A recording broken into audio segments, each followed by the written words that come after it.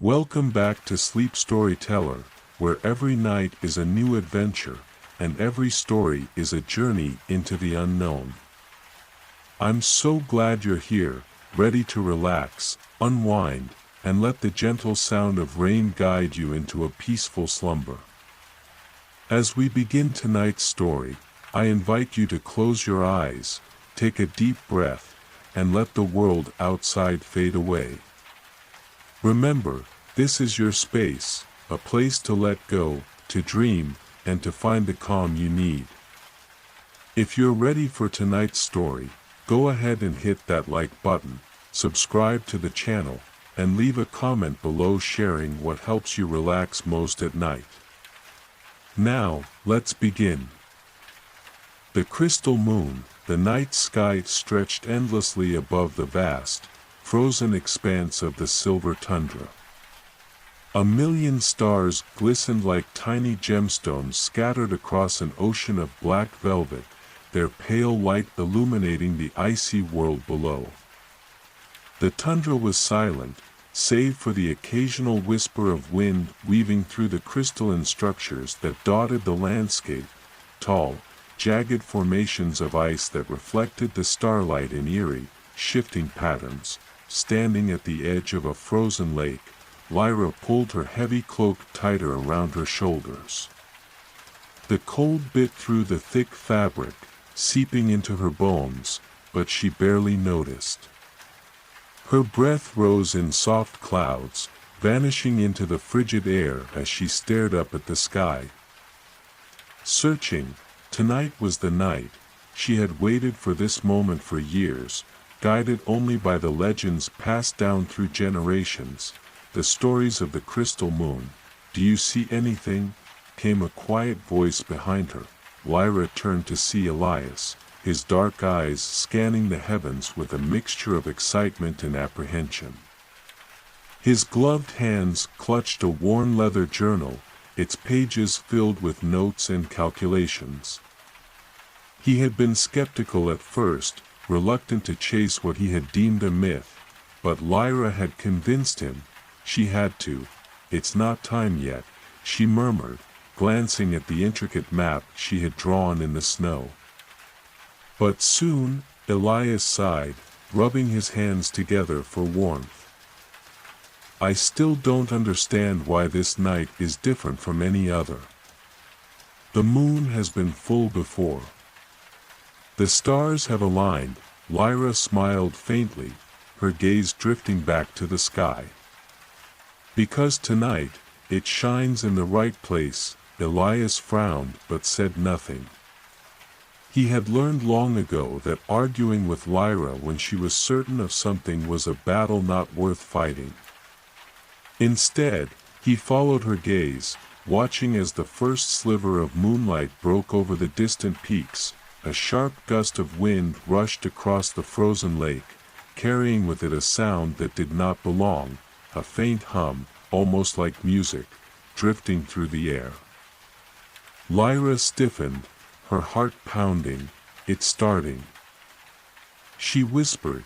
The hum grew louder, resonating through the ice, vibrating beneath their feet. The surface of the lake shimmered, as if something beneath it was waking. Then, slowly, impossibly, the moon itself began to change. The pale silver glow deepened, shifting into a radiant shade of blue, casting an otherworldly light over the tundra. It was breathtaking, unnatural, and exactly what she had been waiting for. Elias took a step back, his breath hitching. "Lyra, what is this?" She didn't answer. She couldn't, because at that moment, the ice cracked, a jagged line spread across the lake's surface, splitting the frozen expanse in two. The light from the moon intensified, pouring down in shimmering beams that struck the ice, refracting into 1,000 scattered fragments, and then, the world shifted. For a single, heart-stopping moment, Lyra felt weightless, as if reality itself had unraveled. The sky twisted, the stars blurred, and the ground beneath her feet vanished. When she could finally breathe again, she found herself somewhere else entirely. The tundra was gone. She stood on a platform of smooth, crystalline stone, suspended in an abyss of endless night. The sky above was still filled with stars, but they were different, brighter, closer, pulsing with a strange energy. The moon hung low, massive and radiant, its glow washing over the platform like liquid light. Elias was beside her, wide-eyed and speechless. "Where are we?" Lyra swallowed hard, steadying herself. She had dreamed of this moment, had imagined what it might be like, but nothing had prepared her for the sheer enormity of it. "We found it," she said breathlessly. The crystal moon. But before Elias could respond, a voice echoed through the vast emptiness around them, soft, melodic, and ancient beyond comprehension. "You should not have come." The words sent a chill down Lyra's spine, colder than the wind of the tundra. She turned slowly, her pulse hammering in her ears. A figure stood at the edge of the platform, barely more than a silhouette against the glow of the moon. Their form shimmered, shifting like mist, their eyes twin points of silver light. There was no hostility in their voice, no anger, only a deep, sorrowful certainty. Lyra's fingers curled into fists. "Who are you?" The figure tilted their head slightly, as if considering the question. Then, they raised one hand, and the space around them rippled, like a stone dropped into a still pond. Suddenly, the platform beneath them trembled, the stars flickered. The air grew heavy, dense with something unseen but powerful. And Lyra knew, in that instant, that they had not just discovered the crystal moon, they had awakened something within it, something that had been waiting. The platform trembled beneath Lyra's feet. The smooth crystalline surface pulsing faintly with an energy she could neither see nor fully understand. The figure standing before them, an ethereal being wrapped in shifting mist and silver light, remained still, watching them with an unreadable expression. "You should not have come." The words still echoed in Lyra's mind, cold and final, as if they carried the weight of countless years. Elias took an uneasy step back, his fingers tightening around the leather-bound journal at his side.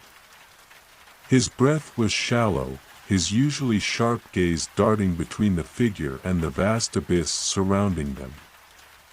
"Lyra," he said, his voice low, urgent. "We need to leave. Now." But Lyra didn't move. She had spent too many years chasing this legend, deciphering the hidden clues left behind in ancient texts and whispered myths.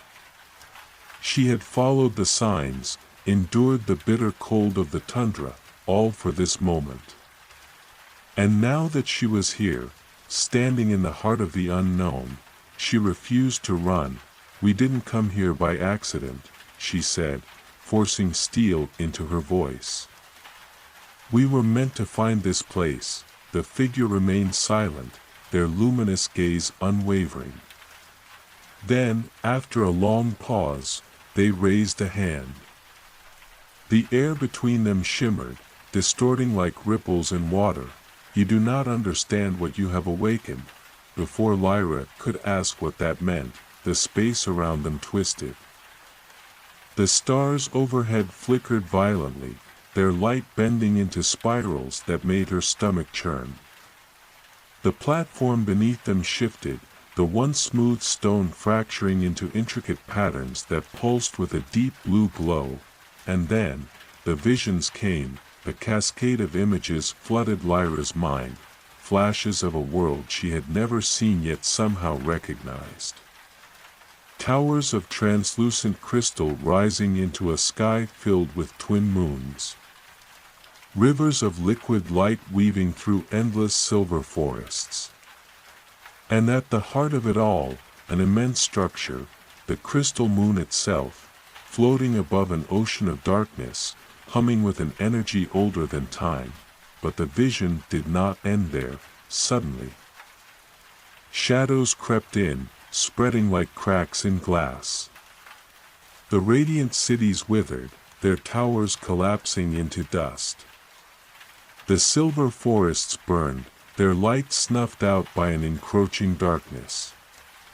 And at the center of it all, a figure, shrouded in an aura of void-like energy, stood before the fractured crystal moon, their hands outstretched as the very sky split apart.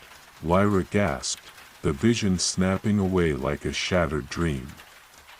She stumbled, barely catching herself as her knees buckled beneath her. Elias was beside her in an instant, his hand gripping her arm. Lyra. What happened? What did you see? She couldn't answer. Her heart pounded in her chest, her breath coming in short. Ragged bursts. The images still lingered, burned into her mind like an afterimage of a lightning strike. The figure before them lowered their hand, their silver eyes dimming. Now do you see? Lyra swallowed hard, trying to steady herself. That was the past, she said, though the words felt uncertain even as they left her lips. Wasn't it? The figure inclined their head ever so slightly. It was a warning. The platform pulsed again, and Lyra felt the weight of the being's words settle deep in her chest. Elias exhaled sharply. Okay, that's enough cryptic warnings for one night. What exactly are you trying to tell us? What is this place? Who are you? The figure's gaze shifted toward him. Their presence both weightless and immense, like a force of nature that had taken shape. I am the last keeper of the moon's light, they said. And you stand at the edge of something far greater than you understand. The words sent a shiver through Lyra, though she wasn't sure if it was from fear or something else, something deeper. You mean, the crystal moon? She asked. The figure hesitated. The crystal moon is more than a legend. It is a key. A beacon. A force that once kept the balance between worlds, Elias muttered under his breath. Of course it is. Lyra ignored him. What happened to it? The figure's luminous gaze darkened slightly, the mist around them shifting like storm clouds. It was broken. A heavy silence fell between them. Lyra clenched her fists, frustration bubbling up inside her. Then can it be fixed? Another long pause. Then, at last, the figure spoke again, perhaps. But not without a price. The words sent an uneasy chill through her. Elias took a step closer, his voice more cautious now. And what price would that be? The figure turned their gaze to the horizon, if one could even call it that. The endless night surrounding them seemed to stir, the stars shifting in slow, deliberate movements. The path to restoration is not one of light. You will have to walk through the remnants of what was lost. And the shadows will follow. The meaning behind the words was unclear. But the weight of them was undeniable. Lyra took a steadying breath. If there's a way to restore the crystal moon, I'll do whatever it takes. Elias shot her a sharp look. Lyra, she held up a hand, silencing him. This is why we came here, Elias. We didn't just stumble into this place. We were meant to find it. The figure studied her for a long moment, then slowly extended their hand.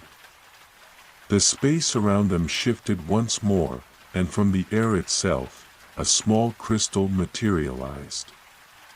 It hovered between them, glowing with a soft, internal light. Lyra hesitated only briefly before reaching out. The moment her fingers brushed the surface, a pulse of energy shot through her. searing into her very being. She gasped, staggering back, but she did not let go. The crystal pulsed once, then dimmed slightly, settling into her palm like it had always belonged there. The figure's voice was softer now, almost distant. The journey has already begun. Do not let the darkness take you. Then, before Lyra could ask anything more, the figure vanished. The stars blurred, the ground trembled, and in a sudden rush of light, Lyra and Elias were pulled back. The next thing she knew, she was lying on the frozen lake, the bitter cold of the tundra biting into her skin. The crystal moon still glowed above, but its blue light had begun to fade. Elias groaned beside her, sitting up slowly. "Please tell me that was a dream," he muttered. Lyra stared at the small, glowing crystal in her hand. "No," she whispered. It was real, and whatever they had started, the cold was the first thing Lyra felt. The frozen lake beneath her was solid, unyielding, its chill seeping into her bones even through her thick cloak. For a long moment, she lay still, trying to slow her racing heartbeat. The vision, the figure, the crystal, none of it had been a dream. She slowly sat up, the weight of the small, glowing shard still warm in her palm. The light it emitted was faint now, like a dying ember, but she could still feel its energy thrumming beneath her fingertips. Beside her, Elias groaned, rubbing his temples. "I feel like I just got tossed through a hurricane," he muttered. "Tell me we didn't just—" "I don't know, shift between realities," Lyra exhaled, still staring at the crystal. "I don't think we ever left."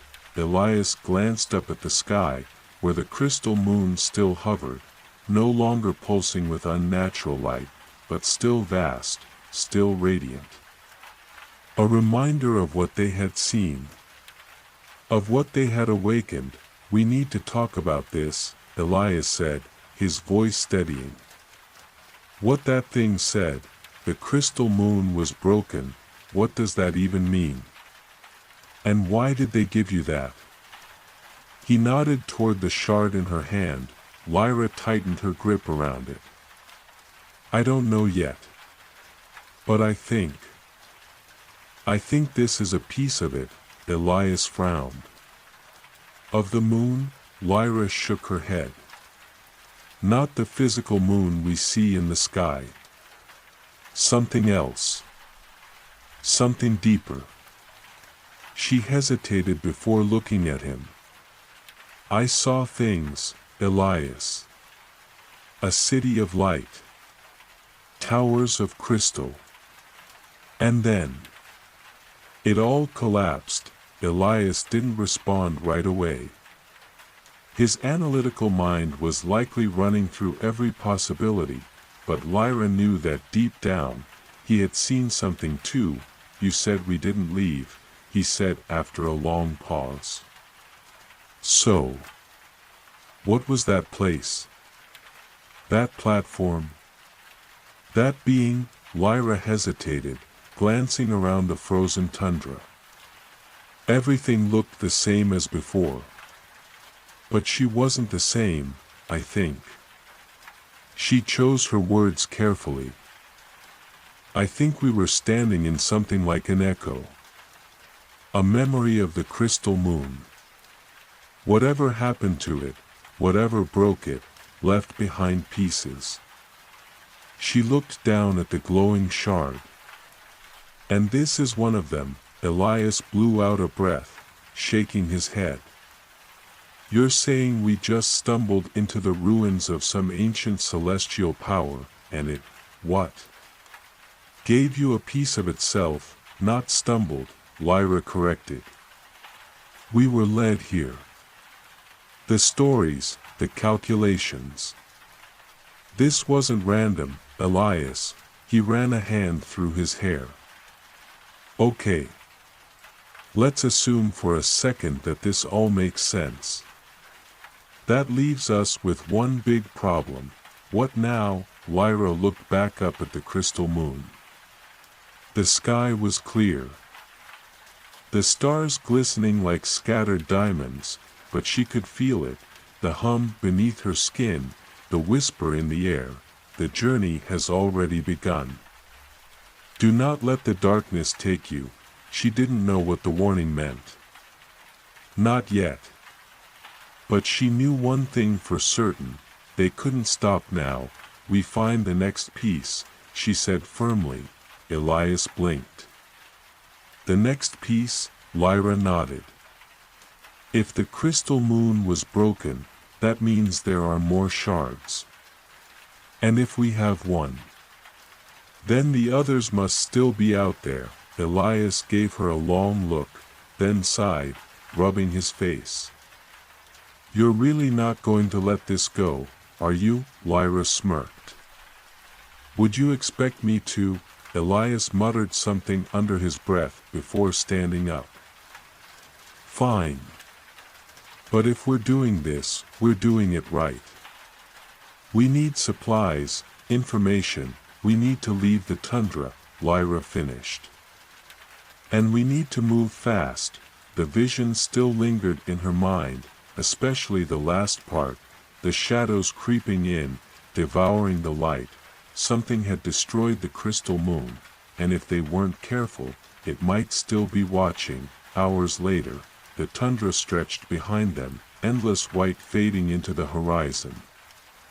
Lyra and Elias had packed their supplies, gathered their notes, and set off toward the nearest settlement, a small outpost on the edge of the frostlands known as Kael'thur.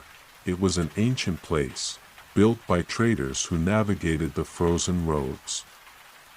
But more importantly, it was home to something Lyra needed, the Starfall Archives, a hidden library, buried beneath the permafrost, said to contain the oldest records of celestial phenomena in the world. If there was any clue about where to find the next shard, it would be there. Elias pulled his hood tighter against the biting wind. I still don't know how we're supposed to track down something like this. We don't even know what we're looking for. Lyra glanced at the shard in her hand, its glow faint but steady. I think it's going to show us the way, she murmured. Elias groaned. Great. We're following a magical rock across the tundra. This is fine.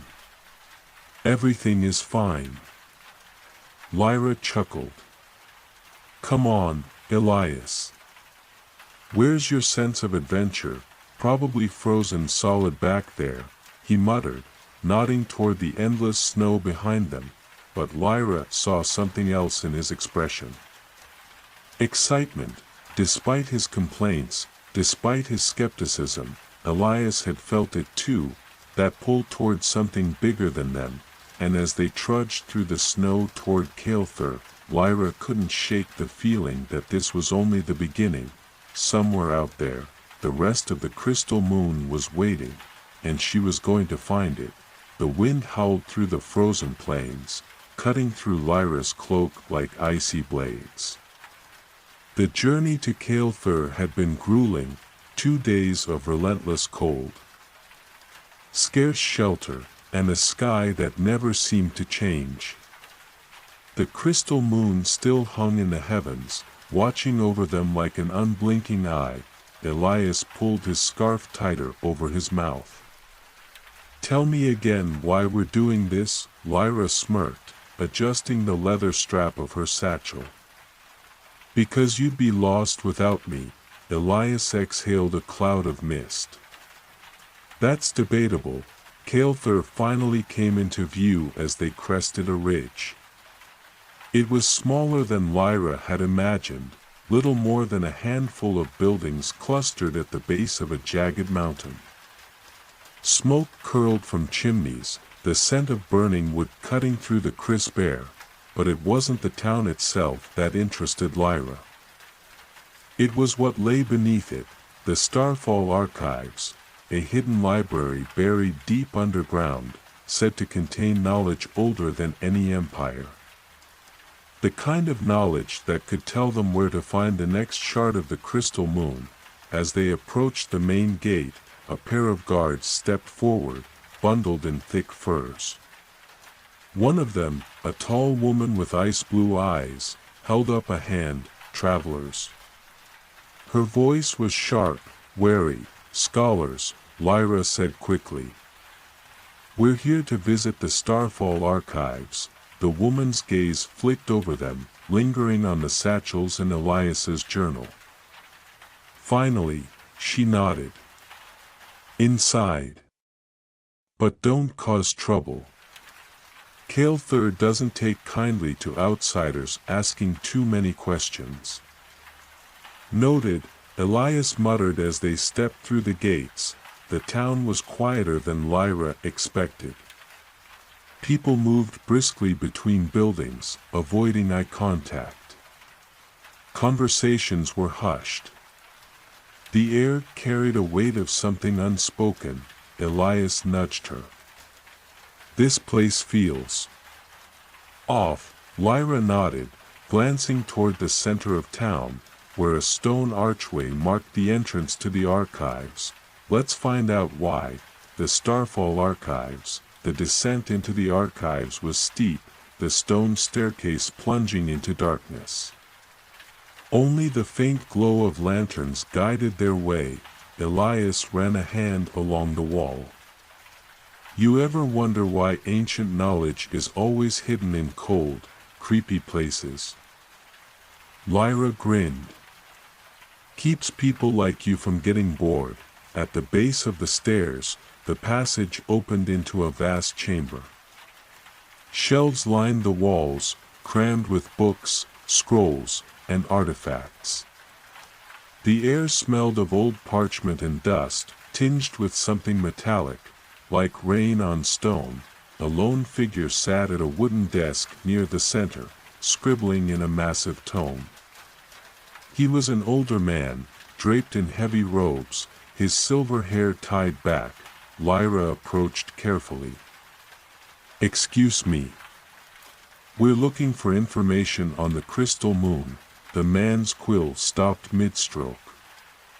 Slowly, he lifted his gaze.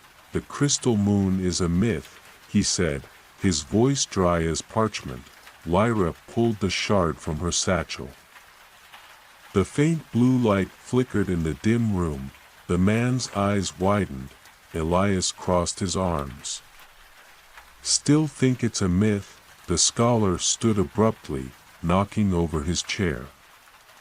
His gaze darted around, as if afraid someone might be watching. "Where did you get that?" he whispered. Lyra hesitated. "A long way from here." The man rubbed his temples. "You shouldn't have brought it here." Elias raised an eyebrow. "Why not?" The scholar sighed, gesturing for them to follow him deeper into the archives. "Because you're not the only one searching for the fragments of the crystal moon." A chill that had nothing to do with the cold ran down Lyra's spine. The dim glow of lanterns flickered along the stone walls as Lyra and Elias followed the old scholar deeper into the Starfall archives. The air smelled of aged parchment and something else, damp stone, tinged with metal. Lyra tightened her grip on the shard in her pocket. The scholar's reaction had confirmed what she already suspected. Someone else is searching for the fragments. Elias shot her a look, clearly uneasy. "I don't like this, Lyra. You never like anything," she muttered, but truthfully, she didn't like it either. The scholar stopped in front of a massive, iron-bound door. He retrieved a set of keys from his robe and hesitated before unlocking it. "This room holds records older than Kael'thur itself," he murmured. "But knowledge comes at a price. Be certain you're ready to learn what lies beyond this door." Lyra met his gaze. "We wouldn't be here if we weren't." The scholar exhaled and pushed the door open. Inside the vault, the chamber beyond was circular, its walls carved with strange symbols that seemed to shimmer under the lantern light. At the center stood a stone pedestal, covered in dust and ancient markings. Elias stepped forward, brushing off some of the dust. These look like celestial maps. Star charts, the scholar nodded. They are. Maps of the heavens from before the sundering, Lyra frowned. The sundering? I've never heard of that. The scholar glanced at the glowing shard in her hand.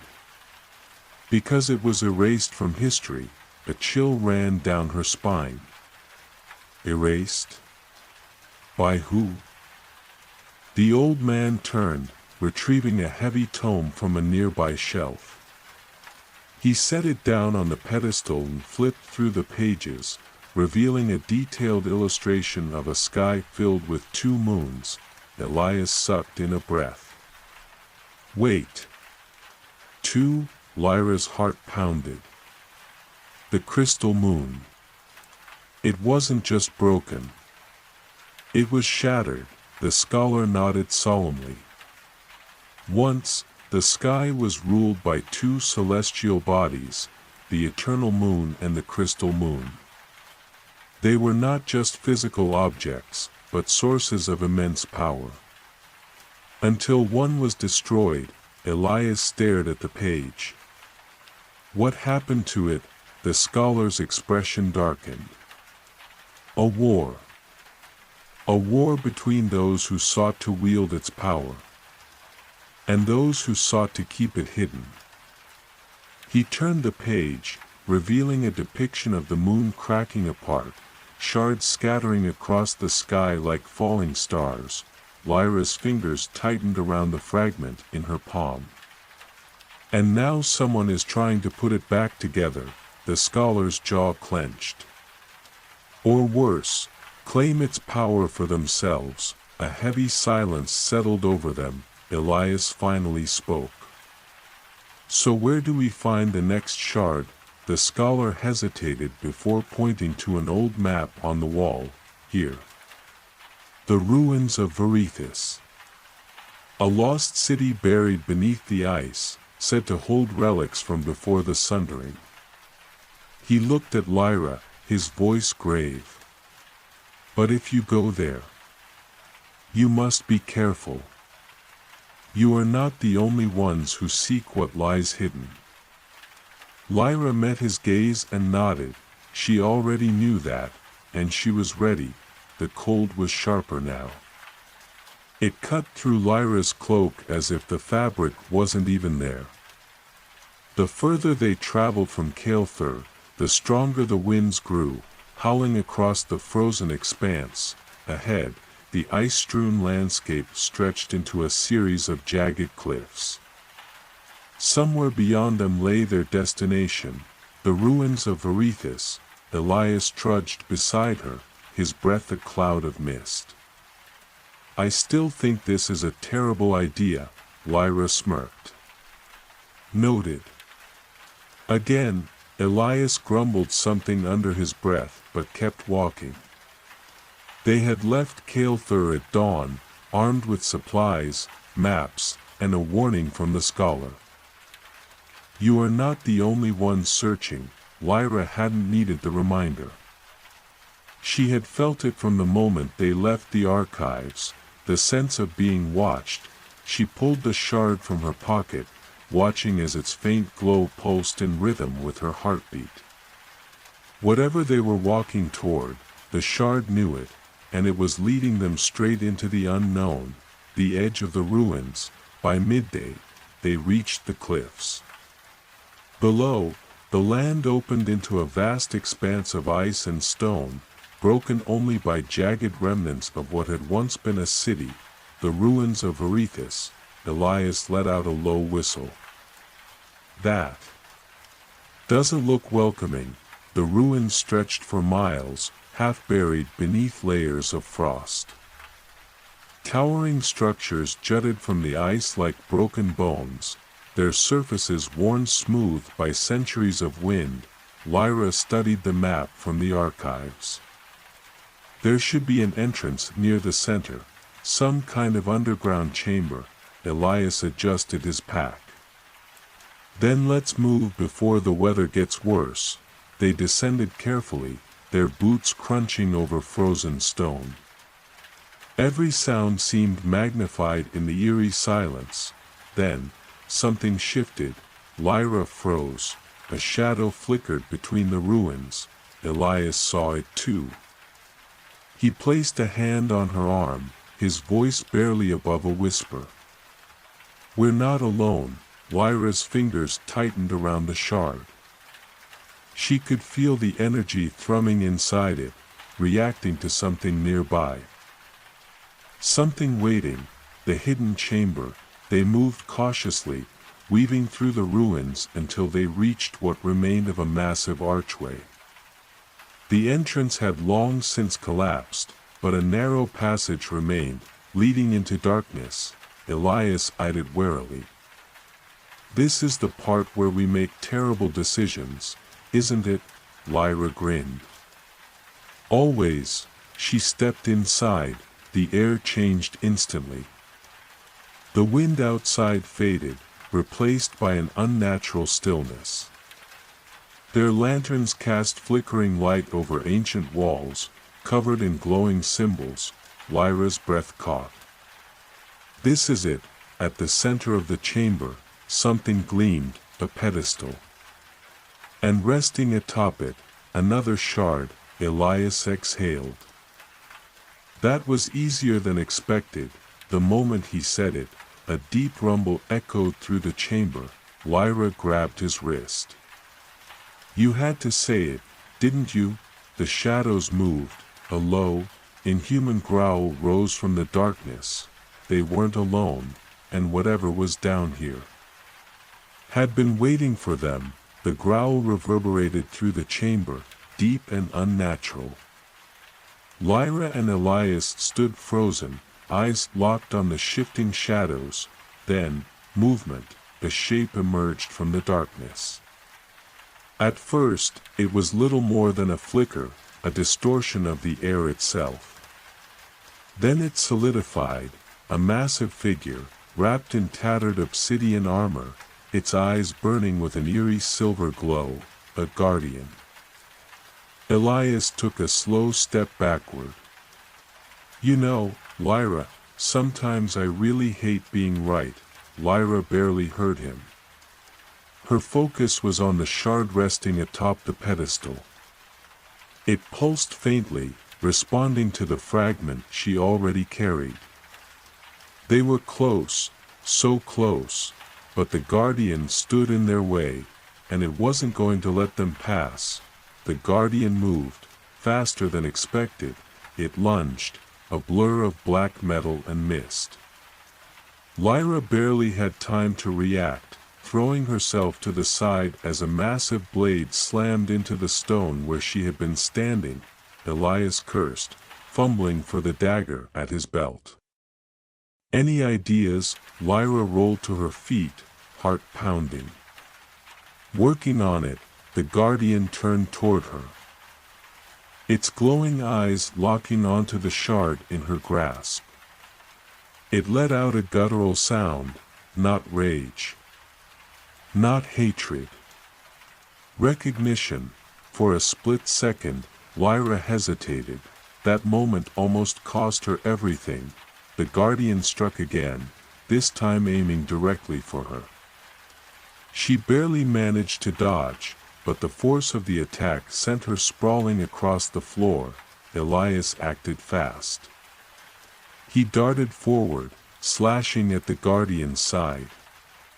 His blade met nothing but air. "It's like trying to fight a ghost," he shouted. Lyra's mind raced. This wasn't just a creature, it was a construct.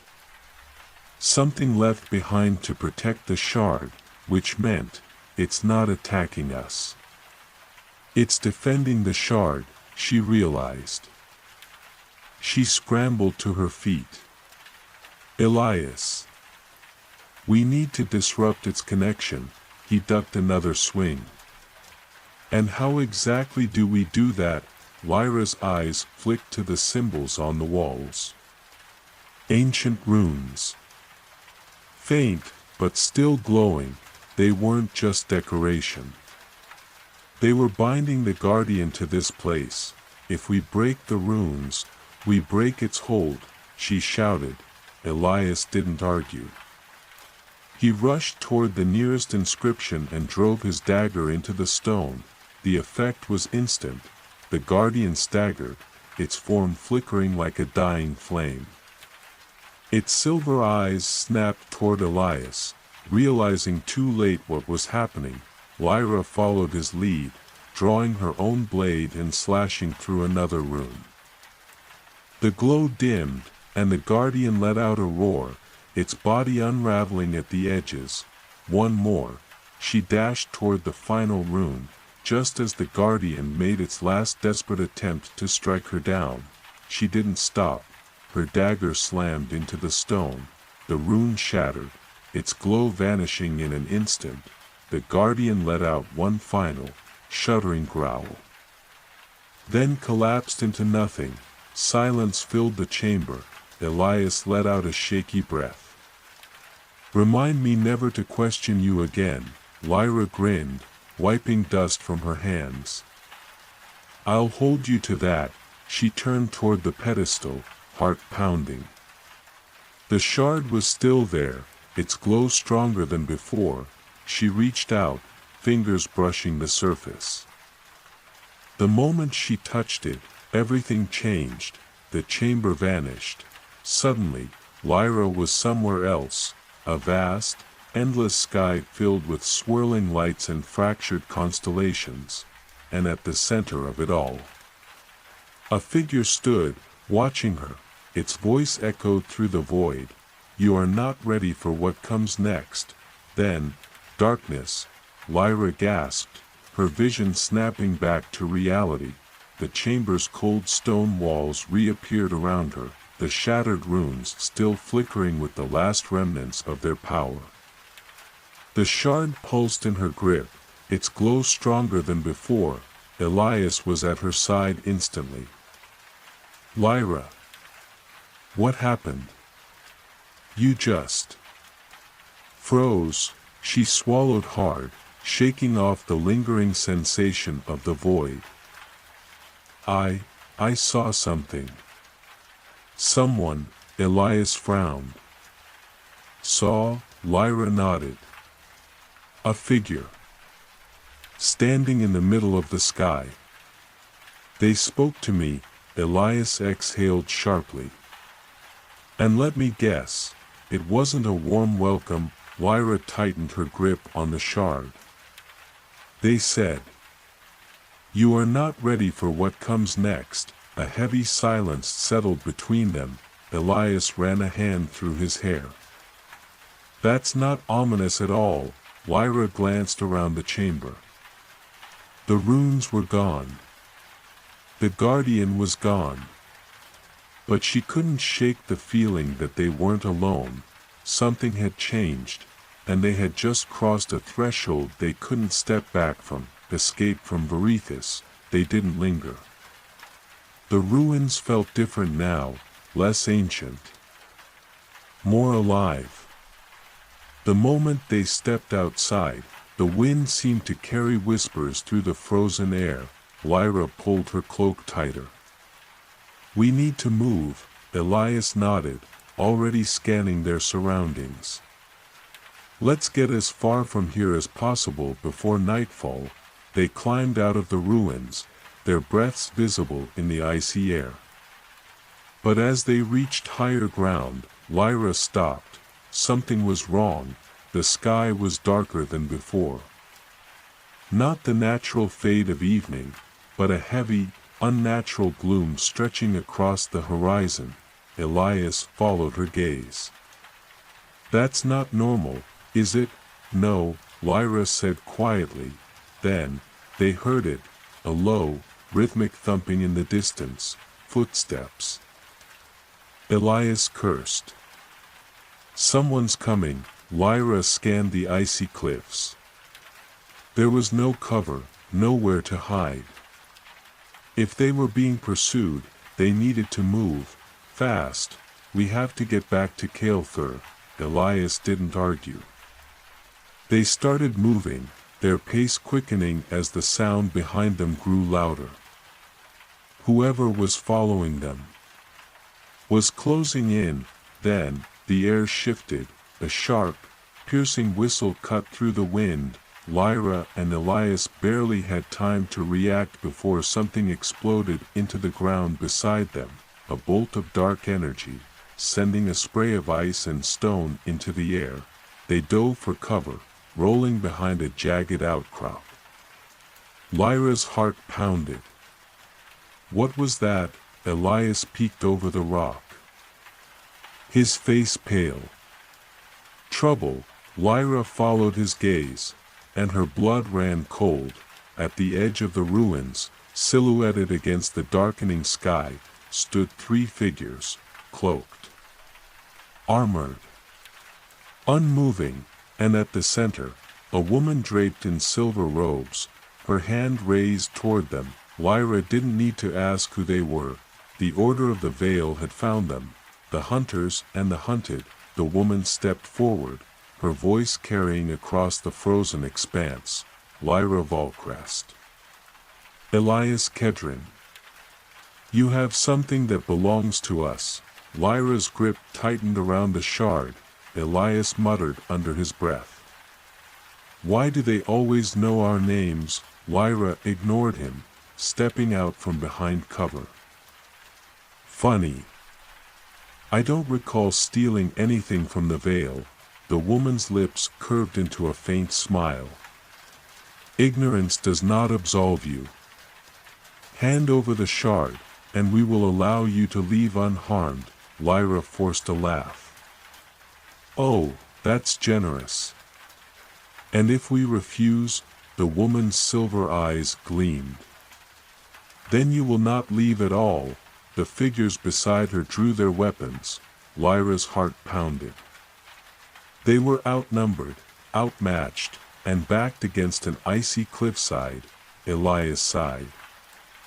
Well, this just keeps getting better. Lyra braced herself. The Order had come for them, and they weren't leaving without a fight. The wind howled through the ruins, carrying the tension between them and the Order of the Veil. Lyra's fingers curled around the shard, its glow pulsing like a second heartbeat. The woman in silver robes stood unmoving, her cold gaze locked onto Lyra. Behind her, the two cloaked warriors gripped their weapons, waiting for the command to strike. Elias exhaled slowly. So, any brilliant ideas? Lyra's mind raced. Fighting them head-on would be suicide. They were outnumbered, and the Order was no ordinary enemy. But the terrain was rough, the ice unpredictable. If they could outmaneuver them, the woman took a step forward. You are stalling. She raised her hand, and the air rippled, a shockwave blasted toward them. Lyra barely had time to throw herself to the side before it struck, sending shards of ice and stone flying through the air. Elias hit the ground beside her, coughing. Not fair, he muttered. Magic. Lyra didn't waste time responding. She grabbed his wrist and pulled him up. Run. Elias didn't hesitate. They sprinted across the ice, their boots sliding on the uneven ground. Behind them, the Order moved with inhuman precision, their figures barely making a sound as they gave chase. The woman lifted her hand again. Another pulse of energy shot forward. Lyra reacted on instinct. She raised the shard, and for the briefest moment, it answered. A shimmering barrier of light flickered into existence. The attack slammed into it, sending a wave of force rippling outward. The barrier shattered, but the magic lost most of its power before reaching them. Lyra stumbled, stunned. She hadn't expected that. neither had the woman. She halted mid-step, her silver eyes narrowing. "So," she murmured, "the shards still listen to you." Lyra's stomach twisted. "Still?" Elias grabbed her arm. Less thinking, more running, they darted between the ruins, ducking beneath fallen pillars and leaping over ice-covered cracks. Lyra's mind spun. Who was this woman? And what did she mean by, "still listen"? There was no time to figure it out. A dagger of dark energy whizzed past her head, embedding itself into the ice beside her. Elias swore. Okay, that one was close. They needed to lose them. Up ahead, the ruins sloped downward into a massive, frozen ravine. If they could reach the edge, they might have a chance to disappear into the mist below, head for the cliff. Lyra shouted. Elias glanced at her. "You do realize that's a dead end? Trust me." For once, he didn't argue. They sprinted toward the ravine, the sounds of pursuit growing closer. Lyra could feel the energy in the air, a buildup of power. The woman was preparing something big. 50 feet, the cloaked warriors were gaining ground. 40 feet, a low, humming vibration filled the air. 30 feet, the temperature plummeted. Ice crystals formed on Lyra's fingertips. 20 feet. The woman whispered something. The world tilted. A wall of dark energy erupted from the ground behind them. Lyra didn't slow down. She gripped the shard, focusing on the same instinct that had saved them earlier. The glow flared. She jumped. For a split second, the world froze. Then, light exploded outward, propelling them over the edge of the ravine. They plummeted into the mist below, the wind roaring in their ears. The last thing Lyra saw before the world went dark was the woman's unreadable expression as she watched them fall into the abyss, cold. That was the first thing Lyra registered. A deep, biting cold that wrapped around her body like a vice. Her eyes fluttered open. Darkness. A heavy mist surrounded her, swirling in slow, deliberate patterns. Where was she? Memories rushed back. The order. The chase. The fall. Elias. She pushed herself upright, scanning the gloom. Elias. A groan came from nearby. Still alive. Probably concussed. She crawled toward him, relief flooding through her as she saw his silhouette. He sat slumped against a jagged rock, rubbing his temple. "That was the dumbest thing we've ever done," he muttered. Lyra smirked. "And yet, we're still here," he sighed. Barely. They looked around. The mist made it impossible to see far, but massive shapes loomed in the distance, structures half buried in ice, too precise to be natural. Lyra shivered. This isn't just a ravine. It's something else. Elias exhaled. Wonderful. So instead of being dead, we've fallen into some lost, frozen underworld. Lyra stood, gripping the shard. Its glow was faint but steady, pointing deeper into the fog. Whatever this place was, it was calling them forward, and for better or worse, they had no choice but to answer. The mist curled around Lyra and Elias like living tendrils, shifting and whispering in a language just beyond understanding. The glow from the shard was the only light, pulsing faintly in her grip. Elias rubbed his arms. "I hate this place already," Lyra exhaled, trying to steady her breathing. The air was thick, pressing against her skin like something unseen was watching.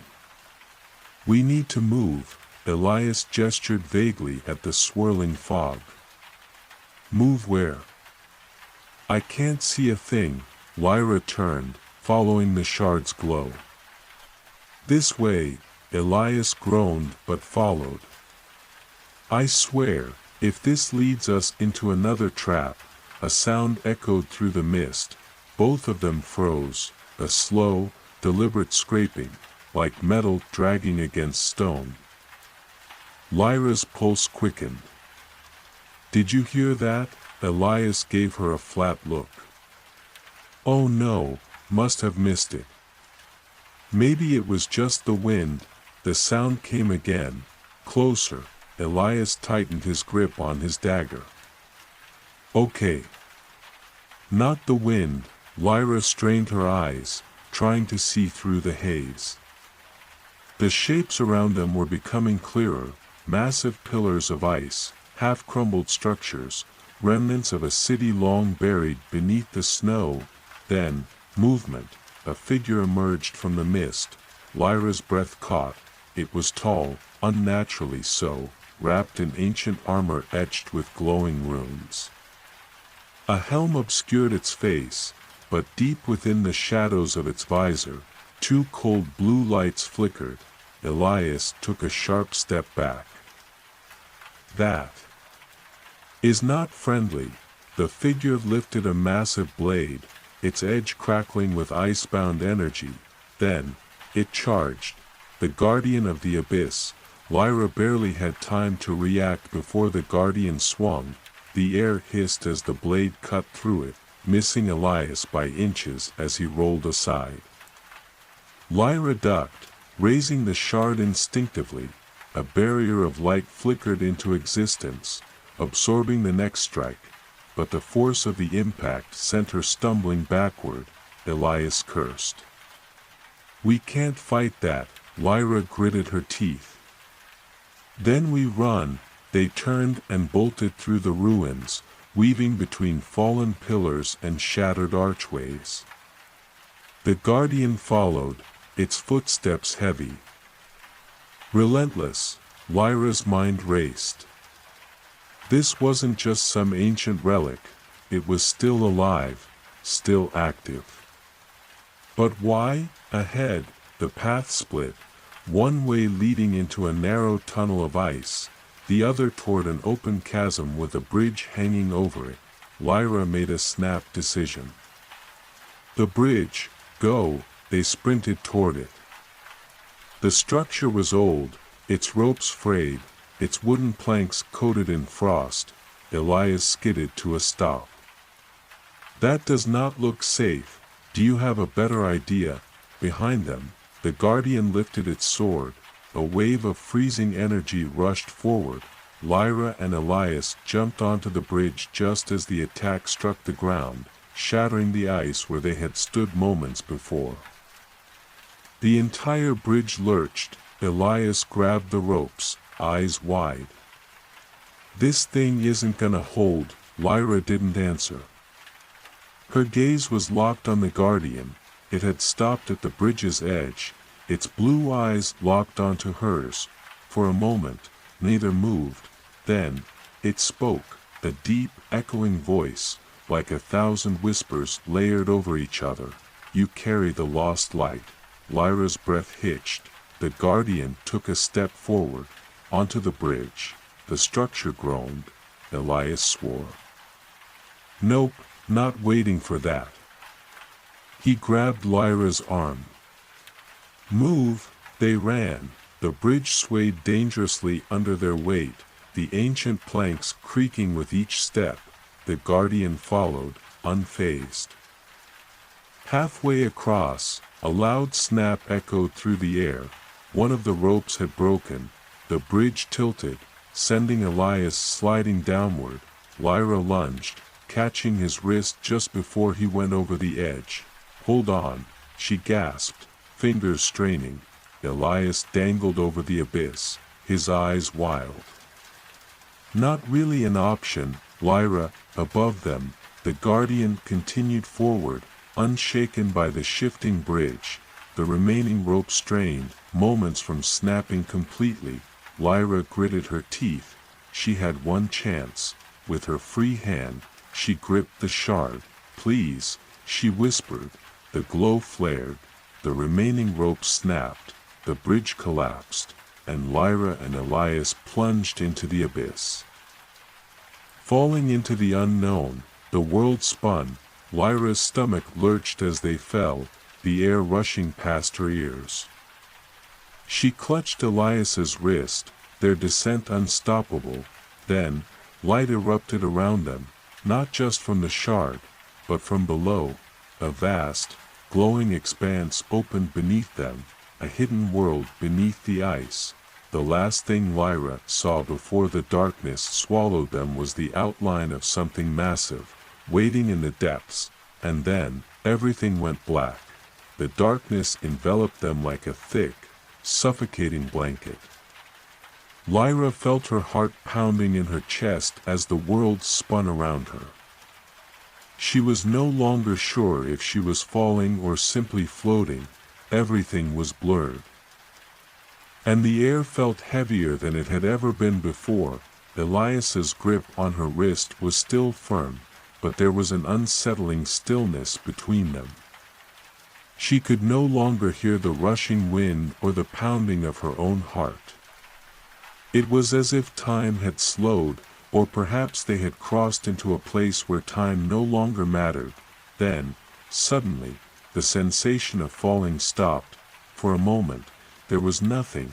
Then, the world shattered. Light burst through the blackness, bright and blinding, a crystal glow that burned with an intensity that made Lyra blink hard, her eyes adjusting. She opened them slowly, trying to make sense of the strange, shifting landscape around her. They were no longer in the abyss. They had landed in the middle of a vast, otherworldly forest. Trees that seemed to glow faintly stood tall, their trunks shimmering with an ethereal blue light. The ground beneath them was soft and glowing, pulsing with an unnatural energy. The air smelled sweet, like honeyed fruit, but there was something about the place that felt unnervingly silent.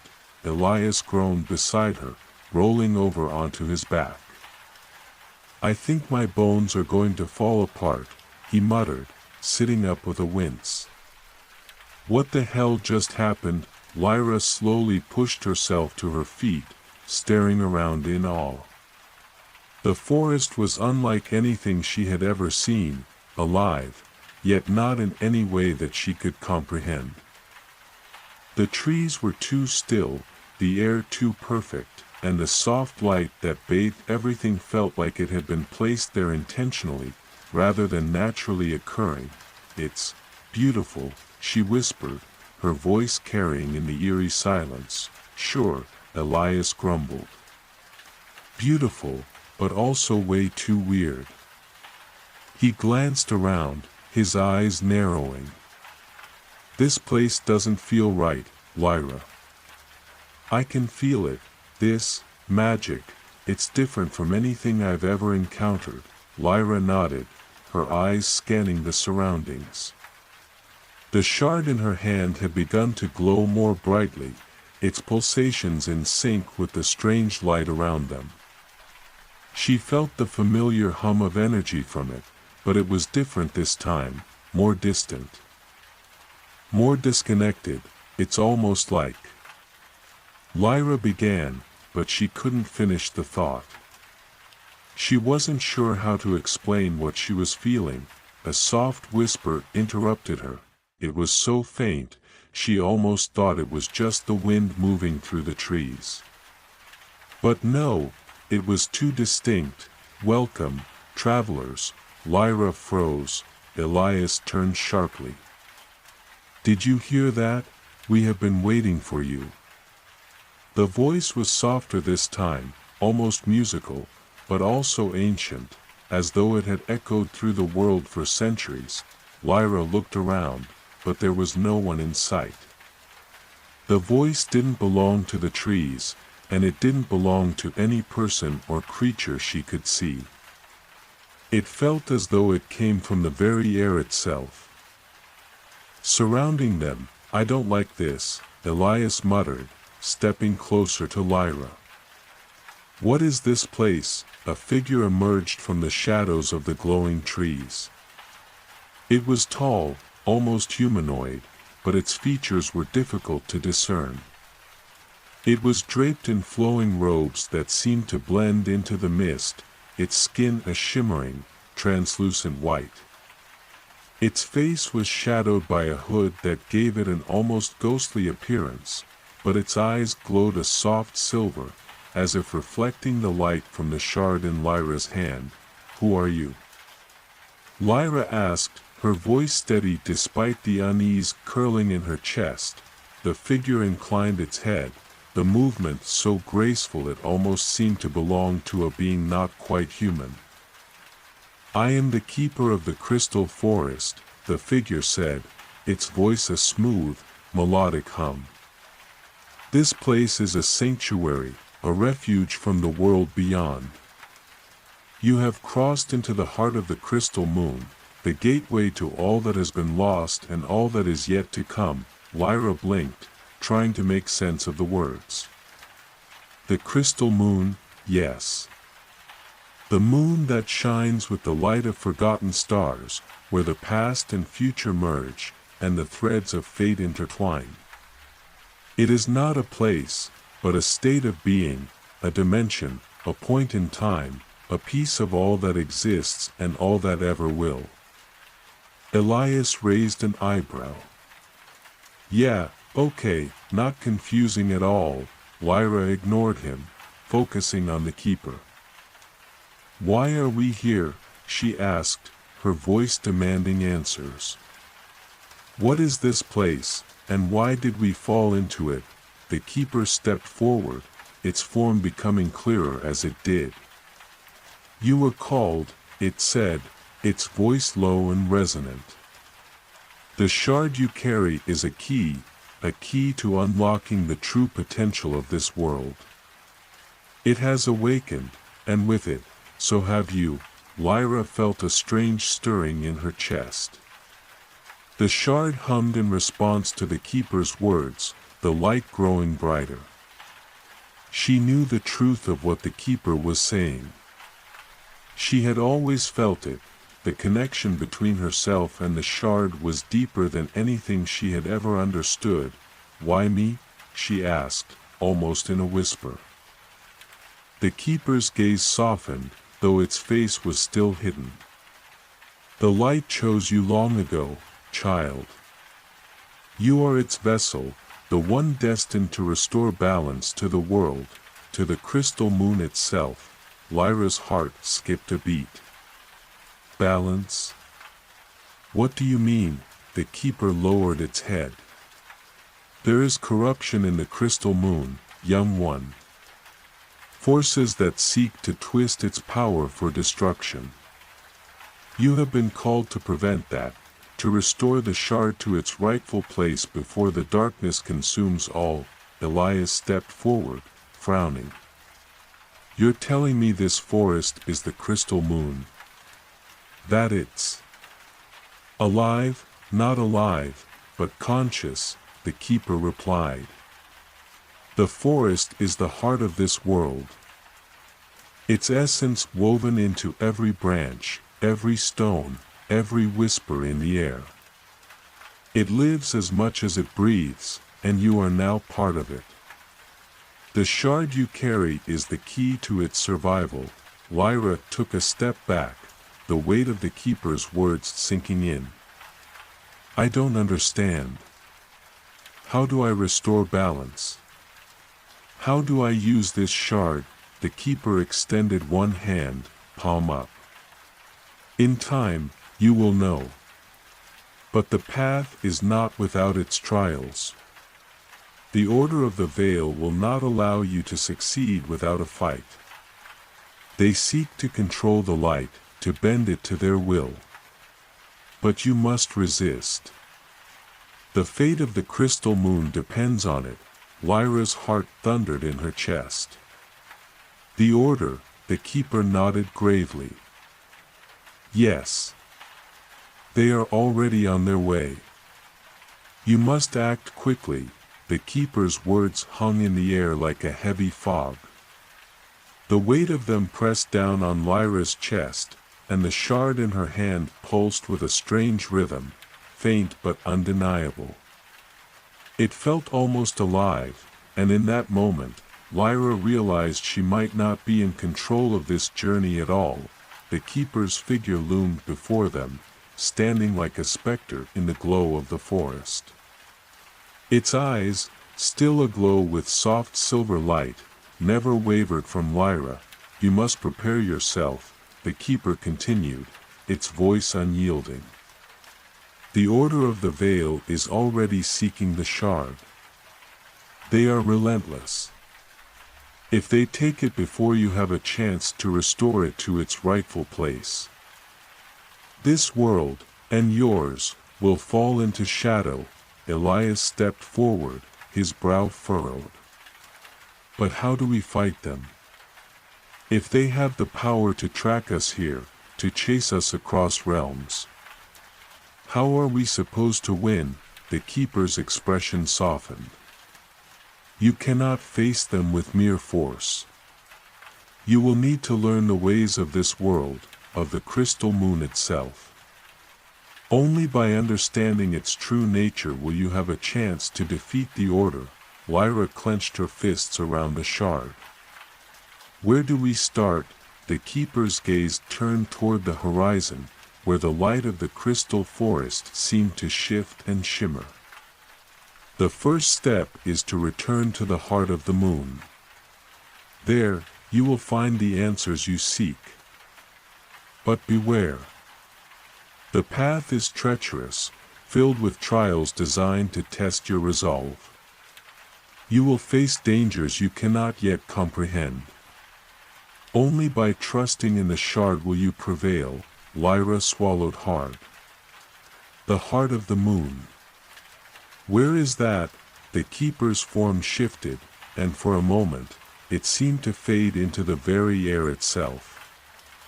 When it reappeared, it stood before them, a hand extended toward the farthest edge of the forest. "Follow the river of light," it said, its voice now a whisper in the wind. "It will guide you. But do not stray from the path. The Order is never far behind." Lyra nodded, although a knot of unease tightened in her stomach. "Thank you." The keeper tilted its head, the silver light in its eyes flickering. "Remember, young one," it said as it began to fade back into the shadows of the forest, "the shard will show you the way, but you must trust it. Trust yourself." With that, the keeper was gone, leaving only the echo of its words and the soft light of the glowing trees. Lyra turned to Elias, who was looking around, still wary. "Well, that was a lot to take in." Elias gave her a small, almost bitter smile. "Yeah, you could say that. But we don't have time to process it all, do we?" He pointed toward the direction the keeper had gestured to. "The river of light, huh? Looks like it's our only choice." Lyra glanced at the shard in her hand, which now seemed to glow even more brightly than before. She could feel its energy, its pull toward the path ahead. There was no more time for doubt. "Let's go," Lyra said, her voice firm. The river of light, the journey through the forest was both beautiful and eerie. As they walked, the trees seemed to whisper, their branches swaying in a rhythm that felt almost deliberate.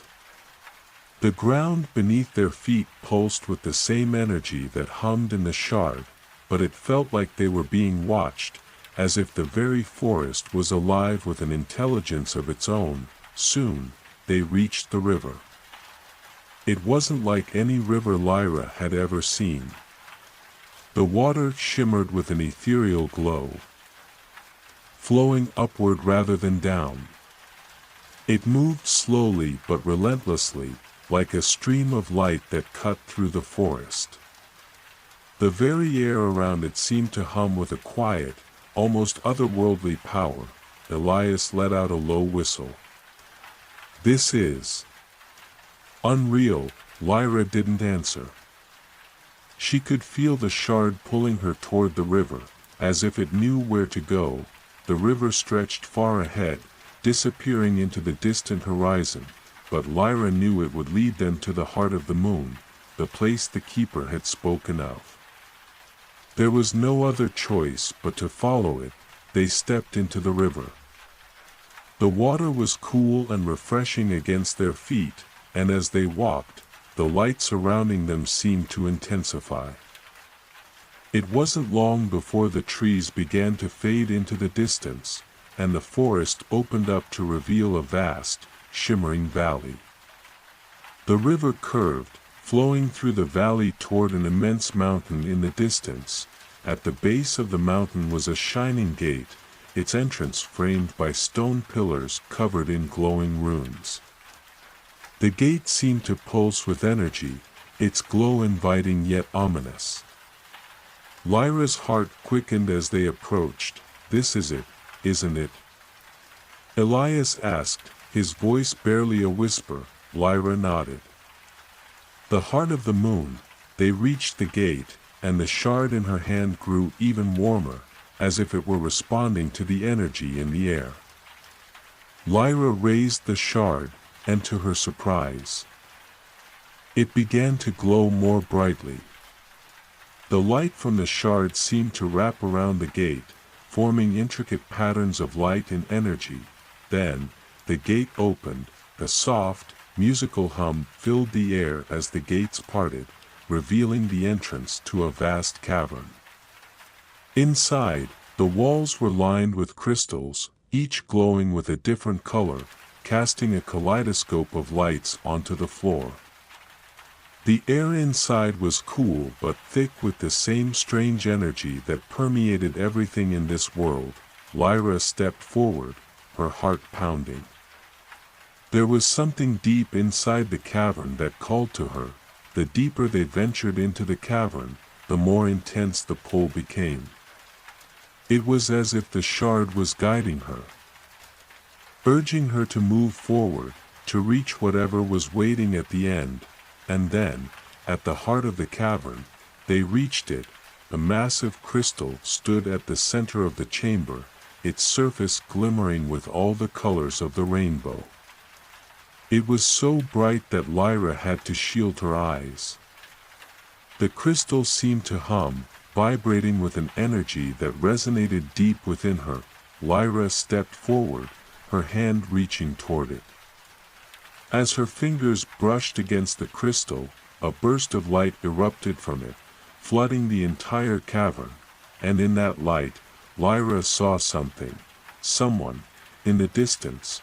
The light from the massive crystal engulfed them both, and for a moment, Lyra felt as though she were suspended in time.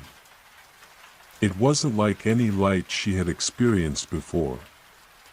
It was both warm and cool, a mix of sensation that filled her with an undeniable sense of belonging, as if she had always been meant to stand here, in this very moment, within this very cavern.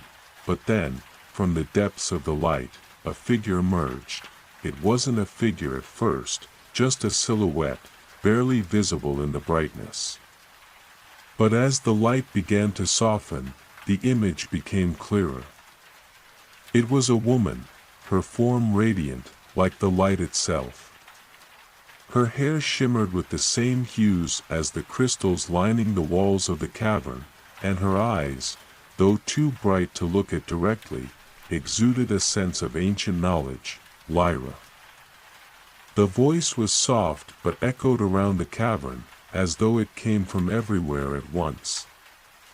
It was a voice Lyra recognized, not in her mind, but deep within her soul. This wasn't the first time she had heard it. The figure stepped closer, and with each step, Lyra's heart beat faster. She felt a pull toward the woman that was both comforting and terrifying. "You've come far," the figure continued, her voice gentle but filled with an immense power that resonated within Lyra's chest. "But the path ahead will not be easy." Lyra swallowed hard, her hand instinctively gripping the shard. "Who are you?" The woman smiled, but it was not a smile of kindness. It was a smile of recognition, as though she had always known Lyra would be here. "I am the guardian of the crystal moon," she said. "And I have been waiting for you, waiting for me." Lyra's mind raced. "Why me? What do you want from me?" The guardian's eyes glowed brighter, and the air around them seemed to shimmer even more intensely. "I do not want anything from you, child," she said, her voice now calm and serene. "I only wish to show you what you must become." Lyra felt an overwhelming sense of confusion. "What do you mean, what I must become?" The guardian raised her hand, and in an instant, the cavern was filled with a vision. Lyra saw herself, older, stronger, her hands raised in front of her as if wielding the power of the very world around her. She stood in the midst of a great battle, surrounded by shadows and light, a battle she could not quite understand. The vision shifted, and Lyra saw herself holding the shard, only it had changed. It was no longer just a piece of crystal, it was a blade, glowing with the same light that now filled the cavern. "You are destined to become the protector of the moon, Lyra," the guardian said, her voice now a whisper of understanding. "You will wield the shard, the very heart of this world, to restore balance. But the path to that destiny is fraught with danger. You must face trials that will test your strength, your heart, and your very soul." Lyra's heart raced. "But I don't know if I'm ready for that. I'm just a girl from a small village." The guardian interrupted. "That is where you begin, but that is not where you will end." The light from the crystal brightened again, and Lyra was overwhelmed with a sense of connection, a connection to everything around her. The forest, the stars, the very earth itself. It was as though she could feel the pulse of the universe. "But how do I do it?" Lyra asked, her voice barely above a whisper. "How do I become what you want me to be?" The guardian's gaze softened. "You already have what you need, Lyra. The shard you carry is more than a tool, it is part of you. It is your connection to this world, to the moon, to the very force of life that binds all things together." She stepped closer. "But you must trust it. Trust yourself. Trust the shard." Lyra's hand tightened around the shard. It pulsed with an energy she could no longer ignore. The bond between them had always been there, but now it was undeniable. She felt the shard's power surging through her, a whisper of ancient magic calling her to something far greater than she had ever imagined. "How do I defeat the Order of the Veil?" Elias's voice broke through the stillness. He had been standing silently beside Lyra, his expression tense but filled with determination.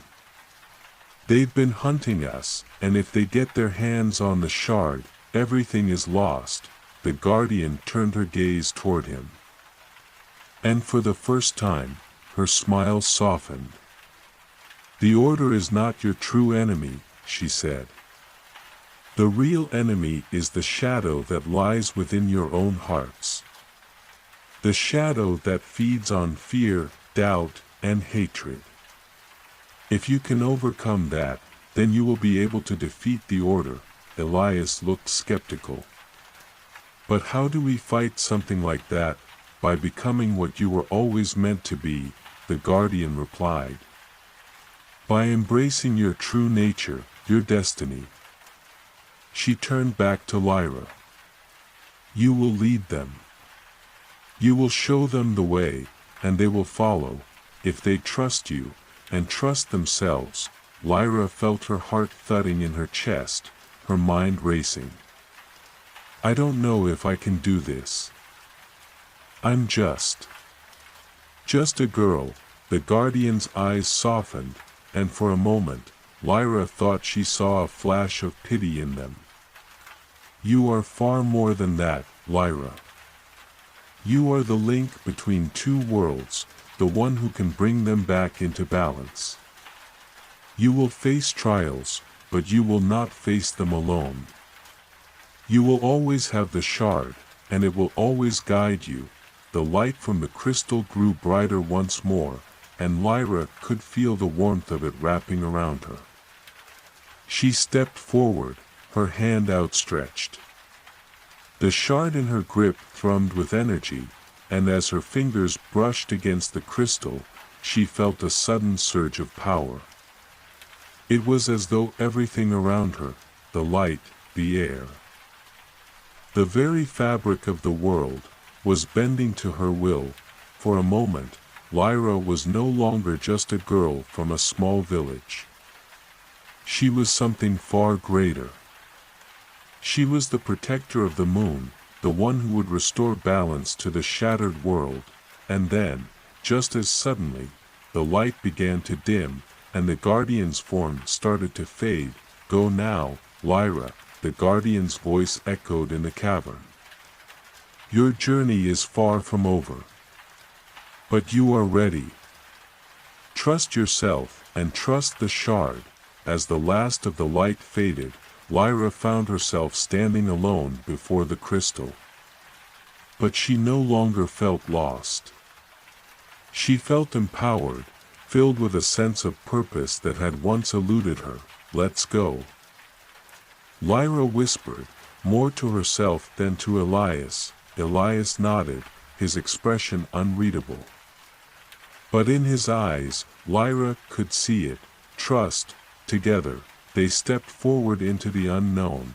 The cavern seemed to pulse with the energy of the crystal moon as Lyra and Elias stepped away from the massive glowing crystal. The cavern's walls no longer felt ominous but welcoming, as if they had always been a part of Lyra's journey. The weight of the Guardian's words still lingered in her mind. Trust yourself, trust the shard. It was as if she could feel the power of the words within her very bones, reverberating with an energy she didn't fully understand yet, but she knew deep down that they held the key to everything that was coming. Are you ready? Elias asked, his voice breaking the stillness of the cavern. Lyra turned to him, the shard now securely clasped in her hand. Its glow had softened but remained steady, like a heartbeat that belonged only to her. She wasn't sure what the future held, or if she even had the strength to face it, but one thing was clear, there was no turning back now. As ready as I'll ever be, she said, the uncertainty in her voice barely noticeable, though her heart still raced in anticipation. Together, they walked deeper into the cavern, following the path that seemed to glow faintly under their feet. It wasn't a clear-cut path, but Lyra could feel the shard guiding her. Every time she took a step, the shard's light seemed to brighten, a silent invitation to continue. The journey through the cavern felt endless, but Lyra couldn't ignore the pull inside her, a call to something beyond this world. The shard was leading her, but it was also revealing something hidden deep within her, a power that was awakening, slow but sure. She could feel the air around her vibrating with it.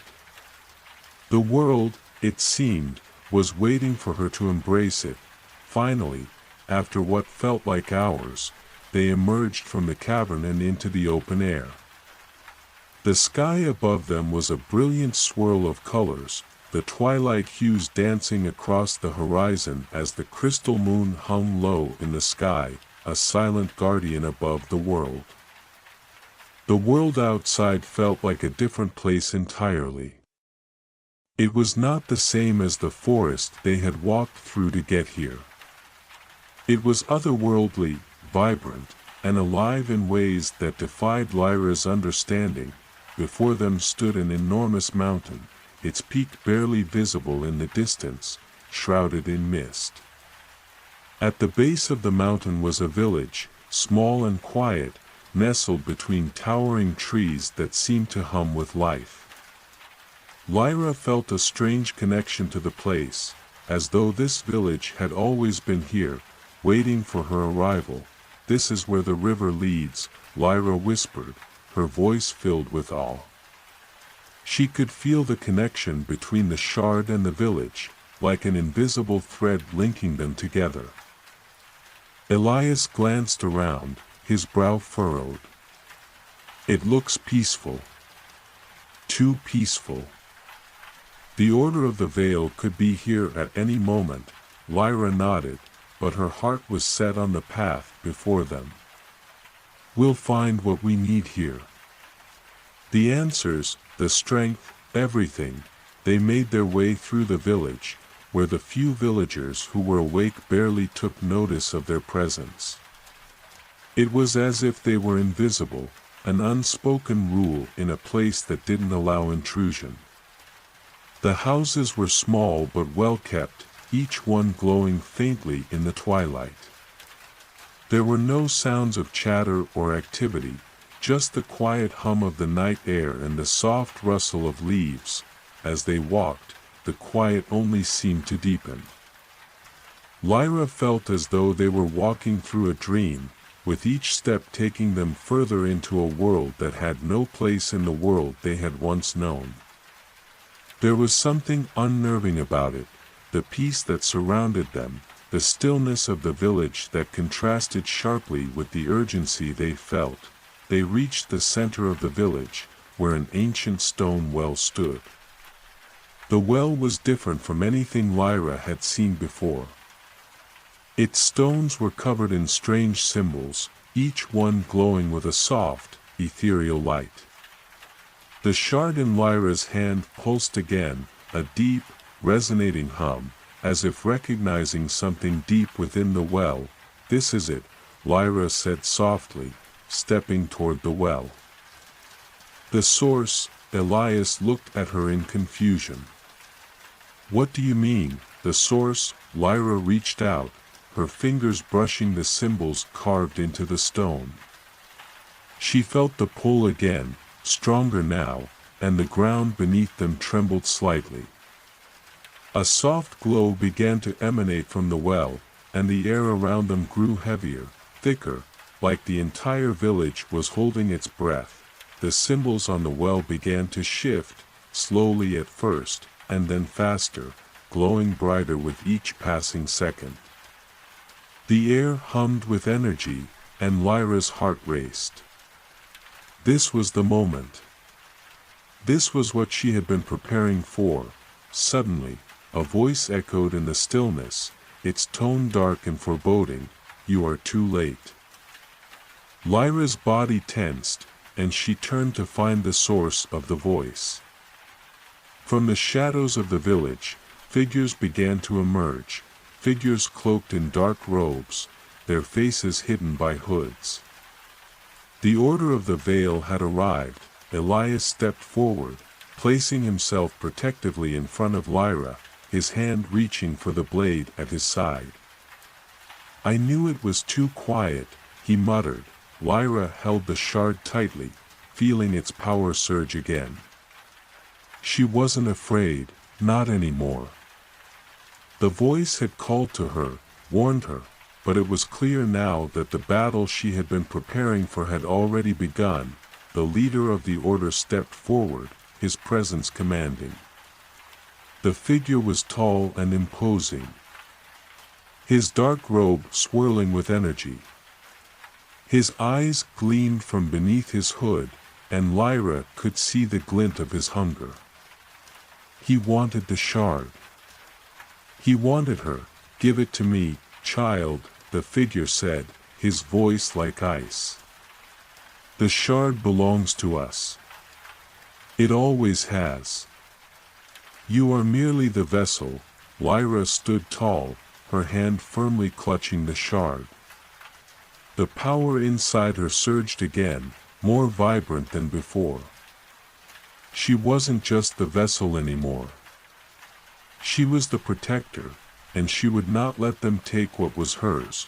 You don't know what you're asking for, Lyra said, her voice steady despite the tension in the air. This shard is mine to wield, and I will not let you destroy this world with it. The leader of the order smiled, but it was a cold, calculating smile. We shall see, child. We shall see. With a single motion, the leader of the order raised his hand, and dark tendrils of shadow began to twist around him, wrapping like chains through the air. The shadows swirled around the leader of the Order of the Veil like a living thing, twisting and reaching out, as though drawn to the dark power that emanated from him. His eyes gleamed with a cold, unyielding hunger, a hunger that only grew as he watched Lyra and Elias stand their ground. Lyra gripped the shard in her hand, her fingers tingling with the pulse of its energy. She had never felt more alive, more connected to the force of the world around her. The Guardian's words echoed in her mind, urging her to trust the shard, to trust herself. She didn't fully understand the power within her, but one thing was clear, she couldn't back down now. The air between them seemed to vibrate with tension, thick and heavy. Elias shifted beside her, his hand on the hilt of his blade, ready for whatever came next. They were outnumbered, the cloaked figures of the Order surrounding them in a tightening circle, but Lyra didn't feel fear. She felt an undeniable pull of destiny, a certainty that had only grown since she had entered this world. The leader's smile widened, his mouth twisting into a cruel sneer. You think you can stop us, girl, he said. His voice low and full of contempt. You are nothing but a child, playing at power you cannot hope to understand. I understand enough to know you won't take it from me, Lyra replied, her voice stronger than she felt. The shard pulsed in her hand, as though it was responding to her defiance, its light intensifying. The leader raised his hand, and the shadows responded, coiling into tendrils of darkness, sharp and dangerous, and lunged at them like serpents. Lyra's heart raced, and for a brief moment, doubt flickered in her mind. Could she stop this? Could she protect them both from the Order's wrath? But then, the shard's light flared, a wave of energy shot from Lyra's hand, cascading through the air with such force that it sent the shadows retreating, snapping and crackling like dry wood. The Order's figures staggered back, caught off guard by the sheer power that had erupted from the shard. The leader's eyes widened, a flicker of something unspoken crossing his face. For a moment, the power between them seemed to shift. Lyra could feel the balance teetering, the weight of her destiny pressing down on her. She wasn't just fighting for survival anymore. She was fighting for the world itself, and the very forces that sought to destroy it. You are stronger than I thought, the leader said, his voice a mix of frustration and admiration. But you still don't understand. The shard is not just power, it is the key to control. You will never be able to wield it without becoming like us. You will fall to the same darkness that runs through all who seek its power. I won't become like you, Lyra retorted, her voice firm. I won't let darkness take me. The leader's lips curled into a cruel smile. We'll see, won't we? With a flick of his wrist, the shadows surged forward again, faster this time. But Lyra was ready. The shard responded instantly, its energy flaring out from her hand like a shield, pushing the shadows back with greater force. She could feel its power building, coiling within her, responding to her will. As the shadows retreated, she took a step forward, her voice rising with newfound strength. "I'm not afraid of you." The words felt right, each syllable building the energy inside her, strengthening her resolve. The leader's smile faltered, his eyes narrowing in frustration. "You are more powerful than I expected," he muttered under his breath. Then, with a violent gesture, he summoned a burst of shadow magic that ripped through the air toward Lyra. She barely had time to react, but the shard flashed in her hand, and a shield of light erupted around her, deflecting the blast of darkness. The force of the impact sent a shockwave through the air, knocking the cloaked figures back, but Lyra remained standing, her legs steady beneath her. Elias didn't hesitate. He charged forward, his blade drawn and ready. As the leader's attention shifted toward Lyra, Elias struck. His blade cleaved through one of the shadow tendrils that tried to ensnare him, slicing it clean in two. The dark magic hissed and recoiled, unwilling to face the light of his weapon. "Now, Lyra!" Elias shouted, his voice cutting through the chaos. Lyra didn't need any more encouragement. She lifted the shard high above her head, its light intensifying, growing brighter with every passing second. The air around her crackled with energy as she focused all her will on the crystal, on the power that had always been within her, waiting to be awakened. The ground trembled beneath her feet as the shard's energy erupted outward. A wave of pure light that swept across the battlefield. The shadows recoiled, shrieking in agony as the light washed over them, burning away their forms like smoke in the wind. The leader of the order staggered back, his face twisted in rage. "No!" he shouted, his hands reaching out, trying to pull the shadows back together, but they were already disintegrating, scattered by the force of Lyra's power. The light from the shard continued to pulse, each beat of its energy sending the remaining cloaked figures into disarray. They couldn't withstand the purity of the light. One by one, the shadows faded, the dark figures vanishing into the night, unable to hold their ground against the overwhelming force of Lyra's power. The leader, however, did not retreat. He stood firm, his eyes burning with dark determination. "You may have won this round, girl," he spat, his voice filled with venom. "But the order is eternal. We will come again. And next time, you will not be so lucky." With a final glare, he turned and disappeared into the shadows, leaving the remnants of his followers to scatter into the night. Lyra stood in the midst of the now silent battlefield, her breath coming in short, ragged bursts. She could feel the shard's energy slowly ebbing, its light dimming as the danger passed. The battle was over, for now. Elias was at her side in an instant, his hand on her shoulder, grounding her in the aftermath of the chaos. "You did it," he said, his voice low with awe and respect. "You really did it," Lyra nodded, her head spinning from the overwhelming power she had just wielded. "I don't know how. I just felt it. It just felt right." Elias gave her a tight smile.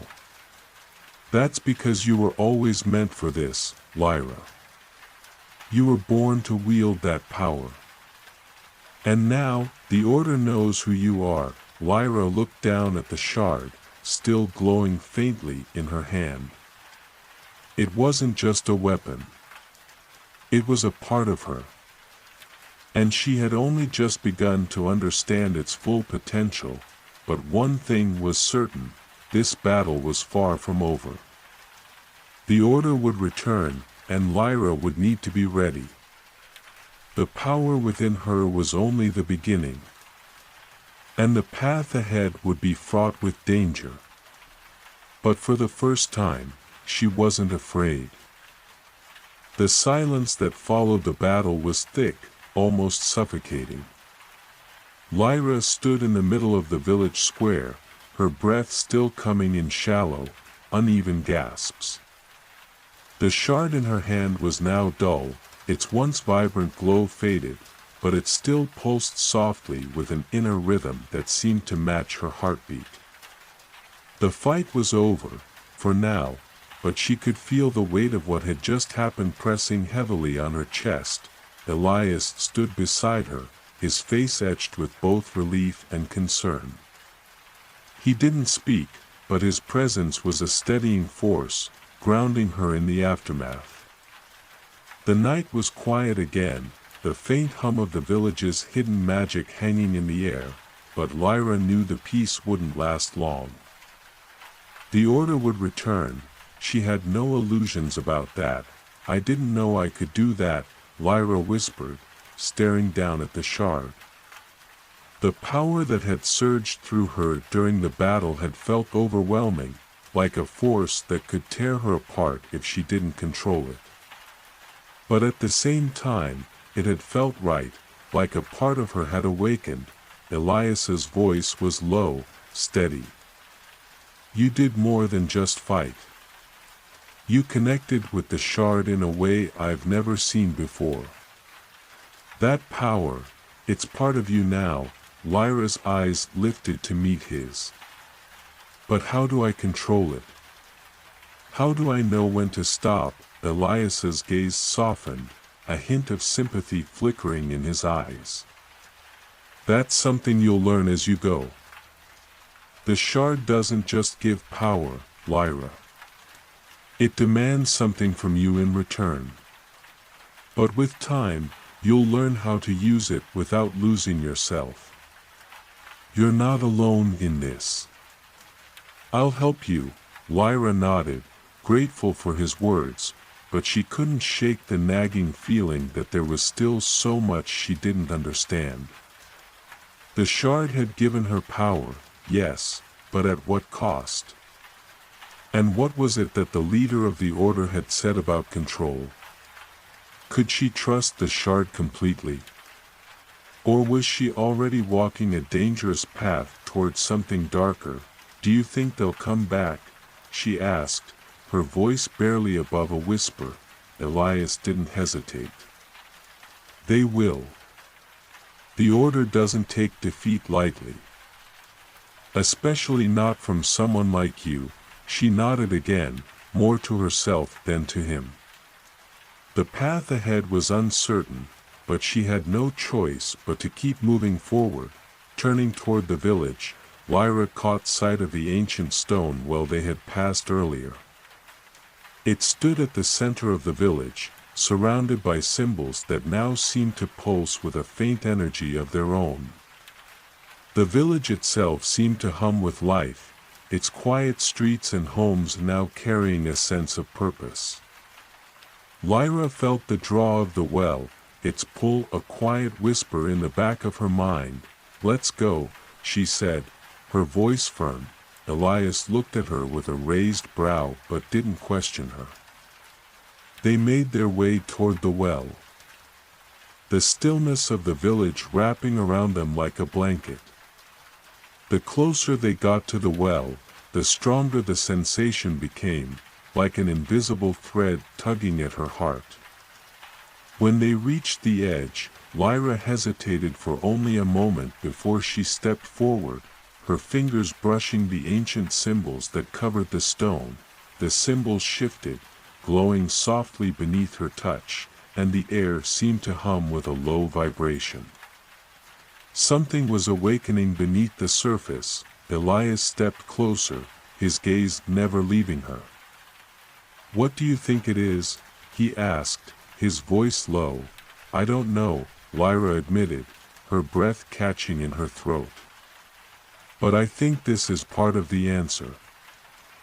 As she spoke, The well's energy surged, the ground beneath their feet trembled, and a low, melodic sound filled the air. Lyra stepped back in shock as the well began to glow, its stone walls shifting and breaking apart, revealing a hidden chamber below. It was as if the well had been a portal, waiting to be opened. The shadows of the previous battle seemed to retreat into the corners of her mind, replaced by the calm assurance that whatever lay beneath this stone, it was meant for her to find. Is this it? Elias asked, his voice filled with awe. Is this the source? Lyra nodded, her heart racing. I think so. Without another word, they descended into the well. The air grew cooler as they went deeper, and the walls glowed with faint blue and green lights, casting long shadows around them. The path seemed to go on forever, twisting and turning as if the well itself was an endless labyrinth. But Lyra felt no fear. The shard's glow, though faint now, still guided her, leading her deeper into the earth. Finally, after what seemed like hours, they reached a large cavern. At the center of the cavern stood a pedestal, and upon it rested an enormous crystal, glowing with a soft, pulsating light. The crystal seemed to hum with an energy all its own, and Lyra knew, without a doubt, that this was the source she had been searching for. This is it, she whispered, her voice full of awe. This is the heart of the world. Elias stepped forward, his expression cautious but filled with wonder. What do we do now? Lyra's hand instinctively reached for the shard, and as soon as her fingers touched it, a surge of energy flooded through her. The crystal on the pedestal pulsed in response, its light growing brighter and brighter, until the entire cavern was filled with a blinding glow. For a moment, Lyra felt herself becoming one with the energy, the power of the shard, the crystal, and the world itself flowing through her.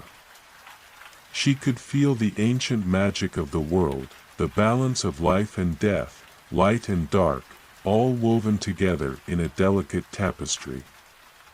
It was overwhelming, yet familiar, like coming home, but just as quickly as the surge had begun, it stopped.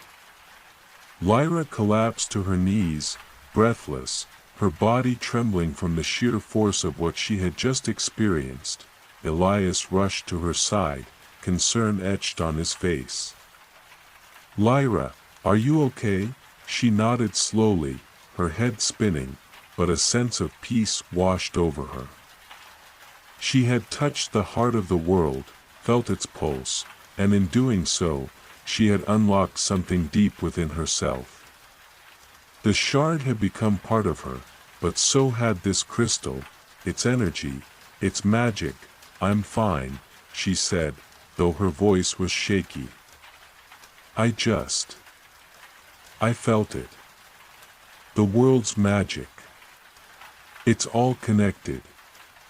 Everything is connected. Elias looked at her, his eyes wide with awe. What does it mean? What are we supposed to do with it? Lyra didn't have an answer, not yet. But one thing was clear, the journey ahead would be more than just a fight against the Order. It would be a quest to understand the true nature of the shard, the crystal, and the balance of power that governed everything, and Lyra was ready to face whatever came next. Lyra's thoughts raced as she stood before the glowing crystal, her fingers still tingling from the surge of magic she had just experienced. The cavern was alive with an energy that seemed to pulse in time with her heartbeat, the soft hum of power surrounding her. She could feel the weight of what she had just done. And yet it wasn't a burden, it was a connection, a bond forged with something far older than herself. But what now? Elias remained at her side, his gaze fixed on the crystal, his face lit by the soft glow. He was silent for a moment before he spoke, his voice barely above a whisper. "What happens now, Lyra? What are we supposed to do with this power?" Lyra didn't have an immediate answer. Her mind was still trying to process everything, the shard, the crystal, the ancient energy that now coursed through her. She had felt the magic of the world, its pulse, its rhythm. But the more she thought about it, the more she realized she didn't know what it all meant. The crystal had shown her something important. Something deep, but it was shrouded in mystery, like a dream half remembered. "I don't know," she admitted, the words feeling foreign on her tongue. "I feel like I've unlocked a door, but I don't know what lies beyond it." Elias stepped closer, his eyes searching her face. "But you felt it, didn't you? The power, the connection. It's part of you now, Lyra. We can use it. We can end this war." Lyra shook her head slowly, the weight of his words sinking in. The idea of using the crystal's power was tempting, too tempting. But what if the cost was greater than she could bear? What if the power she had just touched came with a price? "I don't think it's that simple," she murmured, her voice distant. "This power, this magic, it's not just about strength or control. It's about balance. And if I tip the scales too far, if I use it recklessly, I could destroy everything." Elias's eyes darkened with concern, but he didn't argue. He understood the gravity of her words.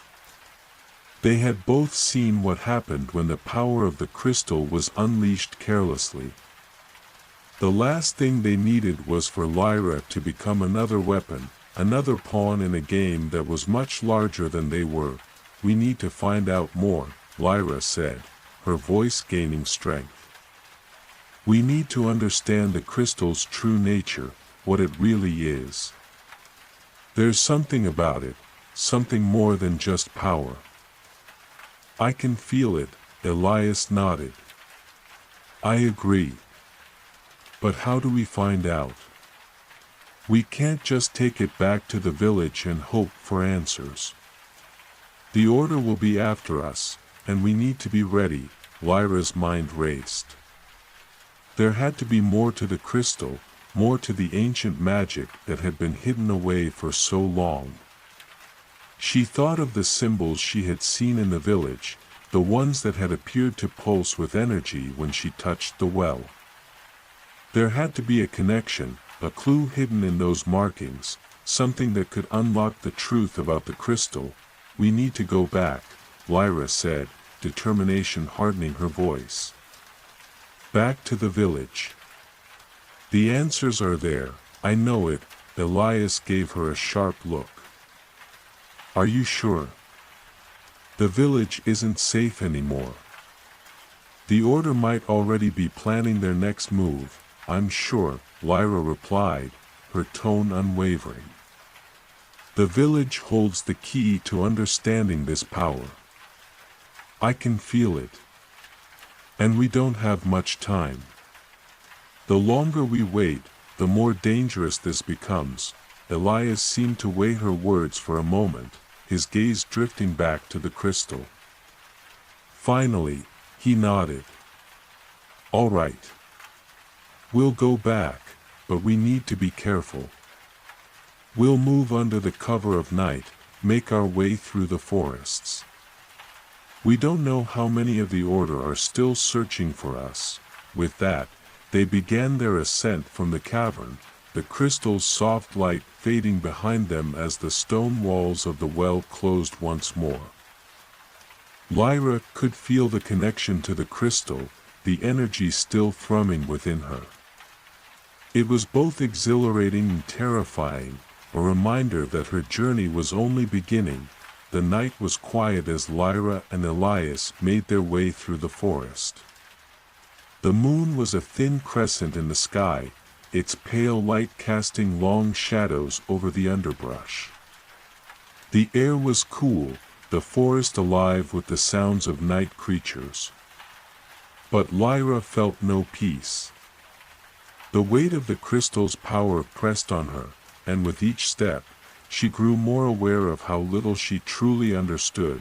"Do you think the Order will know we're here?" Lyra asked quietly, glancing at Elias. "They may not know exactly where we are. But they will be looking," Elias replied, his voice calm but tense. "They have eyes everywhere, and their search won't stop until they find us." Lyra nodded, her hand tightening around the shard that still rested in her palm. She could feel the magic pulsing within it, and with each beat of her heart, she could almost hear the whispers of the crystal. It was calling to her, urging her forward, but it was a call that was both comforting and unnerving. They moved quickly, their footsteps silent on the forest floor, avoiding the well-worn paths that could be easily tracked. Lyra kept her senses sharp, her mind alert to every rustling branch, every snap of a twig. The last thing they needed was to run into a patrol of the Order. The forest was vast, but it was also home to many dangers, dangers that were just as deadly as the Order itself. It wasn't long before they reached the outskirts of the village, the faint outline of the stone walls visible in the distance. Lyra's heart quickened as they approached, but she knew they couldn't afford to hesitate. They had to find the answers, and the village was the only place they could search. They crept through the trees, moving as silently as shadows, until they reached the edge of the village. The houses were dark, quiet, almost too quiet. Lyra paused, her senses on high alert. The silence felt wrong, like the calm before a storm. "We need to get to the well," she said softly, her voice barely above a whisper. "It's the only place where I felt the connection." "It's the key," Elias nodded, but his expression was tense. "Stay close. If anything happens, we run." They moved swiftly toward the center of the village, their footsteps light but purposeful. As they neared the well, Lyra's heart began to race, and she felt the pull of the crystal once more. It was stronger now, as if the well itself was calling her, drawing her to it. When they finally arrived at the well, Lyra's breath caught in her throat. The symbols on the stone were glowing again, faint but unmistakable. She stepped forward, her fingers reaching out to touch the markings. The instant her skin brushed the stone, a surge of energy shot through her, far stronger than before. The well seemed to come alive, the earth around them trembling as if something was waking. And in that moment, Lyra realized that the answers she sought weren't just hidden in the village, they were buried beneath it. The stone beneath Lyra's fingertips hummed with an energy so intense, it felt like a heartbeat vibrating through the earth itself. The symbols on the well's surface glowed brighter with each passing moment, as though the magic that had once been dormant was now awakening, responding to her touch. The air around her seemed to crackle, and she could feel the pulse of the crystal within her chest. As though it too was calling to the earth beneath them, Elias stood behind her, his presence a quiet reassurance, but even he could sense the shift in the atmosphere. The well, the symbols, the very ground beneath their feet seemed to be alive in a way they hadn't before. And Lyra, caught in the thrall of the energy swirling around her, knew deep down that something was about to change. "Lyra," Elias's voice cut through her thoughts, urgent but quiet. "We need to be careful. The Order is still out there, and if they find us, I know," Lyra interrupted, her voice low and focused. She could feel Elias's worry pressing against her, but she had no time for fear now. The connection to the well, to the magic, was too strong. Something is awakening beneath us, Elias. I can feel it. He hesitated, his eyes darting around the village as if expecting the order to appear at any moment. His hand rested on the hilt of his blade, ever vigilant. We don't know what's down there, Lyra. This well, it could be dangerous. I think it's the key, she said, her fingers tracing the glowing symbols. Each mark on the stone seemed to pulse with life, and Lyra's heart quickened in response. There was no turning back now. If the well held the answers she sought, she had to uncover them. Without another word, she stepped back, pulling her cloak tightly around her shoulders. The air felt charged with energy, and she was certain the magic was rising from the depths of the well, seeking something, seeking her. I'm going to see what's down there, she said firmly, her voice resolute. Elias gave her a sharp, concerned look, but he knew better than to argue when she had made up her mind. I'll go with you, he said, his voice steady despite the growing tension. But we need to move quickly. Lyra nodded and approached the edge of the well. The stone was cold beneath her hands, yet the symbols were warm to the touch, as if the well itself was breathing. She took a deep breath, steadying herself, and then knelt down. There was no visible entrance, no obvious way to descend into the depths. But the air was thick with magic, and Lyra knew instinctively that the way would reveal itself. She closed her eyes for a moment, centering herself, letting the power of the crystal flow through her. The sensation was overwhelming, like being both weightless and heavy at the same time. She could feel the magic in the air, in the earth, beneath her feet, and it was all connected to the crystal. Slowly, she extended her hand toward the well, not knowing what she would find. She whispered a soft incantation under her breath, a phrase she had learned from the ancient texts in the village library. The magic responded immediately. The symbols on the stone shifted, rearranging themselves in a complex pattern. And the ground beneath Lyra's feet trembled.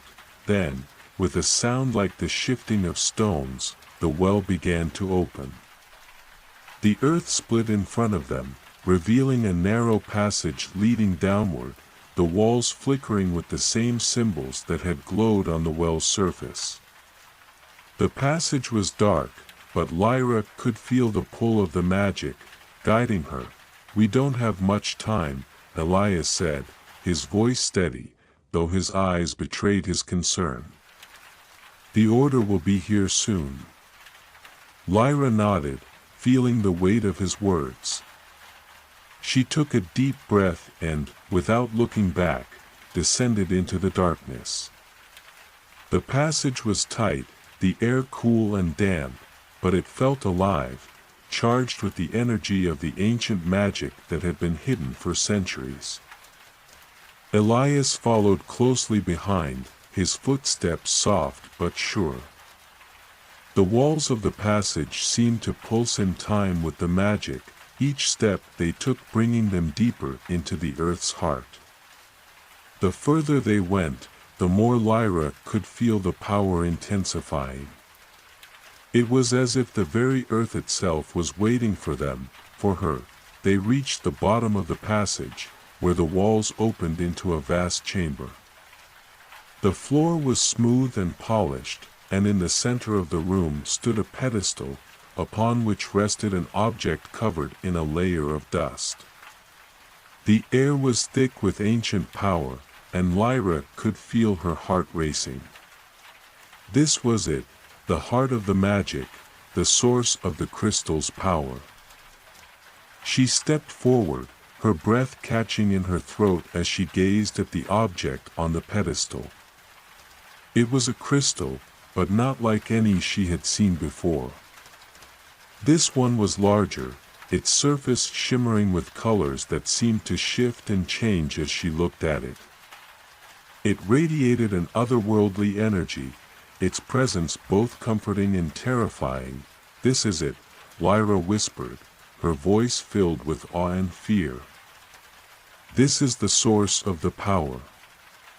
Elias stepped closer, his eyes narrowing as he studied the crystal.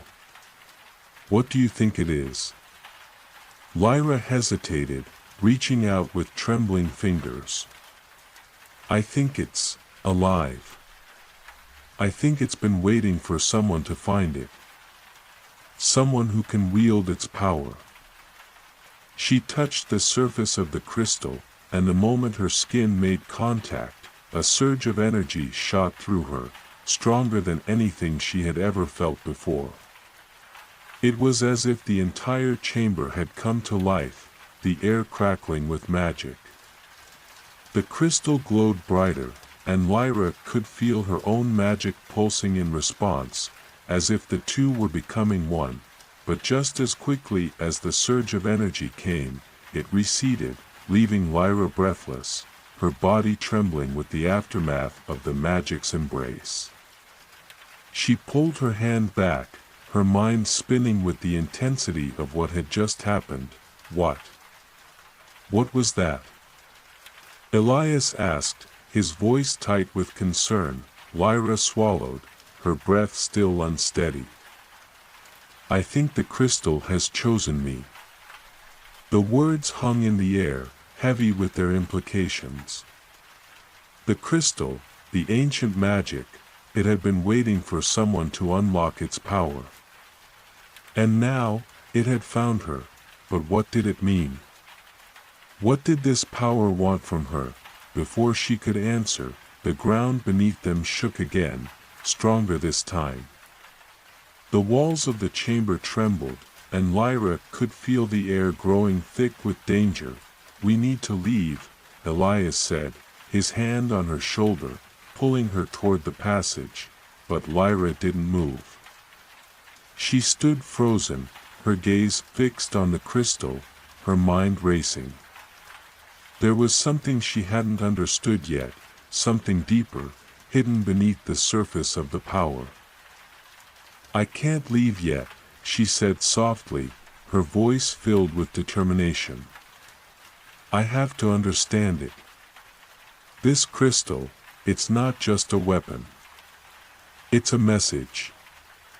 Elias looked at her with concern, but he didn't argue.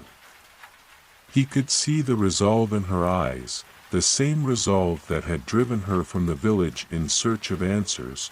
"We don't have time for answers, Lyra," he urged. "We have to go. Now." But Lyra's gaze remained fixed on the crystal, the pulse of its energy vibrating through her very being. There was more to it than this.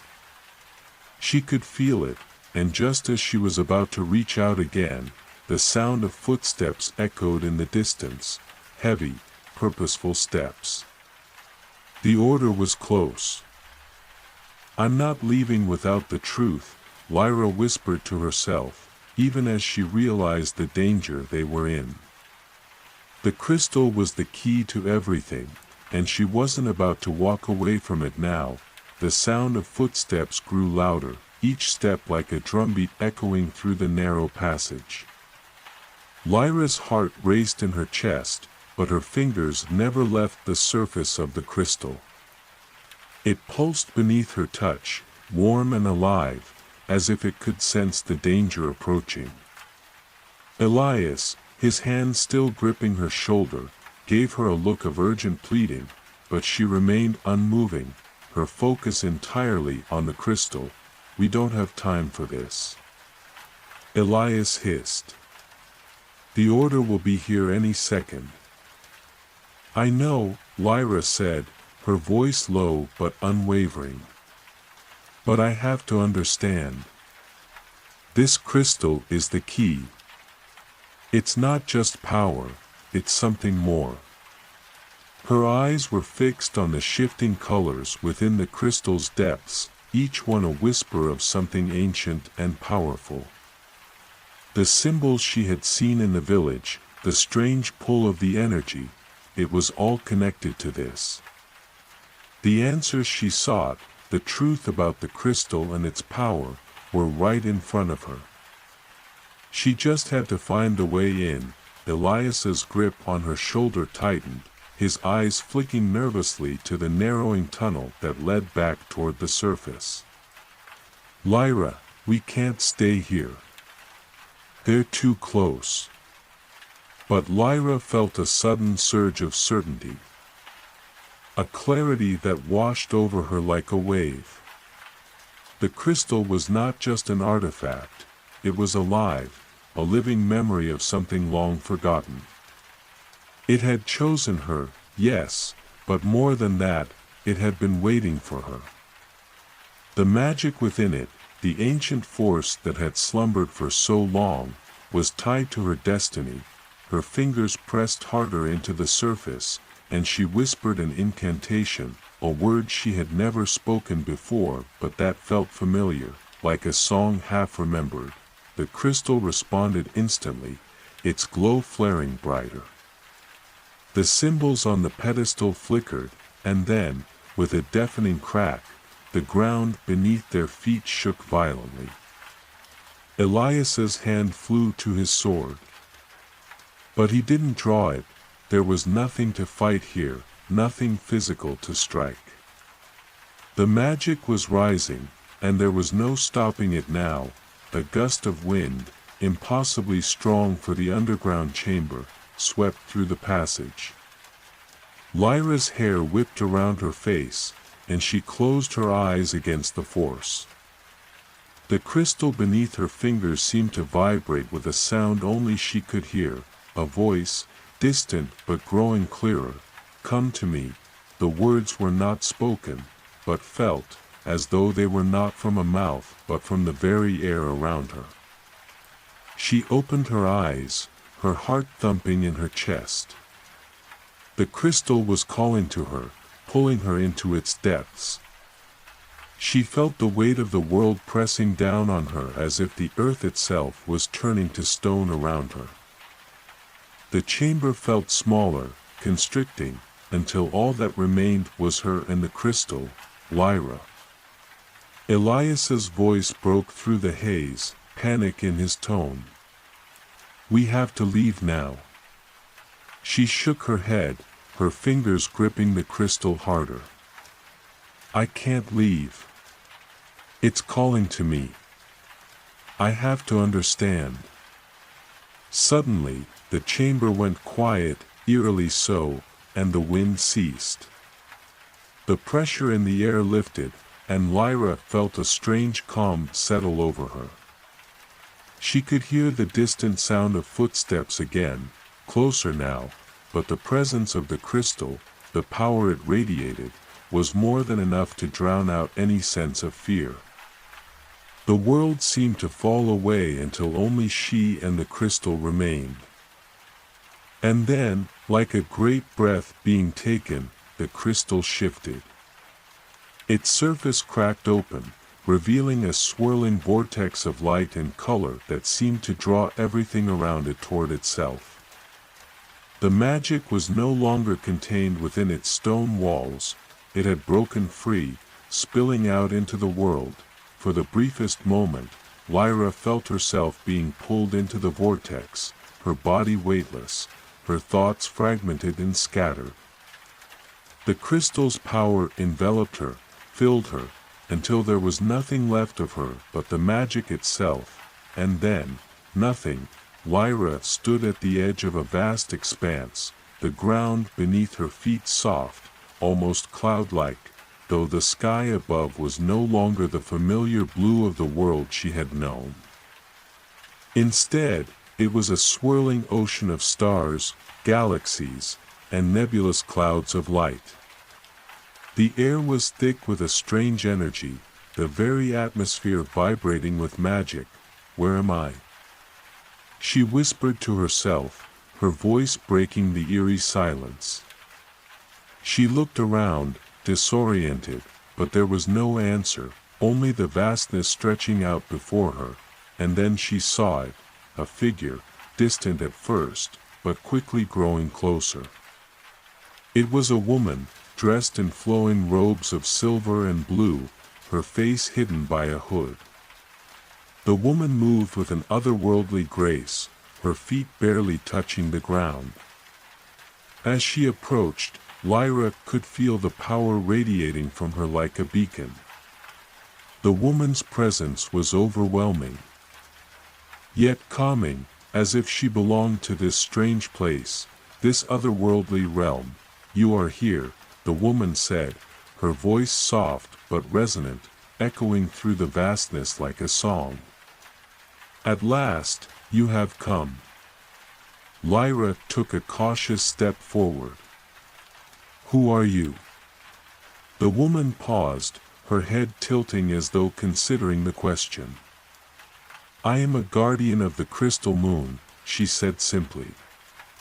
"I am the one who watches over the magic you seek. And you are the one it has chosen." Lyra's breath caught in her throat. "Chosen? But I don't understand. The crystal, what is it? What does it want from me?" The guardian smiled, a faint shimmer of sadness in her eyes. "The crystal is not just power, child. It is a key, a bridge between worlds, between past and future. It has been waiting for one like you to awaken it, to use its power to restore balance. But be warned, the power you seek is not easily controlled." "I don't want power," Lyra said, her voice shaky. "I just want to know the truth. Why did the crystal choose me? Why now?" "The crystal chooses those whose hearts are pure, whose souls are attuned to the magic of the moon," the guardian said, her voice growing softer. "You have the strength to wield it, but it comes at a cost. The balance of the worlds will be tipped in your hands." Lyra shook her head, trying to make sense of it all. "I don't know if I can do this. I'm not ready." The guardian stepped closer, placing a hand on Lyra's shoulder. "No one is ever ready, child. The crystal does not wait for readiness, it waits for the one who can rise to the challenge. The path ahead will be fraught with danger, but you must walk it. The fate of both your world and the one beyond rests in your hands." As Lyra looked into the guardian's eyes, she saw not just the weight of the responsibility she carried but the hope that lay in the balance. This was the beginning of something far greater than herself, something that had been set in motion long before her birth. And now, it was up to her to see it through. The guardian's voice faded, becoming a mere whisper as the stars above began to swirl around them, enveloping them both in a cocoon of light. "The crystal moon awaits you, Lyra. It is time." The stars shimmered above, swirling in patterns Lyra had never seen before, their light pulsing like a heartbeat. Her body felt weightless, suspended in this strange, celestial expanse. The air around her hummed with energy, vibrating in tune with the rhythm of the universe. It was as if the entire cosmos had come alive, responding to her presence, to the pull of the crystal's magic that flowed through her veins. The guardian's voice, once a whisper, now filled the space around her, gentle yet insistent. "You stand at the threshold, Lyra. What you choose here will shape the world you return to." Lyra closed her eyes, trying to steady her breath, trying to calm the storm of emotions swirling inside her. She had never felt so small, yet so infinite. The power of the crystal, the weight of the responsibility, pressed down on her like a mountain. She had never asked for any of this. She had never wanted to be chosen, never wanted to carry the burden of an entire world in her hands, and yet, here she was. What if I'm not strong enough? She asked softly, the words escaping her before she could stop them. What if I fail? The guardian's gaze softened, her eyes filled with a knowing sorrow. Strength is not found in perfection, Lyra. It is found in the willingness to try. To stand when the world is crumbling around you. The crystal does not demand perfection, it demands courage. Lyra's heart thudded in her chest, a pang of fear gnawing at her. Courage. Was she truly courageous enough for this? Could she face the trials that awaited her, the dangers she would encounter on the path ahead? Could she wield this power without losing herself in it? Will I lose myself? She asked, her voice trembling. Will I forget who I am? The guardian's expression grew distant, as though she were gazing into a far-off future, one that Lyra could not yet comprehend. The crystal does not change who you are, but it will challenge everything you thought you knew. Your heart will be tested. And in that test, you may lose pieces of yourself.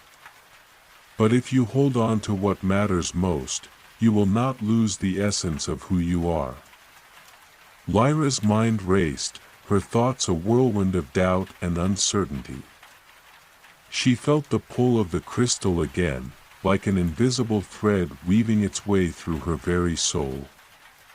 The magic was alive, vibrant, and overwhelming. But the guardian was right. If she didn't act now, if she didn't embrace this, everything she had known and loved could be lost forever. The crystal had chosen her for a reason. It had seen something in her that she had not yet seen in herself. She had to trust that reason, even if she didn't understand it fully. She had to trust in the power of the moon.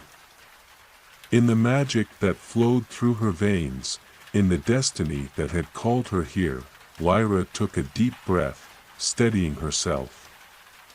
I will face it.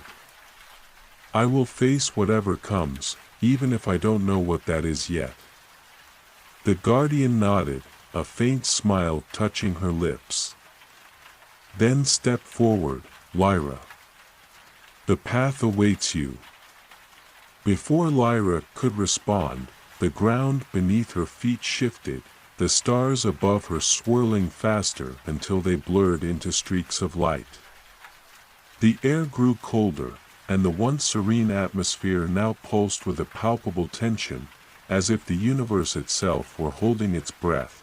In an instant, everything changed. The world around Lyra shattered like glass, splintering into 1,000 pieces that scattered like falling stars. She was falling through endless space, her body weightless and spinning. The crystal's power surged within her, pulling her in a direction she couldn't see, yet somehow knew. She could hear the sound of rushing wind, the echoes of voices long lost to time. The sensation was dizzying, overwhelming. The crystal had pulled her through the veil of worlds, through time and space, into a place beyond comprehension, and then, with a sudden jolt, Lyra was slammed back into reality. She gasped for air, her heart racing as she found herself standing on solid ground once more. The world around her was unfamiliar, strange, yet oddly familiar. She was no longer in the celestial expanse, but in a forest of towering trees, their trunks twisted and gnarled, their leaves shimmering with an unnatural glow. The air was thick with magic, and the ground beneath her feet hummed with energy. Where am I? she whispered, taking a tentative step forward. The guardian's voice rang out in her mind, calm and steady. You are in the forest of forgotten souls, Lyra. This is where your journey begins. Lyra's eyes scanned the dark woods, the shadows stretching long across the ground as if alive. Strange creatures flickered between the trees, their forms shifting and dissolving like mist. She could feel their eyes on her, but she couldn't see them clearly, only glimpses of movement.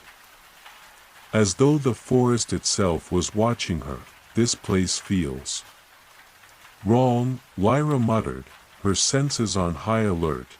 The forest of forgotten souls is a place between worlds, where time is fluid and memories linger, the guardian explained. It is both a place of refuge and a prison. The souls who dwell here are lost, caught between life and death, between reality and dreams. Lyra's hand instinctively moved to the crystal at her side, its warmth a constant reminder of the power she held. It pulsed gently, as if reassuring her. But she knew that this journey would not be easy. The forest was not a place to be taken lightly. It was a place of tests, a place where the past and present collided. And where the true nature of a person was revealed. Why am I here? Lyra asked, her voice barely above a whisper. What do I have to do? The crystal has brought you here to face the first of many trials, the guardian said. This is where you will confront the choices you've made, the things you've lost, and the parts of yourself you've hidden away. Only by facing them will you be able to continue. Lyra took another step forward, her resolve hardening. She had no choice now but to move forward, to face whatever lay ahead. The path was unclear, but she would not falter. She had come too far to turn back. As she ventured deeper into the forest, the trees seemed to close in around her, their twisted branches creating a canopy that blocked out the stars. The air grew colder, and the ground beneath her feet shifted, as if the forest itself was alive, breathing with her every step. And then, out of the darkness, a figure appeared, a man, tall and gaunt, his eyes hollow and distant, his form barely solid as if he were a memory made flesh. He looked at her with an expression of deep sorrow, his lips parting to speak. You are lost, he said, his voice raspy, like the wind through dead leaves. Just like me. Lyra stood frozen, her heart pounding in her chest as the figure before her spoke. His eyes, dark and hollow, seemed to reach deep into her soul, his words cutting through the air like a cold wind. You are lost, he repeated, his voice filled with sorrow. Just like me. The words echoed in Lyra's mind, but they didn't make sense. She was not lost, was she? She had come this far, through the trials of the crystal, through the celestial realms. She had faced the guardian, braved the unknown. She was here for a reason, wasn't she? She had a purpose, but as she looked into the man's eyes, something deep inside her stirred. His sorrow was not just his own, it felt like a reflection of her own fears.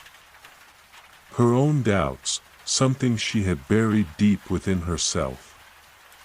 A part of her wanted to turn and run, to escape the weight of his gaze, but another part felt drawn to him, to the pain he carried. Who are you? She asked, her voice barely a whisper, afraid that speaking too loudly might shatter the fragile illusion around her. The man's gaze softened for a moment, the sorrow in his eyes deepening. I was once like you, he said, taking a slow step closer. I too was chosen, burdened with a task beyond my understanding. I thought I could handle it, that I could save the world. But in the end, I lost myself.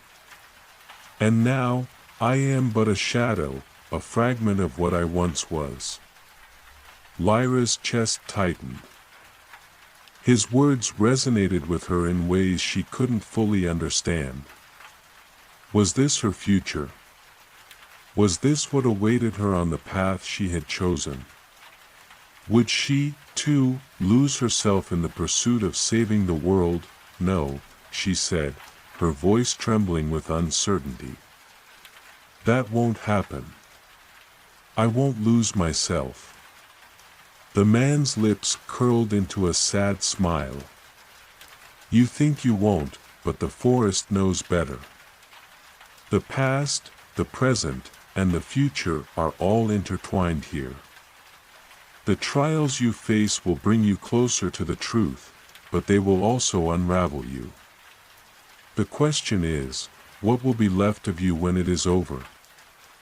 Lyra's hands trembled as she reached for the crystal at her side. The warmth of its power spread through her fingertips, grounding her in the moment. She couldn't let this man's words defeat her. She couldn't let the fear of what might come take control. I don't know what the future holds, she said, lifting her chin. But I will face it, no matter what. The man nodded slowly, as if he had expected no less. Then you are stronger than I was, he murmured, his gaze softening. But remember this, strength alone will not be enough. You must learn to let go of the things you can't control. Only then will you find the peace you seek. With those words, the man began to fade, his form dissolving into the mist that clung to the forest. Lyra reached out, but it was too late. He was gone, leaving only the lingering echo of his presence behind.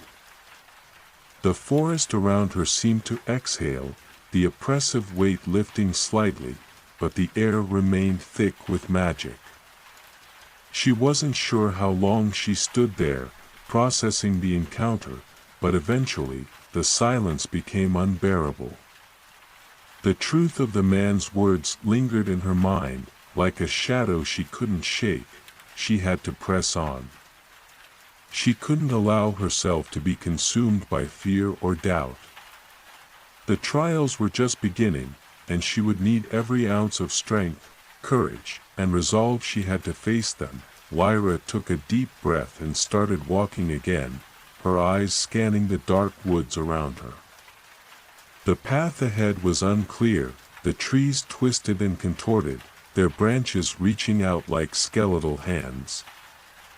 But she could sense something in the air, something shifting, something waiting for her.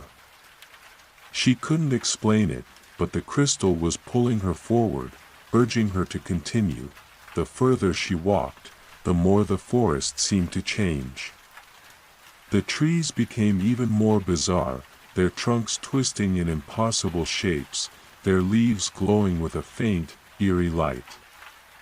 The air grew colder, and the sounds of the forest grew louder, as if the very earth itself was alive, whispering secrets just beyond her reach.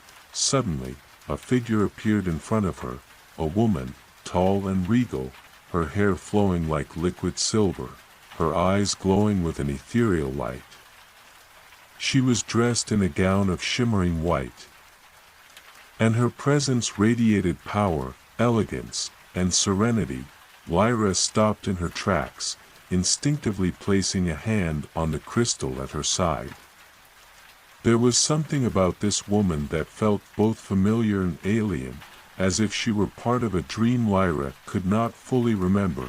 You have come, the woman said, her voice calm and soothing, but with an undercurrent of something deeper, something ancient. You are the one chosen by the crystal. Lyra nodded slowly. Yes. I am Lyra.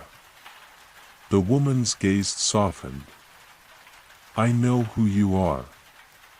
And I know the path you must walk. But I must warn you, child, the journey ahead will be fraught with peril. The trials will test you in ways you cannot imagine. Lyra took a step forward, her resolve strengthening. I'm ready. I have to be. The woman smiled, a hint of sadness in her eyes. I wish it were that simple. She stepped closer to Lyra, her gaze locking with hers. The truth you seek lies within you, but it will not be easily found. To discover it, you must first face the darkness that resides in your heart. Lyra's breath caught in her throat. She had known, deep down, that the journey would not be easy. But the idea of facing her own darkness was something she had never fully considered. What if the greatest trial she would face was herself? The woman extended her hand, a soft glow emanating from her fingertips. Come, she said. Her voice gentle. Let me show you what lies ahead. With no words left to say, Lyra stepped forward, reaching for the woman's hand. As soon as their fingers touched, the world around them shifted, and Lyra found herself standing on the edge of a cliff, the wind whipping through her hair. Below her, the vast ocean stretched out to the horizon, its waters dark and mysterious, but there, in the distance, was a light, faint, but unmistakable. The truth lies beyond the darkness, the woman's voice echoed in Lyra's mind. But you must be willing to face it, no matter the cost. The wind howled around Lyra, pulling at her hair and cloak as she stood at the edge of the cliff, her gaze fixed on the distant light that shimmered like a beacon in the dark sea. The woman, who had led her here, remained at her side, silent but ever present, her gaze turned toward the horizon. The light below them was faint, but it pulsed in a rhythmic pattern, like the beat of a heart, steadily, unwaveringly. You must go to it, the woman said softly, her voice cutting through the gusts of wind. The truth you seek is not a simple one, and it will not be handed to you easily. But the light will guide you. It is a part of you, as much as the darkness you must face. Lyra swallowed hard, her heart racing. The vast ocean stretched out before her, an endless abyss of darkness and mystery. She had come so far, and yet the distance between her and the truth seemed insurmountable. Was the light the answer? Or was it just another illusion, another trial she had to overcome? What if I'm not ready? Lyra whispered, her voice barely audible over the wind. What if I can't face the darkness inside me? The woman turned her gaze to her, her expression filled with compassion. It is not about being ready, Lyra. It is about the choice. You choose whether you face it or run from it. The darkness is not an enemy, it is part of who you are.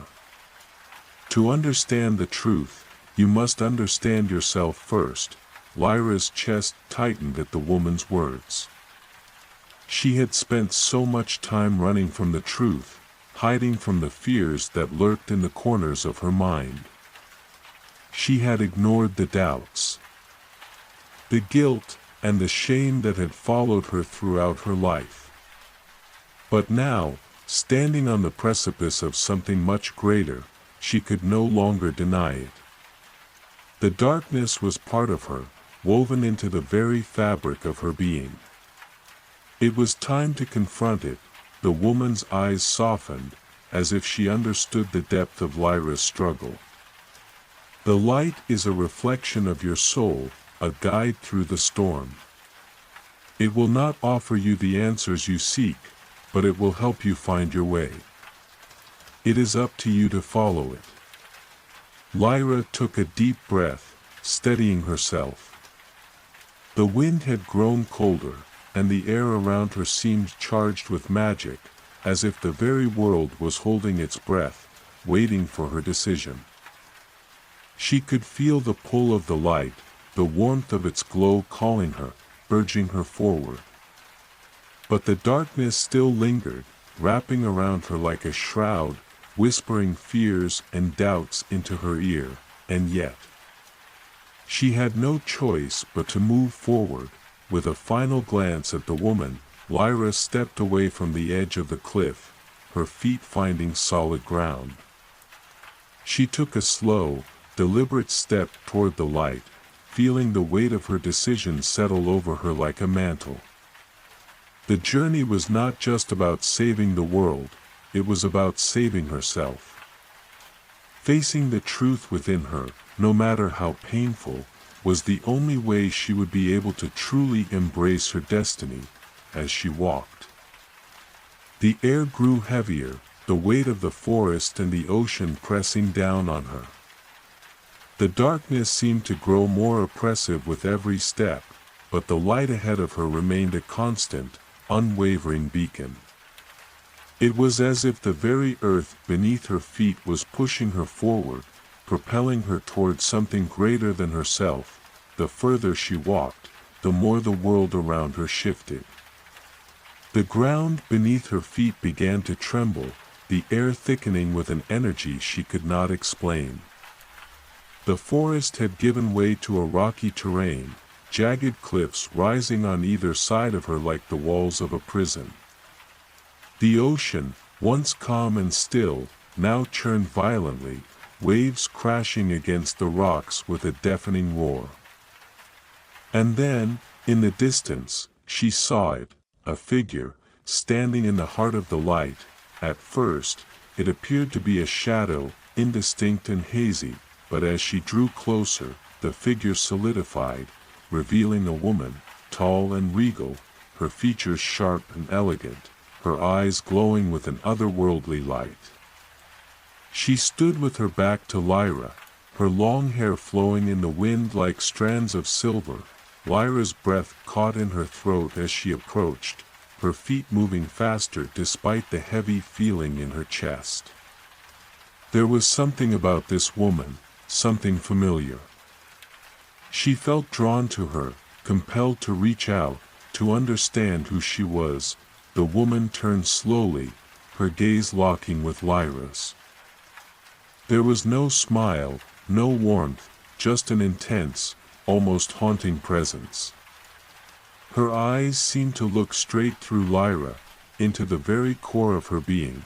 "You've come," the woman said, her voice soft but powerful, resonating through the air like the sound of distant chimes. "I knew you would." Lyra stopped in her tracks, her heart racing. "Who are you?" she asked, her voice trembling. "Why are you here?" The woman's lips parted in a faint smile, but there was no joy in it. "I am a reflection of what you must face," she said, her gaze still fixed on Lyra. "The darkness that lives within you, the parts of yourself that you have denied. I am the truth you seek." Lyra's breath hitched in her throat. The truth. The realization hit her like a thunderclap.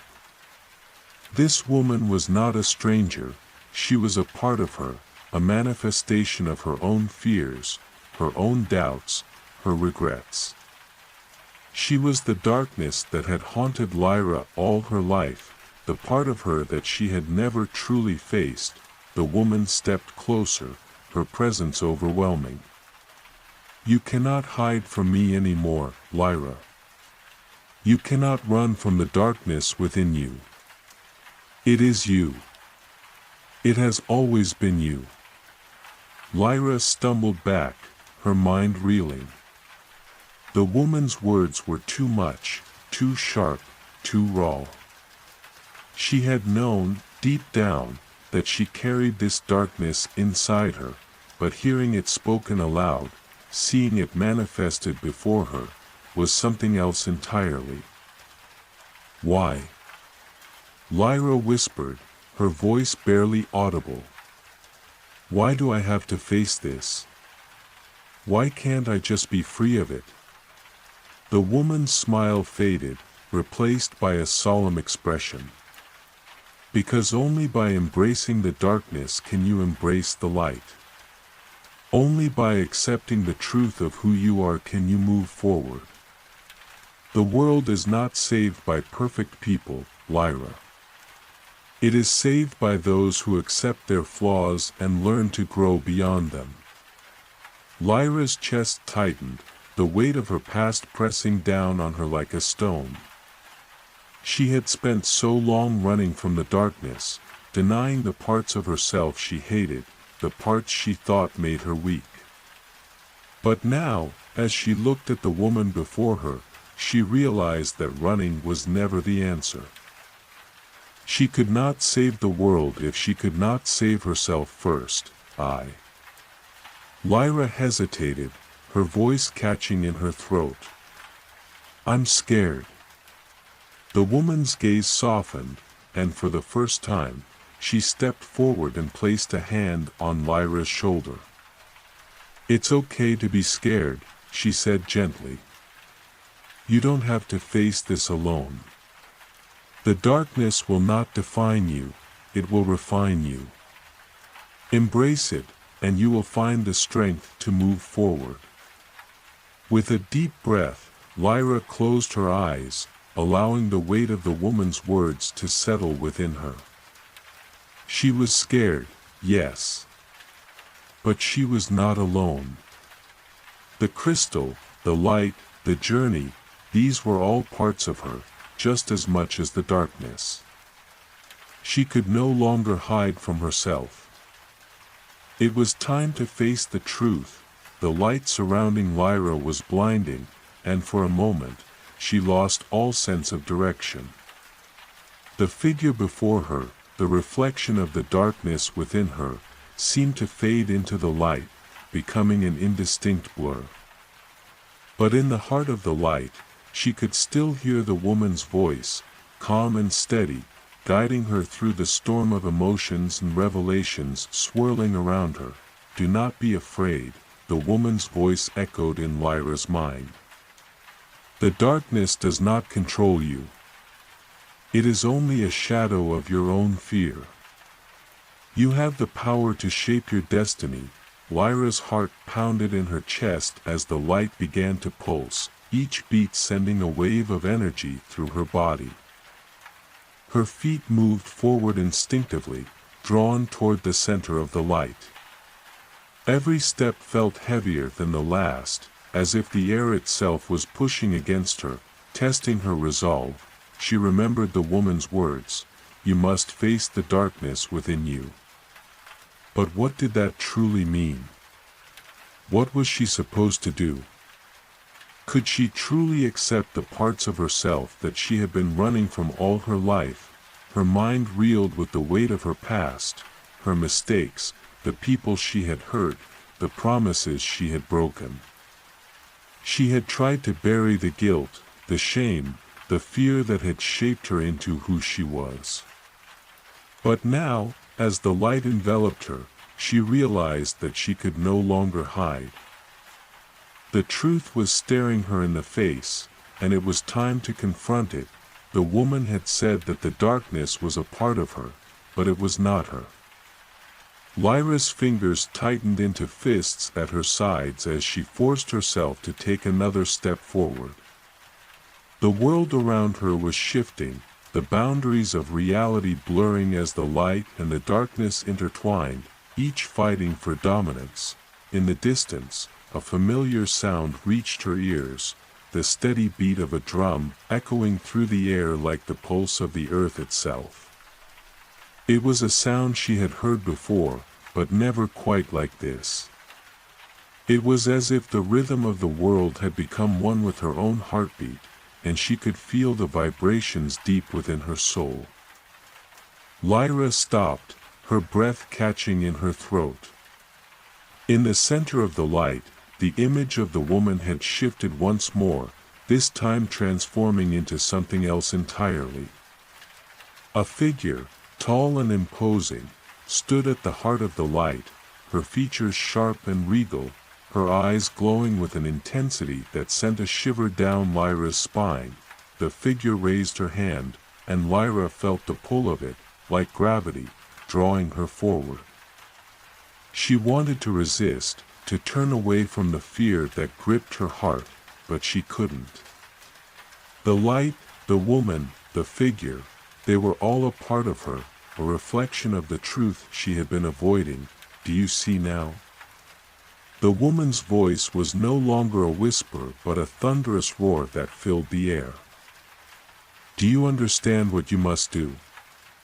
Lyra's body trembled with the force of the words, her mind spinning. She wanted to deny it. She wanted to turn away. But deep within her, a truth was beginning to emerge, something she had known all along but had refused to acknowledge. The darkness was not an enemy. It was not something to be fought or destroyed. It was a part of her, a necessary part of her journey. I understand, she whispered, her voice barely audible. The figure before her smiled, and for the first time, the light seemed to soften, the blinding brilliance dimming slightly as if in approval. The rhythm of the world grew louder, more insistent, and Lyra's heart began to beat in time with it.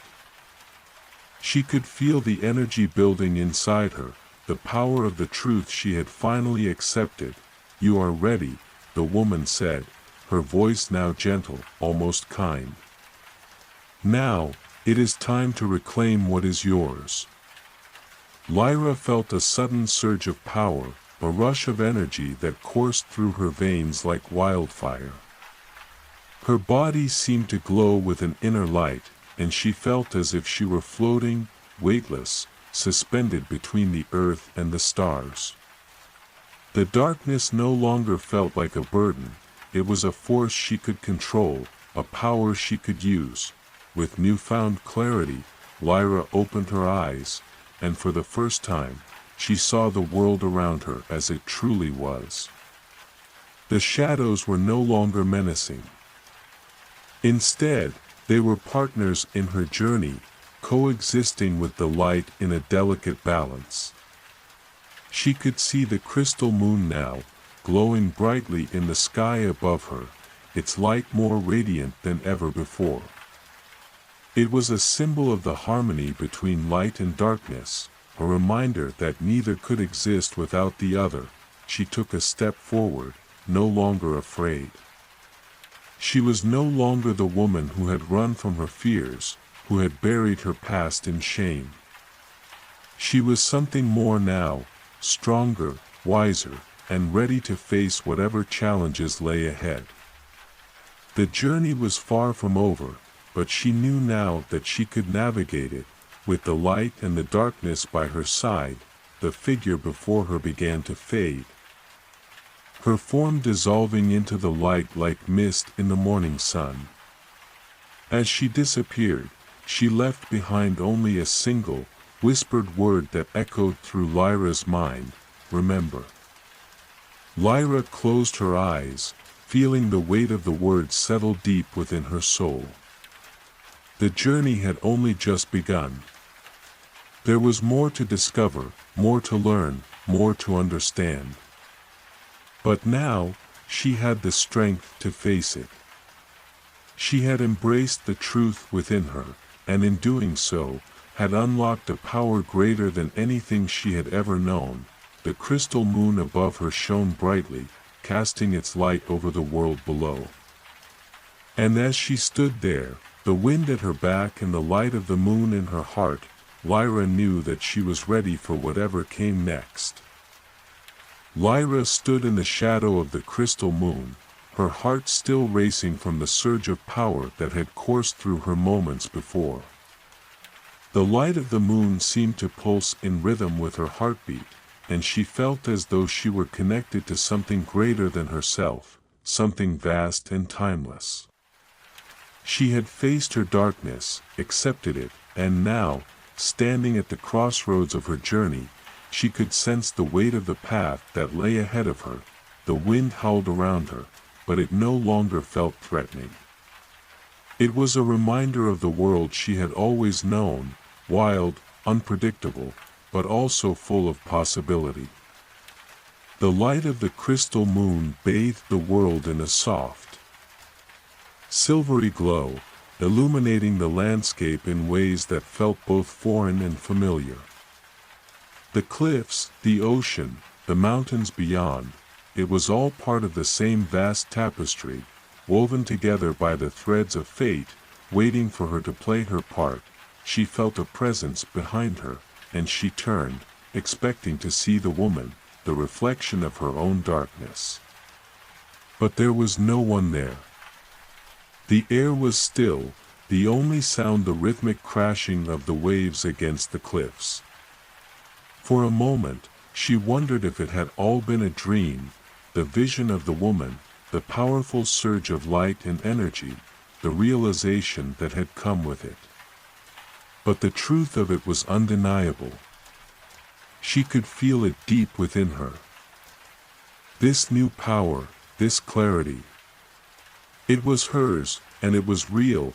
Lyra closed her eyes and breathed deeply, letting the silence wash over her.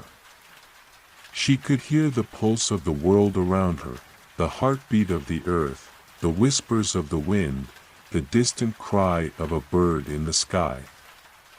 Everything seemed to be in harmony, as though the universe itself was waiting for her next move. And yet, despite the peace she felt within herself, there was still a gnawing feeling at the back of her mind. What was she meant to do now? What came next? The journey had always been about more than just survival. It had been about finding the truth, about understanding the balance between light and darkness, about facing the things that terrified her the most. But the deeper she had delved into herself, the more she realized that the truth was not a single thing, it was an ever-changing landscape, a journey with no clear destination.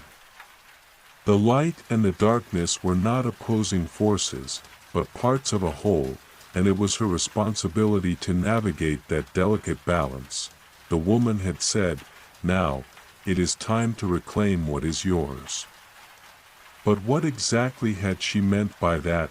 Lyra's gaze lifted to the sky, where the crystal moon hung high above, its light shimmering like a beacon in the night.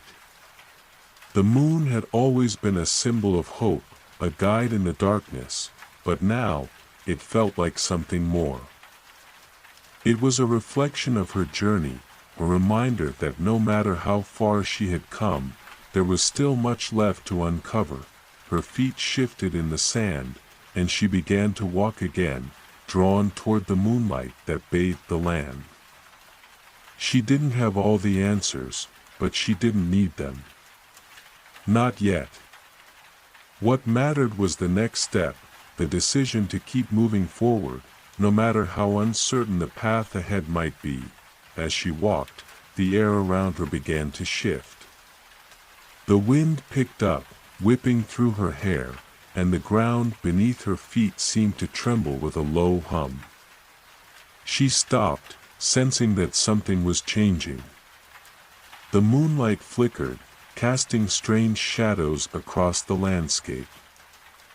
For a brief moment, everything seemed to blur together, as though the very fabric of reality was unraveling, and then, as if from nowhere, a figure appeared before her. Lyra froze. The figure was tall and cloaked in dark robes, their face hidden in the shadows of their hood.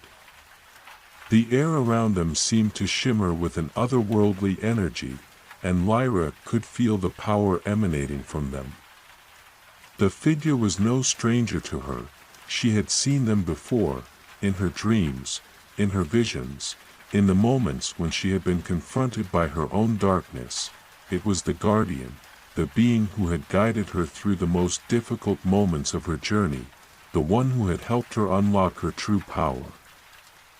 The guardian had always been elusive, a figure shrouded in mystery, but now, standing before her, they were real, tangible, undeniable.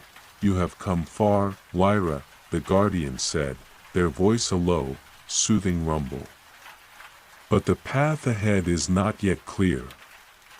You have embraced the light and the darkness within you, but there are forces in this world that seek to twist that balance, to use it for their own ends."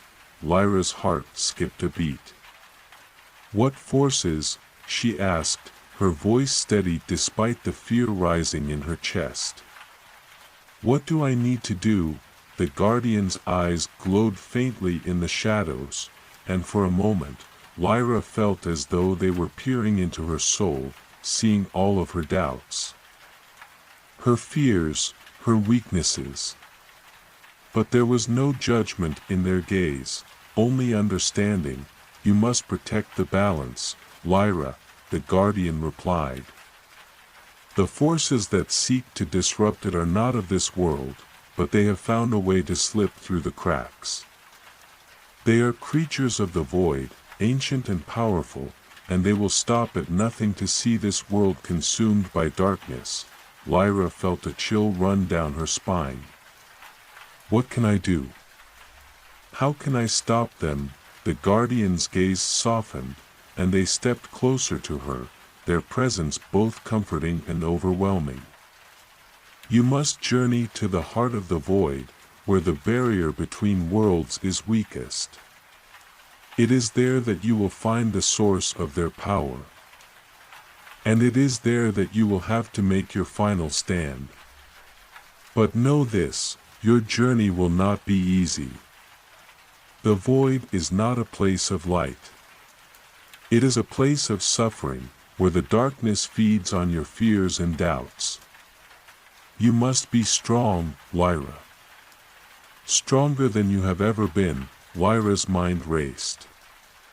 The heart of the void. It sounded impossible, dangerous. But there was no choice. She had already come so far, and now the world was counting on her. She had accepted the light and the darkness within her. She had confronted her own fears. Now, she had to face the ultimate test. "I'll do it," she said, her voice resolute. The guardian nodded, their expression unreadable. "You must. But remember, when you face the darkness, do not lose yourself to it. The balance is fragile, and it must be protected. You are not alone, Lyra. The moon, the stars, the light and the darkness, they are all with you." With those final words, the guardian faded into the air, leaving Lyra standing alone beneath the crystal moon. The world seemed to hold its breath as the wind died down, and the landscape around her settled into stillness, but the journey was far from over. The void awaited, and Lyra knew that she had only just begun to understand the true extent of the power that lay within her. The path ahead was uncertain, fraught with danger and fear. But she was ready. The moonlight would guide her, and she would face the darkness with all the strength she had gained. The winds shifted once again, this time carrying with them a chill that cut through the air like a knife. Lyra stood frozen, her eyes fixed on the horizon where the darkened sky met the shimmering sea. The guardian's words echoed in her mind, "The heart of the void, where the barrier between worlds is weakest." She was filled with a sense of urgency. Her journey had been long, and the challenges she had faced thus far had stretched her strength to its limits. But this was different. The void, a place of suffering, where fear and doubt fed the darkness, it was a realm that was alien to her, a place where even the light seemed to falter. And yet, she had no choice. The creatures of the void were growing stronger, their reach extending further, threatening the very balance of existence. As she turned away from the crystal moon, the silvery glow now a distant memory in her mind, Lyra knew that there was no turning back. She had made the decision. She had to protect the balance, no matter the cost. But first, she had to find the heart of the void, the source of their power. She couldn't help but wonder what lay waiting for her there, in that dark and twisted realm. The ocean waves crashed violently against the jagged rocks below, their sound a constant reminder of the storm that churned within her own heart. The earth beneath her feet trembled as if urging her to move, to take that first step into the unknown. She breathed deeply, gathering her resolve. The journey ahead would not be easy, but she would not falter. She had come too far to turn back now. Hours passed, and the sun began its slow descent behind the mountains. Lyra moved with purpose, her steps firm and steady despite the weight of the uncertainty pressing down on her. She had traveled for what seemed like days, her path winding through dense forests and across barren fields, the landscape growing more ominous with each passing mile. As she trekked through the wilderness, a strange sensation washed over her. The further she moved, the more disconnected she felt from the world around her. It was as if the very fabric of reality was beginning to shift, pulling away from her grasp. The moon, once so clear and bright, was now hidden behind clouds, casting an eerie shadow over the land. Something was wrong. Lyra's pulse quickened as she glanced over her shoulder, half expecting to see the familiar face of the guardian, but there was nothing, just the empty, endless landscape. The silence was oppressive, the air thick with tension. Suddenly, a distant howl broke the stillness. A cry of anguish, twisted and unnatural. Lyra froze in place, her breath catching in her throat. She knew that sound. It was a creature of the void, one of the horrors that had escaped from the darkness and now prowled the edges of this world, feeding on fear. The howl echoed again, closer this time, and Lyra's heart raced in response. She didn't need to see the creature to know what it was capable of.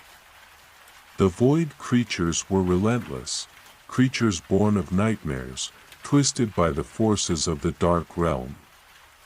They were drawn to fear, to the darkness within the hearts of those who walked the earth.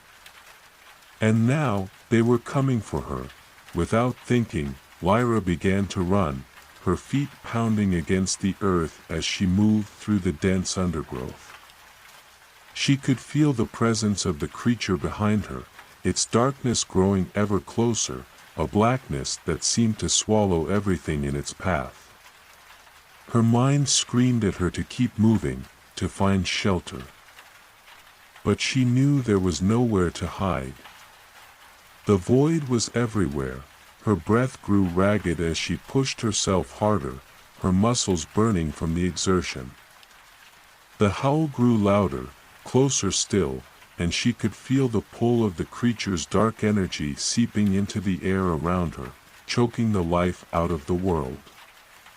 The trees bent unnaturally in the wind, their leaves curling and blackening as the creature's presence corrupted everything it touched.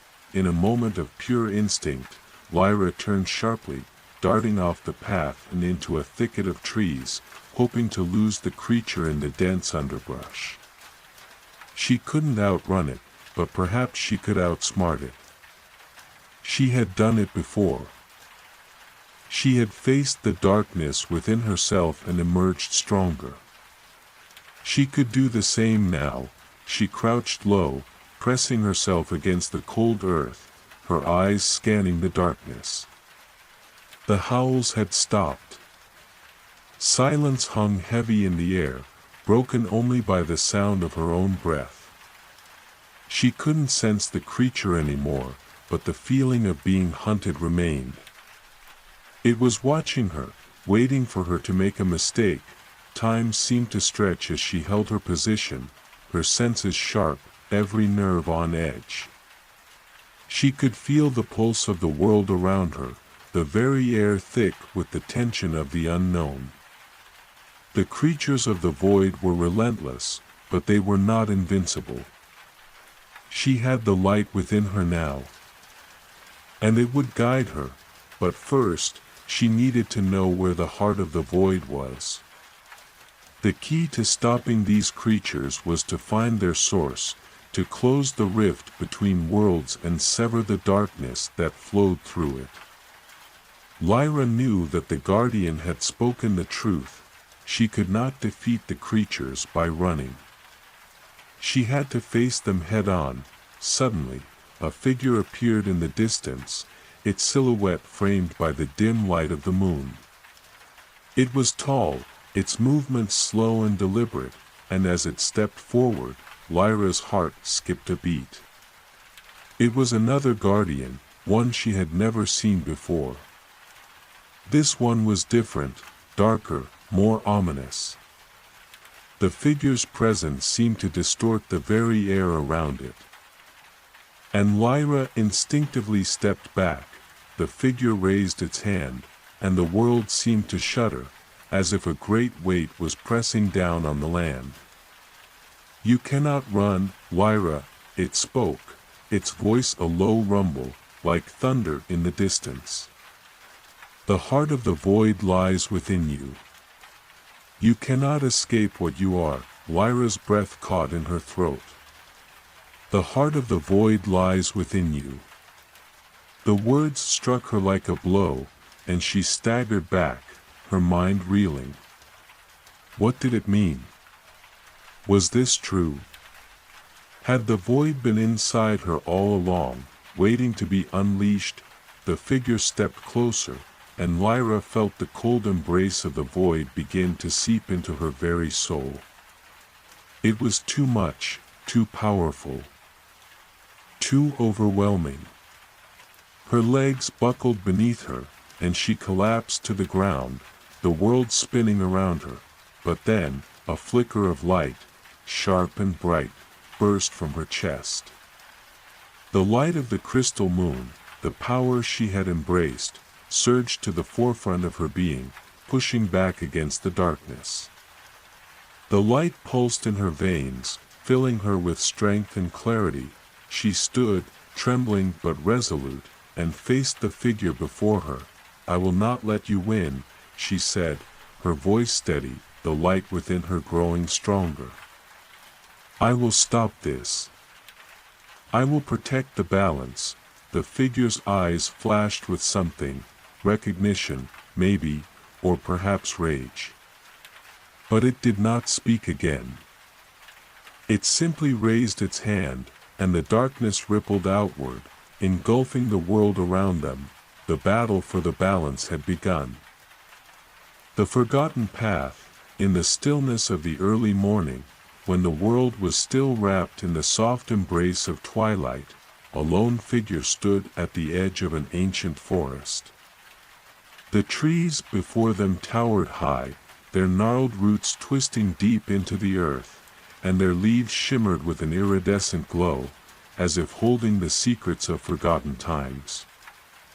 There was something mesmerizing about the forest, an inviting yet mysterious energy that seemed to hum in the air, as though it was waiting for someone to remember the way. The figure, a child of no particular age or name, had heard the legends of this place, the forgotten path. It was said to be a route known only to those who sought something beyond the ordinary. A journey that would lead them to wisdom, but also to the depths of their own heart. A path that had been lost to time, hidden away in the folds of history, waiting for the right person to rediscover it. The child had been drawn to this place, as though some unseen force had gently guided their steps. They didn't know why they had come, only that the call was undeniable, like a whisper that could not be ignored. With a steady breath, the child took a step forward, the ground soft beneath their feet, the air cool and fresh with the scent of dew-covered leaves. The deeper they ventured, the quieter the world seemed to become. The distant sounds of birds and wind faded, replaced by the rhythmic pulse of their own heartbeat. Steady and calm. Each step was a step away from the known and into the unknown, yet there was no fear, only curiosity and a quiet certainty that they were meant to be here. The path, though faint and overgrown, began to reveal itself as they moved forward. The way was not always clear, and the child had to step carefully over thick roots and fallen branches, but there was an undeniable sense of guidance, like the forest itself was parting just enough to allow them through. The air was thick with the scent of moss and earth, and the trees seemed to bend slightly, as if whispering to one another in a language that only the forest itself could understand. In the distance, they could see a glimmer of light. Soft and warm, like the glow of a lantern. It seemed to beckon them, urging them onward.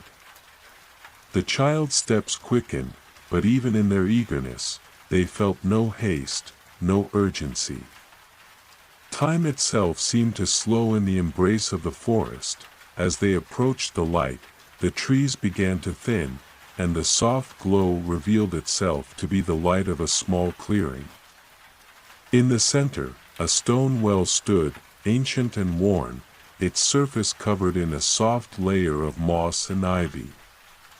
The stones of the well were etched with intricate symbols, symbols that seemed to shift and change when viewed from different angles. There was a peacefulness to the clearing, a quiet sense of ancient power that seemed to radiate from the well itself. The child stepped closer, drawn by a sense of reverence. They knelt by the well, their fingers brushing over the cool stones. It was as though the well held not only water but memories, ancient stories, and wisdom that could not be spoken aloud. The child closed their eyes for a moment, and in that stillness, they could feel it, a deep, quiet pulse of energy beneath the earth, the heartbeat of the world itself. It was in that moment that the child understood. The forgotten path was not simply a path through the forest. It was a journey inward, a way of reconnecting with the forgotten wisdom of the soul. The path was always there, always present, but it was only visible to those who were ready to see it. And the child, in their quiet solitude, was ready.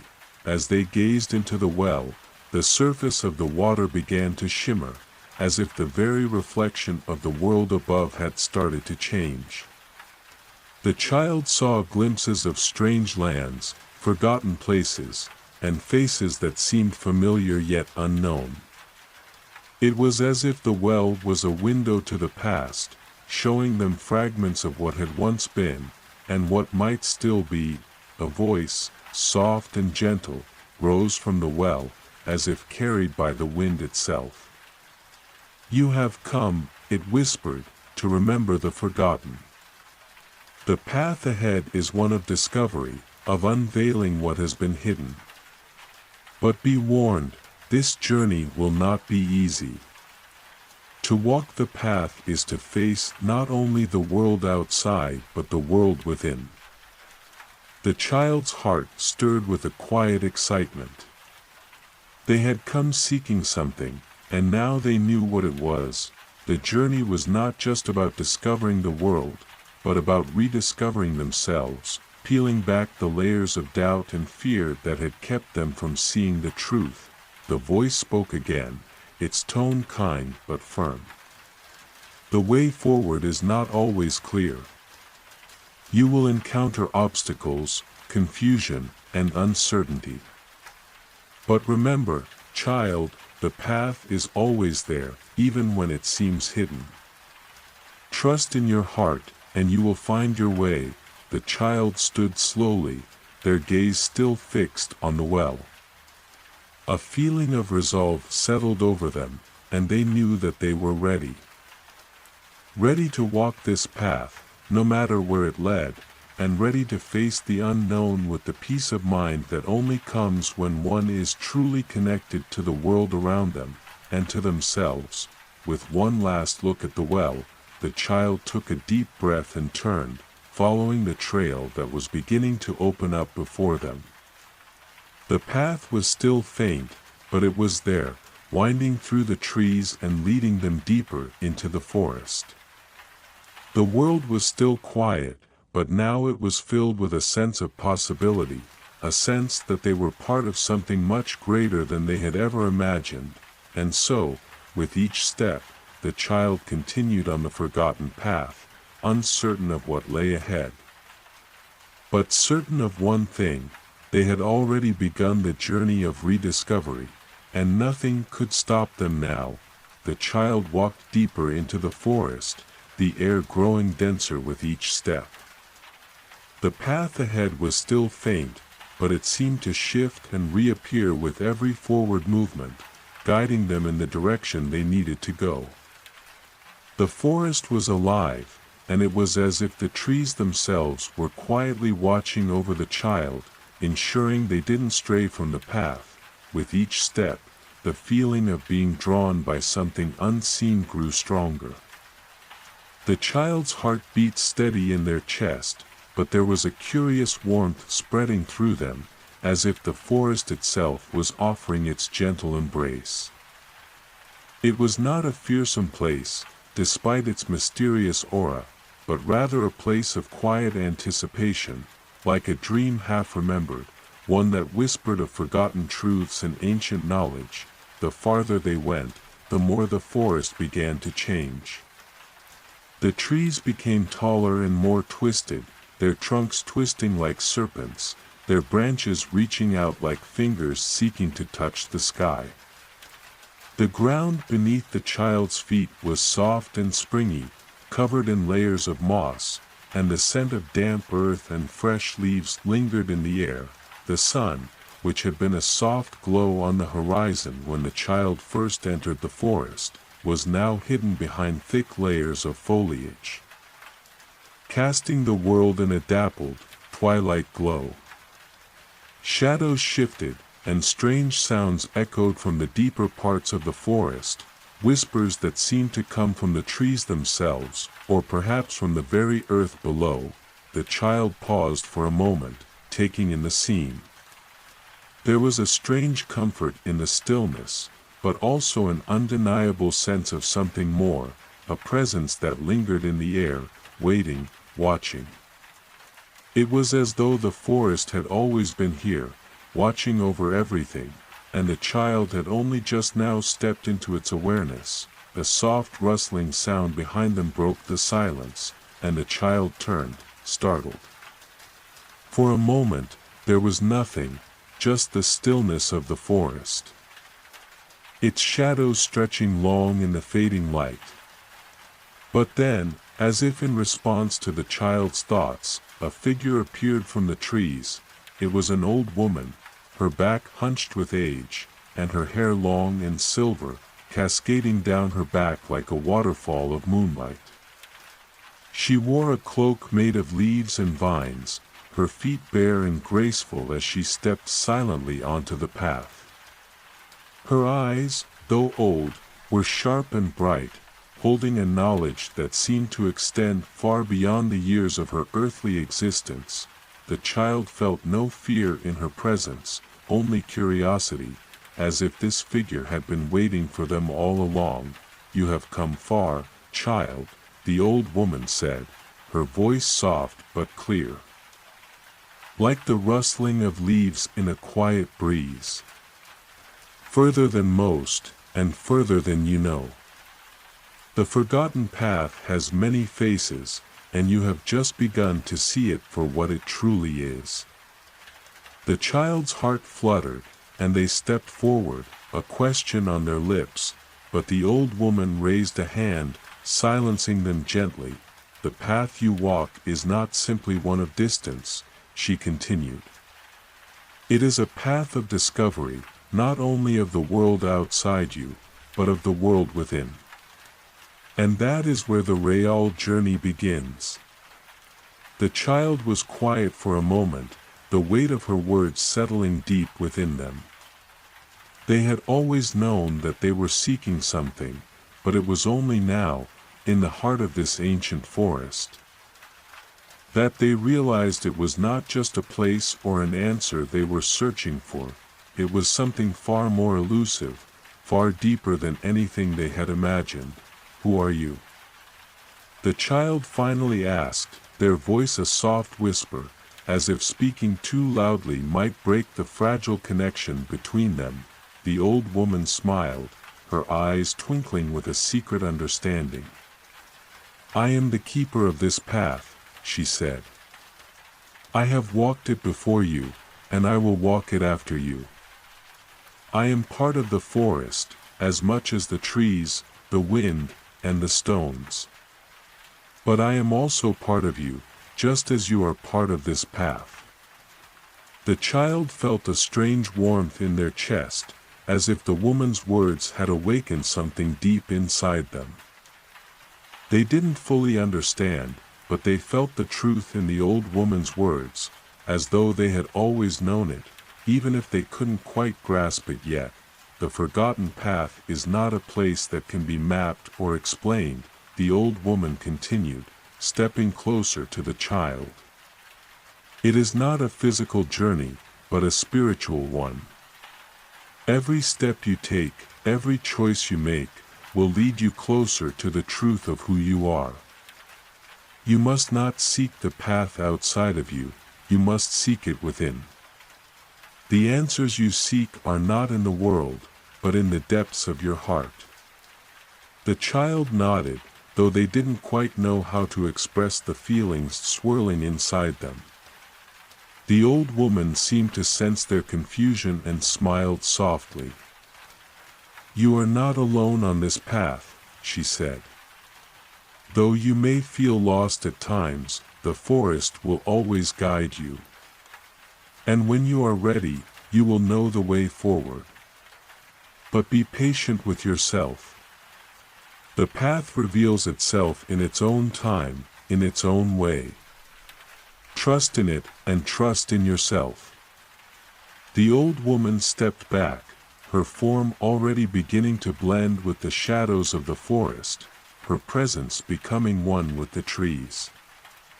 "Remember, child," she said, her voice fading into the breeze, "the forgotten path is not a path to be found. It is a path to be remembered." And then, just as suddenly as she had appeared, the old woman was gone, her figure lost in the twilight of the forest. The child stood there for a long time, absorbing her words.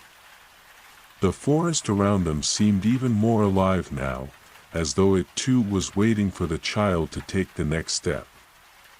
The light had faded almost completely, and the sounds of the forest had grown quiet once more. Yet, deep inside, the child felt a stirring, a quiet sense of understanding beginning to bloom. They were not lost. They were exactly where they needed to be. With a steady breath, the child began walking again, the path before them clearer now, though still uncertain. But they no longer needed to see the entire road.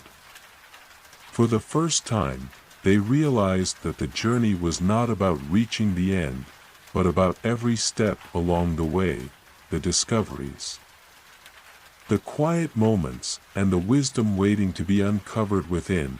And so, the child continued on the forgotten path, ready for whatever lay ahead, knowing that every step was part of the unfolding mystery of who they were becoming. The forest had deepened. The trees now towered like giants, their branches twisted into elaborate shapes that seemed to form patterns too intricate to comprehend. The air was thick with the scent of earth and leaves, but beneath it lingered something else, an ancient energy that hummed just out of reach, like the distant memory of something forgotten. The path, still faint but unwavering, wound through the heart of this living labyrinth, as though it were being drawn into the very fabric of the forest itself. Each step the child took seemed to echo within them, a reminder that they were not just walking through a forest, but through something much deeper, a place that connected them to an unseen world. The child felt it in their bones now, a strange pull, as though the path was leading them somewhere not just external, but somewhere inside of themselves. The silence was profound, but it wasn't empty. It was full of possibilities, full of things waiting to be discovered. They moved forward, their steps quiet against the soft, moss-covered earth. The deeper they went, the less the path seemed to matter. It became harder to distinguish the way from the forest itself, as if the forest was gently enveloping them, welcoming them into its embrace. And then, in a clearing up ahead, the child saw something. At first, it was only a shimmer, like the reflection of light on water. But as they drew closer, it became clearer. There, standing in the center of the clearing, was a small pool of crystal clear water. The surface was perfectly still, reflecting the trees around it like a mirror.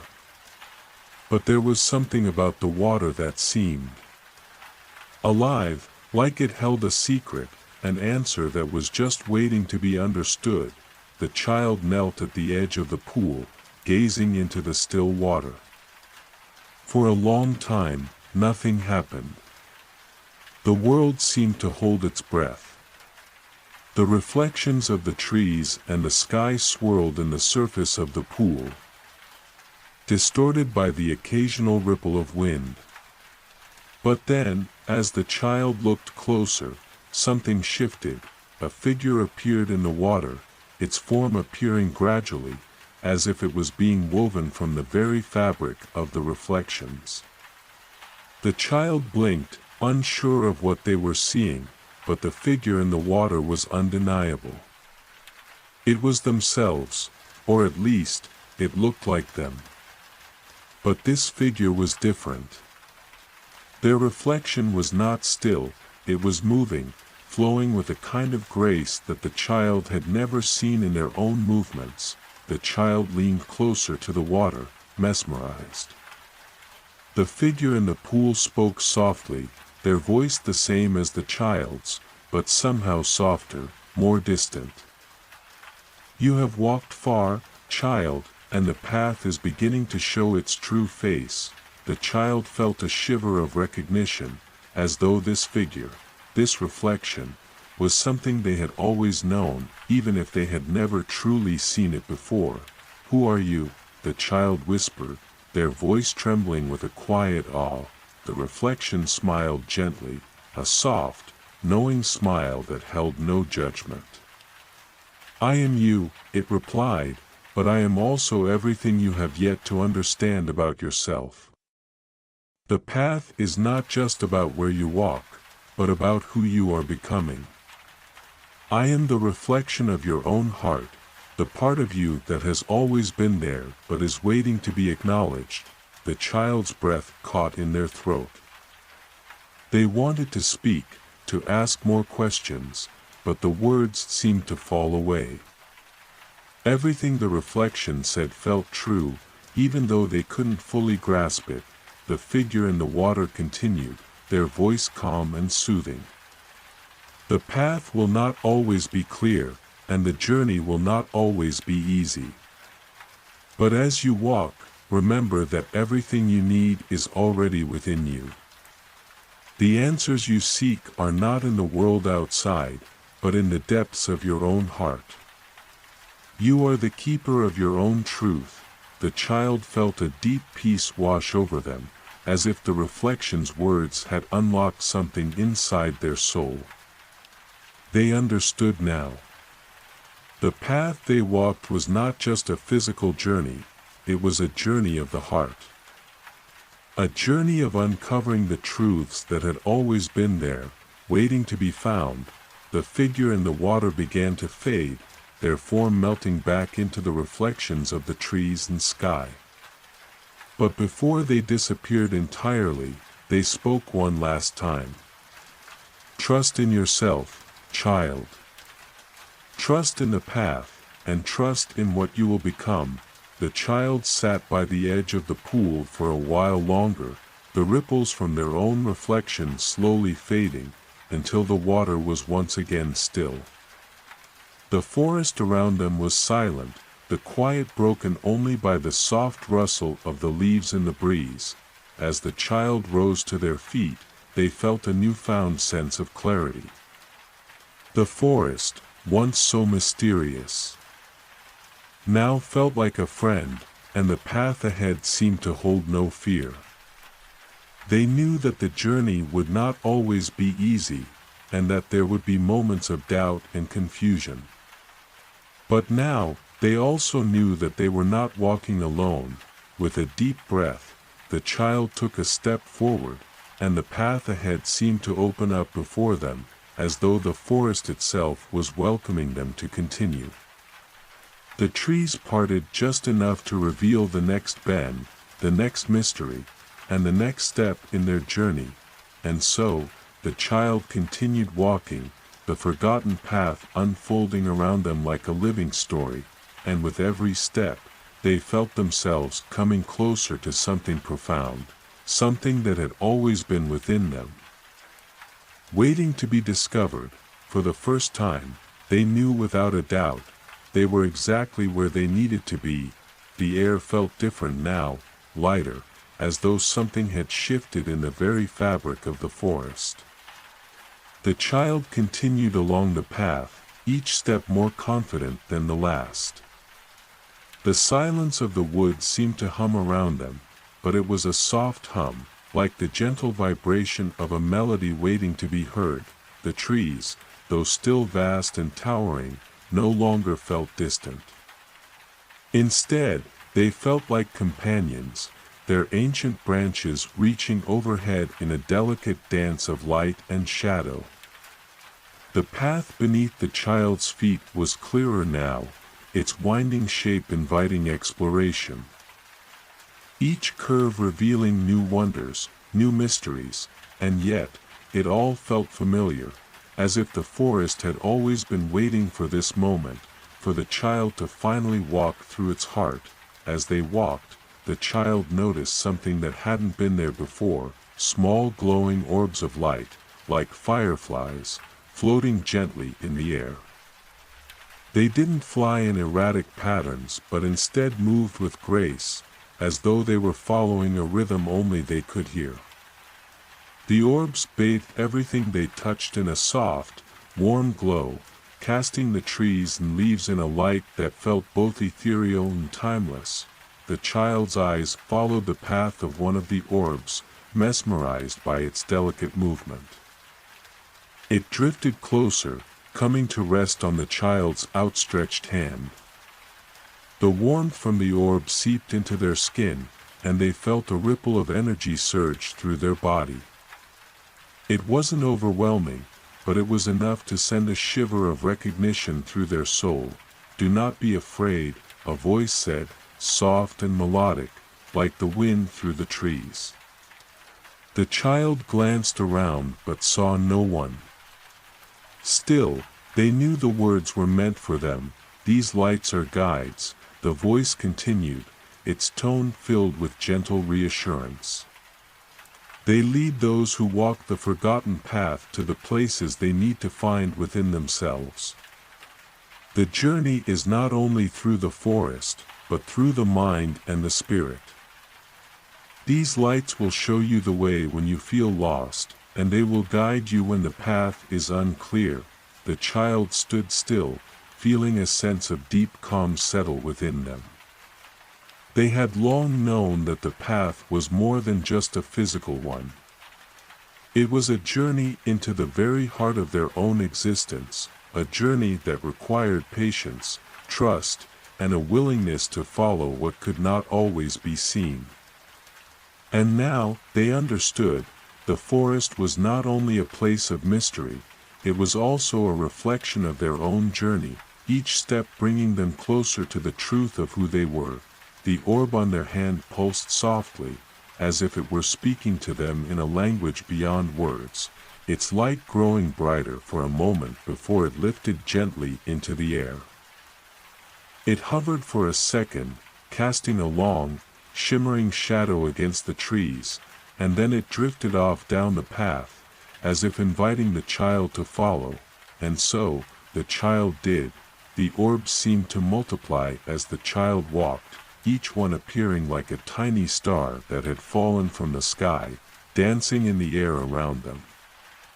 Some floated ahead, while others moved in perfect circles, as though they were performing a dance only the forest knew. The child smiled to themselves, a sense of wonder and peace filling their heart. As they followed the orbs, the path opened up before them, revealing a new part of the forest they had not seen before. The trees here were even more ancient, their trunks wider and more gnarled. Their bark patterned with intricate symbols that seemed to pulse with energy. The air was thick with the scent of wildflowers, and the soft rustle of leaves was joined by the gentle sound of flowing water. At the edge of the path, the child spotted a small stream, its crystal-clear water flowing gently over smooth stones. The orbs hovered around the stream, their light illuminating the water in a soft glow, making it seem as if the very liquid were alive. The child knelt at the water's edge, watching as the orbs danced above the surface, their reflections rippling on the water like stars in a midnight sky. A strange feeling washed over the child, a feeling of connection, not just to the forest or the path, but to something deeper, something older.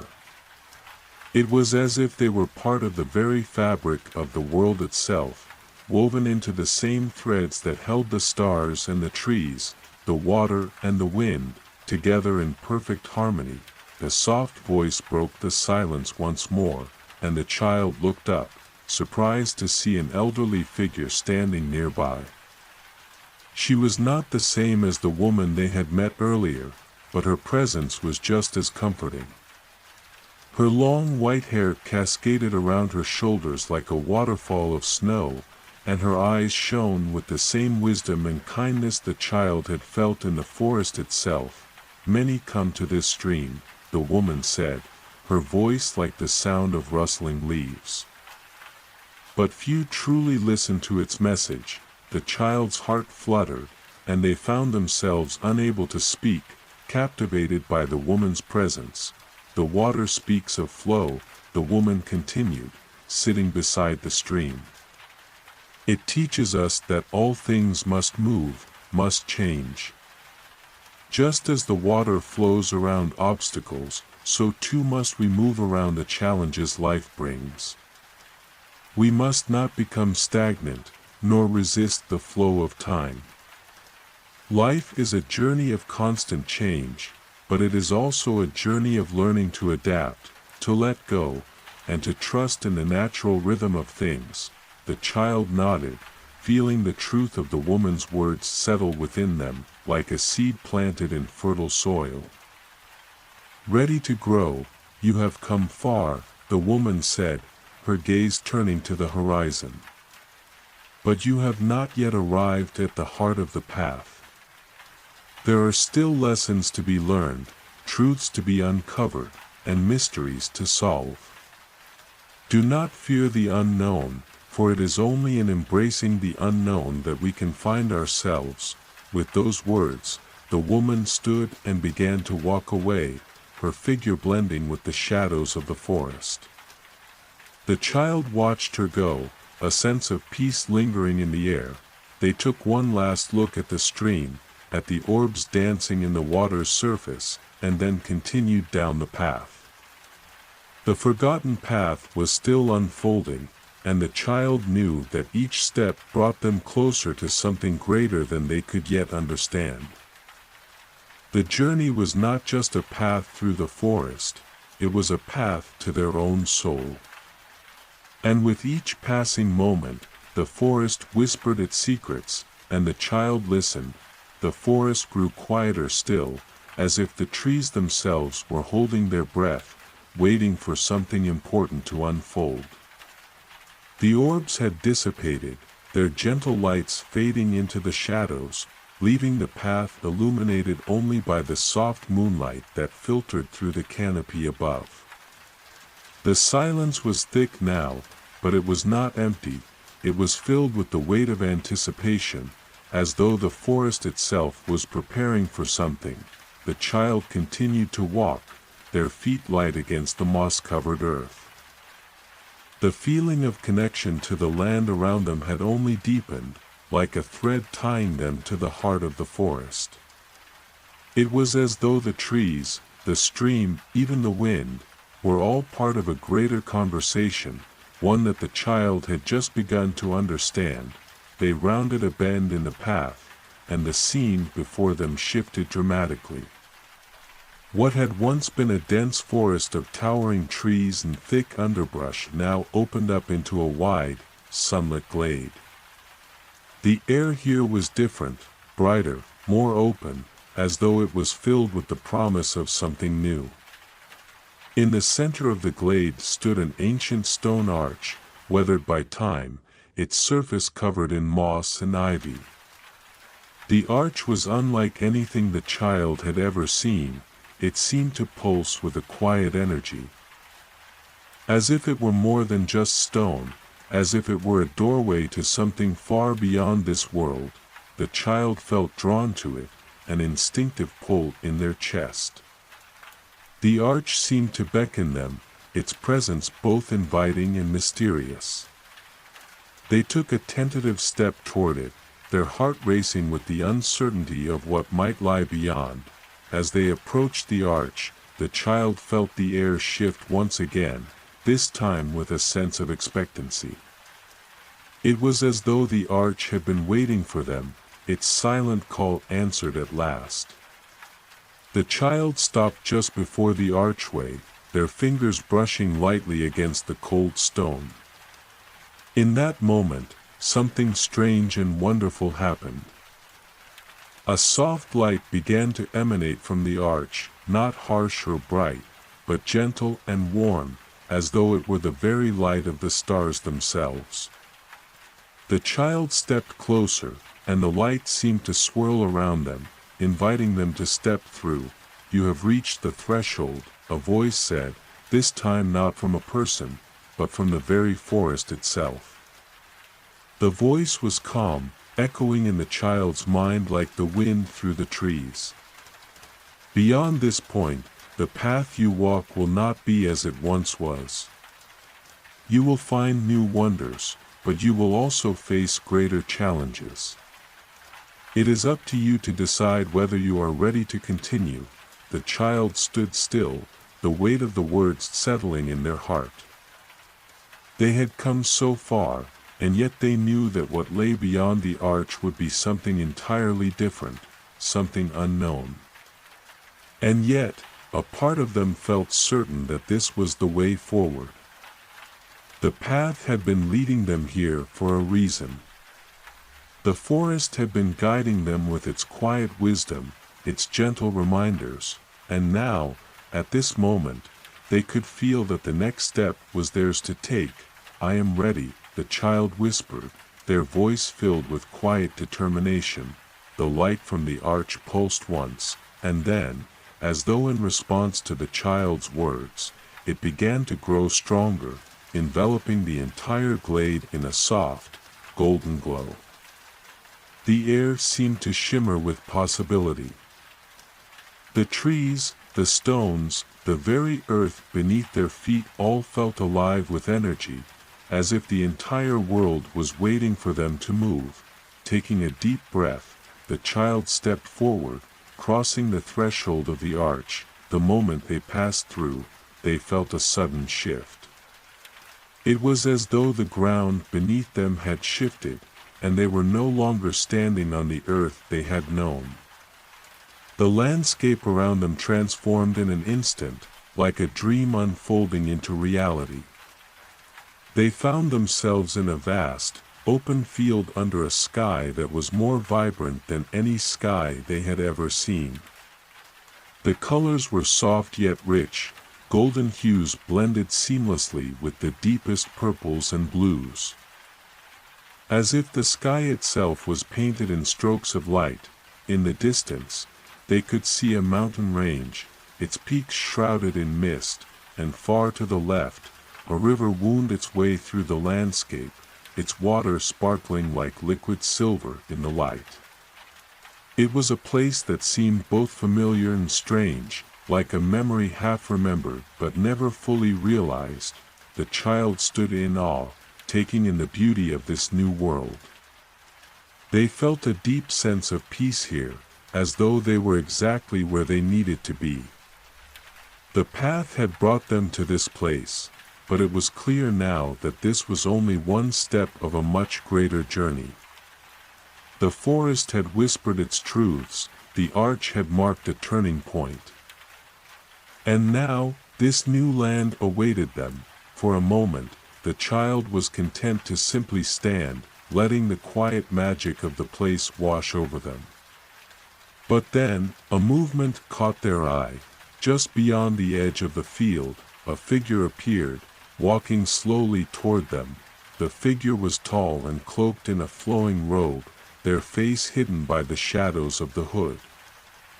As they approached, the child felt a sense of recognition, though they could not say why. The figure stopped a few feet away, their presence calm but commanding.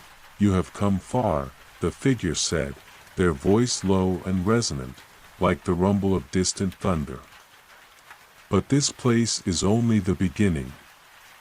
There are many paths here, each leading to a different understanding, a different truth. Some are hidden, some are clear, but all are important." The child felt a surge of questions rise within them, but they could not find the words to speak. The figure seemed to understand, for they smiled beneath their hood, a soft, knowing smile. "You will find the answers you seek, child," the figure continued. "But remember this, the journey does not end here. It never ends. Each path you walk leads to another, and the choices you make will shape the world you discover. The forgotten path is not one you simply walk through, it is one you create, with every step." The figure turned and gestured toward the horizon, where the mountains and the river seemed to beckon. "The path lies before you. Choose wisely." With that, the figure began to fade into the mist, leaving the child standing alone in the vast, open field. The air was still, and the world felt quiet once more. But the child knew that the journey had only just begun. Taking one last look at the distant peaks, the child set their gaze forward, ready to walk the next part of the path, whatever it may bring. The child stood at the edge of the vast field, the mountain range ahead shrouded in mist, and the distant river sparkling under the otherworldly sky. A calm breeze danced across the land, carrying with it the sweet scent of wildflowers and the faint sound of distant birds. The world around them was silent. But it was not an oppressive silence. It was a peaceful stillness, like the world was holding its breath, waiting for the next step. They had been given a choice, a new beginning, a path they had not yet walked. The figure, cloaked and mysterious, had vanished into the mist, leaving the child alone with only their thoughts and the path ahead. Every fiber of their being seemed to hum with possibility, but also with uncertainty. What was this place? What lay beyond the mountains, beyond the river? And what was their purpose in this strange land?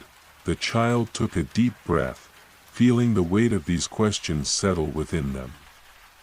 But even though they did not have all the answers, there was a sense of peace, too, a deep trust that the journey, with all its mysteries, was leading them exactly where they needed to go. The landscape before them was vast, stretching out in every direction. The mountains loomed ahead, their peaks hidden behind veils of mist that swirled like ethereal smoke. The river, sparkling like silver, twisted through the terrain, its sound soft but steady, as if it were calling the child forward. To the right, the field stretched on endlessly, dotted with tall grasses that swayed gently in the breeze. To the left, the path seemed to narrow, winding into a dense forest, a place darker, perhaps, but full of promise. For a long moment, the child simply stood there, contemplating the vastness of the world before them. The path was wide, and each direction seemed to offer something different, a new experience, a new challenge. But the child knew, deep within their heart, that they could only take one step at a time. And each step, no matter how small, would carry them forward. It was then that they noticed something new, a small, smooth stone lying on the ground before them. At first glance, it seemed ordinary, just a stone like any other. But as the child crouched down to pick it up, they felt a sudden warmth radiate from it. It was not hot, but it was comforting, like the glow of a fire on a cold night. The stone shimmered with an inner light, its surface smooth and cool to the touch. As the child held the stone in their palm, they felt a surge of energy, soft, but powerful. It was as though the stone held a secret, a message that only they could understand. The voice of the forest, the whispers of the wind, seemed to echo in their mind. "This stone is your companion," the voice said, soft and distant. "It will guide you when you are uncertain, give you strength when you are weak, and offer wisdom when you seek it. You are never truly alone, even in the vastness of this world. The stone will remind you of your path when you forget." The child's heart swelled with gratitude. They had not expected such a gift, but it filled them with a quiet sense of knowing. The stone was not just an object, it was a symbol of the connection they had with this land, a tangible reminder that they were not alone on this journey. No matter how uncertain the path ahead seemed, they would have something to guide them, something to help them find their way. With a final glance at the stone, the child slipped it carefully into their pocket, feeling the weight of it there. It was time to continue. The river, still sparkling ahead, seemed like a natural place to start. The child felt drawn to its shimmering surface, its flow gentle but persistent, much like the journey they were on. The mountains in the distance were beautiful, but they felt far away, unreachable for now. The child knew that the river would be their first step, its waters leading them forward. As they followed the winding path that ran alongside it, as they walked toward the river, the landscape around them began to shift again. The soft grasses of the field gave way to a narrow trail that ran along the riverbank, winding through tall wildflowers. The air here was cooler, tinged with the scent of fresh water and moss. The river seemed to call to them, its voice soft but persistent, like a lullaby or a forgotten memory. The child stepped onto the trail, their feet light against the soft earth. With each step, they felt a deeper connection to this place, a connection that seemed to pulse through the very ground beneath them. The world around them was alive, not just in a physical sense, but in a spiritual one. It was as though the forest, the river, the sky, all of it, was waiting for the child to understand something, to remember something important. As they walked, the sounds of the world grew clearer. The rustling of leaves in the trees, the gentle lapping of water against the rocks, the call of distant birds, it all wove together like a song that spoke of something ancient and eternal. The child felt as if they were hearing it for the first time, and yet, somehow, they felt as though they had always known it. Time seemed to stretch in this place, each moment filled with the kind of peace that only exists when you are fully present, fully connected to the world around you. The child moved through the landscape as though they were part of it, their steps flowing like the river itself, and yet, even as they walked, they knew that there were still challenges ahead. The path was not always easy, and there would be moments of doubt, moments when they felt lost. But the child also knew, deep down, that each challenge would only make them stronger. The journey was never about the destination, it was about the lessons learned along the way, the growth that happened with each step. As the child continued to follow the river, the path began to narrow again, the trees on either side growing thicker, their trunks twisting in strange patterns. The air grew cooler still, and the soft hum of the river became a distant whisper. The path ahead seemed unclear, the way obscured by shadows, but the child was not afraid. They reached into their pocket and held the stone once more, feeling its warmth and energy, and for the first time in what felt like forever, they smiled. Whatever came next, they were ready to face it, and so, with the river beside them and the stone in their hand, the child continued on their way, knowing that the forgotten path was far from over. The child continued along the narrow trail, the steady sound of the river now barely a whisper behind them. The trees had grown closer, their dark, twisted trunks seeming to reach out as if they were watching, waiting. The air was thick with mystery, the kind of mystery that clings to everything around you, like an old secret that the world itself has forgotten. The path ahead was shrouded in shadows, but there was a soft glow that seemed to pulse from the very earth beneath their feet, guiding the way forward. With each step, the child felt the weight of the journey settling deeper within them. They had learned much so far, but it seemed as though there was still so much more to understand. What was this land, and what had brought them here? And what did it mean to walk the forgotten path? The stone in their pocket pulsed gently, as though it too was aware of the questions swirling in their mind. The child stopped for a moment, pulling it out and holding it in their hand. It was still warm, its soft glow faint but steady, like the heartbeat of the forest itself. They could feel the stone's energy, its presence, a quiet reminder that they were not alone on this journey. A sudden rustling from the underbrush caught the child's attention. They turned, their heart quickening, but there was nothing there. Just the wind whispering through the leaves. It was as though the forest itself was alive, aware of their every movement, every breath. They continued forward, but now, there was a sense of urgency in the air, as if something was about to happen.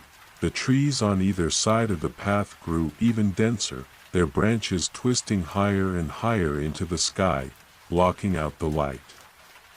The path ahead grew darker still, the glow of the earth beneath them almost imperceptible now. The child's footsteps grew quieter, the sound of their breathing louder in the stillness. Then, as if answering some unspoken question, the air around them began to shimmer. A faint light appeared in the distance, barely noticeable at first, but growing brighter with each passing second. The child paused, holding their breath, unsure of what they were seeing. The light flickered, like a firefly, before expanding into a soft, golden glow that illuminated the entire path before them. at the heart of the glow stood a figure, a tall, graceful being, cloaked in a flowing robe that shimmered like starlight. Their face was obscured by the hood, but there was a warmth in their presence, a calm that filled the air. They stood at the edge of the path, as if waiting for the child to approach. The child hesitated for a moment, feeling the weight of the moment. The air around them seemed to hold its breath, the world silent and still. The figure did not speak, but the message was clear. The next step was theirs to take. With a deep breath, the child stepped forward, their heart racing as they closed the distance between themselves and the figure. The soft golden glow around them seemed to wrap itself around the child, like a protective embrace, and as they reached the figure, the air hummed with energy. The figure extended a hand, and the child instinctively reached out, their fingers brushing against the being's cold, ethereal touch. In that moment, a rush of visions flooded the child's mind, images of forests, rivers, mountains, and skies, all swirling together in a dizzying dance. The path they had walked, the choices they had made, the lessons they had learned, all of it was connected, a tapestry woven by something far greater than themselves. "You have come far," the figure's voice echoed in the child's mind, soft and resonant, like a whisper carried on the wind. "But the path ahead is not one you can walk alone. You will need strength, wisdom, and courage to continue." The child nodded, feeling the weight of the words. The journey had been long, but it had also been revealing. Each step had brought them closer to something, but they were beginning to understand that the true challenge lay ahead. The figure stepped back, their presence fading into the golden light. "Take what you have learned," they said, their voice like a distant breeze. "The path will not always be clear, but you will know it by the feeling it leaves within you. Trust in your heart, and trust in the path that calls to you." As the figure's form melted into the glow, the light began to fade, leaving the child standing once again in the shadowed path. The trees still towered above, their branches creaking softly in the wind. But now, the child felt something different. There was a clarity in their heart, a sense of purpose that had not been there before. With one last glance at the fading light, the child continued down the path. The air felt lighter now, as if the burden of uncertainty had been lifted, if only for a moment. The stone in their pocket pulsed once more, and the child felt a quiet, steady confidence settle within them. The forgotten path had not yet revealed all its secrets. But the child was no longer afraid to face whatever lay ahead. They knew that they were not alone, that the land itself, the figures they had encountered, and the quiet whispers of the forest were all part of something far greater, and so, with renewed purpose and the knowledge that the journey was just beginning, the child walked on, the path stretching endlessly before them, full of mysteries waiting to be uncovered. The path ahead seemed to stretch on endlessly, the dense forest encroaching closer with each step.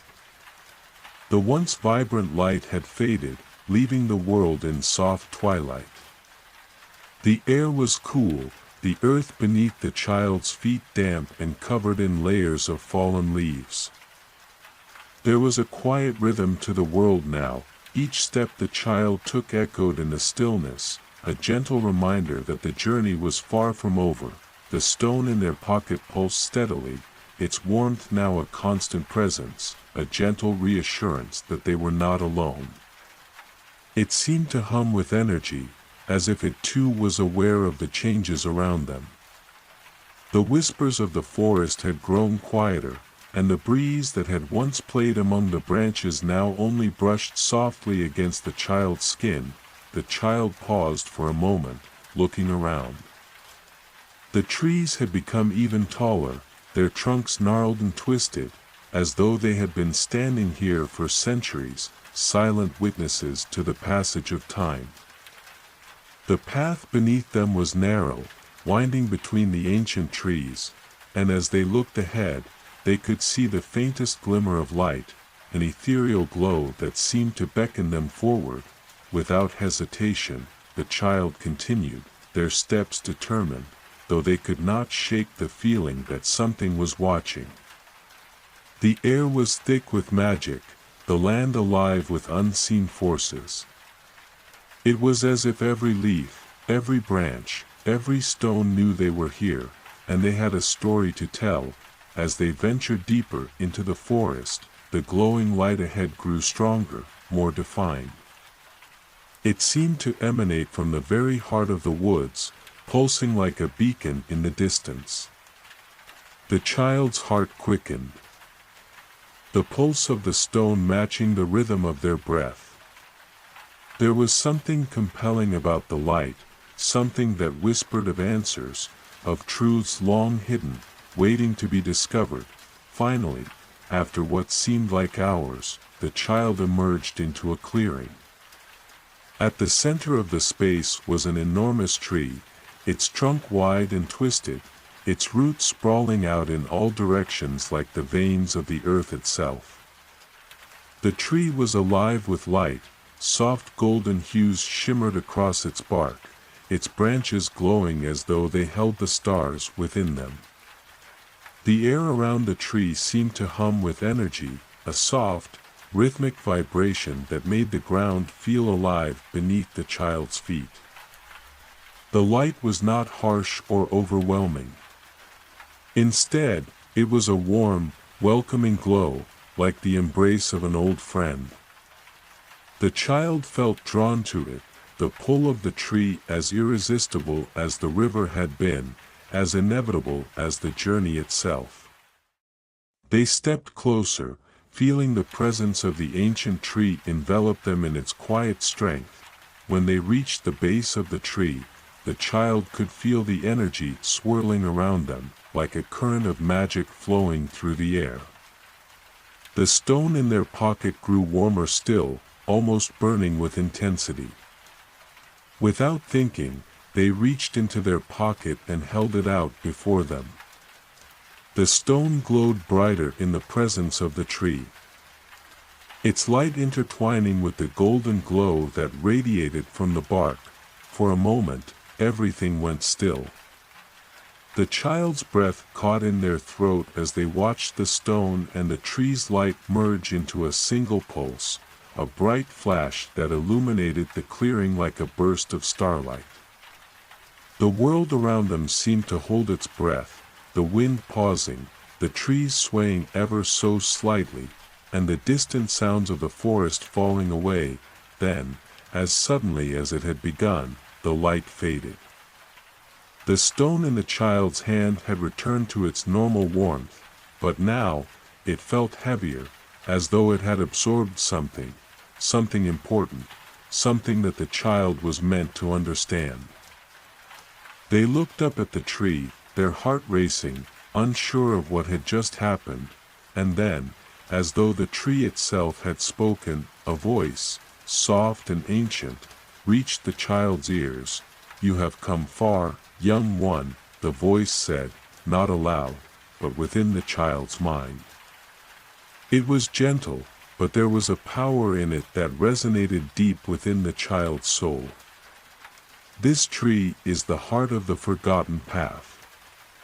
It holds the memories of this land, the wisdom of the past, and the secrets that have long been hidden. You are ready to learn. The child's eyes widened, 1,000 questions swirling in their mind. The heart of the forgotten path? What did it mean? And why had they been called here? The tree seemed to sense their confusion.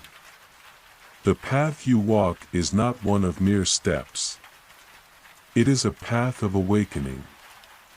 You are not lost, for you are already connected to everything you seek. The stone you carry will guide you, but only if you trust it, and trust yourself.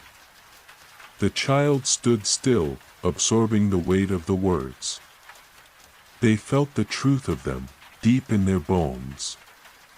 They had known all along that the journey was about more than just physical steps, it was about discovering something within themselves. The stone, the forest, the voices, they were all part of this journey of awakening, but the path ahead will be difficult, the tree continued. You will face choices that challenge you. And there will be moments of doubt. But remember this, every choice you make, every step you take, is part of the larger story. Trust your heart. The answers will come when you are ready. The child closed their eyes, letting the words sink deep into their soul. They felt a surge of warmth, as if the tree itself was enveloping them in its energy. The stone in their hand pulsed once more, its warmth a reminder that they were never truly alone. The journey had not yet reached its end, but now, the child knew they were ready for whatever lay ahead. With a final glance at the ancient tree, the child turned back to the path, their steps light but filled with purpose. The forgotten path was still ahead of them. But now, with each step, they carried the wisdom of the tree, the energy of the land, and the strength of their own heart. The path ahead seemed to stretch infinitely, the gentle glow of the ancient tree still lingering in the child's heart. With every step, the forest seemed to grow more alive, more aware. The once distant whispers of the wind now felt like voices, murmuring softly from between the branches and underfoot. There was a strange feeling in the air, an anticipation, as though the world itself was holding its breath. The stone in the child's pocket pulsed steadily, its warmth now a constant companion, reminding them of the promise they had made to themselves. To trust in the path. To trust in their heart. And above all, to embrace the uncertainty of what lay ahead. As the child moved forward, the landscape around them began to change. The trees thinned out, giving way to a vast open meadow. The sky above was clear, a soft twilight blue that stretched into infinity, dotted with the faintest twinkle of stars. It felt like they had stepped into another world entirely, one where time didn't exist and the earth itself was still, waiting for the child to continue. The meadow was quiet, except for the faint rustle of tall grasses swaying in the gentle breeze. In the distance, there was a faint glow, a soft light that seemed to pulse in rhythm with the stone in the child's pocket. It beckoned, like a quiet call from far beyond the horizon. The child's feet carried them forward, instinctively drawn to the light, their body moving without conscious thought. Each step felt purposeful, even though the child could not say exactly why. The air grew cooler as they approached the source of the glow, and the grasses beneath their feet became thicker, more vibrant, as though the very earth was coming alive to greet them. As they neared the light, they saw that it was coming from a cluster of stones, arranged in a circular formation at the center of the meadow. The stones were smooth and black, polished by the ages, and they radiated a faint, ethereal glow. It was as though the stones themselves were alive.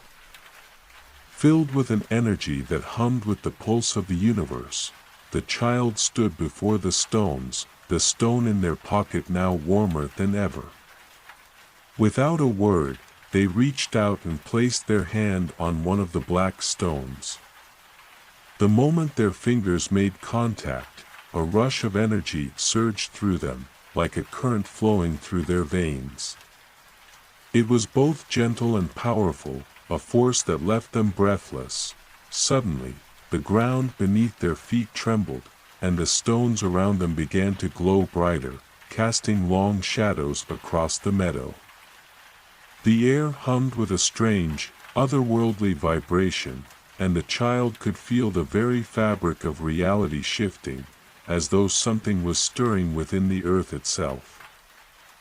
From the center of the stone circle, a figure emerged, tall, cloaked in shadow, with eyes that shone like twin stars in the darkness. The figure moved with a grace that seemed to defy the very laws of nature, as though they were a part of the land itself, bound to it by an ancient force. The child stepped back, heart racing. The figure did not speak, but there was an undeniable presence about them, an aura of power that felt both comforting and unsettling. The child's hand instinctively tightened around the stone in their pocket, its pulse now in sync with the rhythm of their own heartbeat. "You have come far," the figure's voice echoed, not in words, but in the child's mind. It was both gentle and commanding, as though the voice itself held the weight of ages. But the journey does not end here. The path ahead will test you, child. It will ask more of you than you can imagine. The child stood frozen, their mind racing with questions. What path? What test? And who was this figure that appeared from the earth itself? "You are standing at the crossroads," the figure continued, their voice like the rustle of leaves in the wind. "Before you lies the choice that will shape your destiny. The stone you carry is not just a guide. It is a key. But to unlock its true power, you must first understand the cost of your decision." The child swallowed, their throat dry. What did it mean? The stone. The key. And what was this choice the figure spoke of? "The world you know is not the only world," the figure said. "There are other realms, other paths, each as real as the one you walk now. And with the stone, you may travel between them. But each journey comes with a price. To step into one world is to leave another behind. To embrace one path is to forego another." The child's mind spun, unable to comprehend the weight of the decision they were being asked to make. Each choice, each path, was both an opportunity and a sacrifice. How could they choose? And what if they chose wrong? The figure seemed to sense the child's turmoil. "The stone you hold is not a burden, but a gift. It will show you the way, but you must choose with your heart, not your fear. Trust yourself. The world will reveal itself when you are ready." For a long moment, the child stood there, the stone in their pocket still pulsing with warmth, the glow of the stones around them casting an eerie light across the meadow. The air felt thick with possibility, and yet, in the silence, the child could hear their own breath, steady and calm. They closed their eyes, letting the quiet wash over them. They didn't need to have all the answers now. What they needed was trust, the trust to continue, to face whatever choices lay ahead with an open heart and a clear mind. The path, after all, would reveal itself. One step at a time. When the child opened their eyes, the figure was gone, leaving only the stone circle, still glowing faintly in the twilight. The air was still, the world holding its breath once more. The choice, though unclear, was theirs to make. But for now, the child knew that the next step was all that mattered. With a final glance at the stones, the child turned and continued down the path, the pulse of the stone in their pocket a steady rhythm in their chest. The journey was far from over, but they were no longer afraid of the unknown. The forgotten path was still ahead, waiting for them to walk its winding, mysterious course.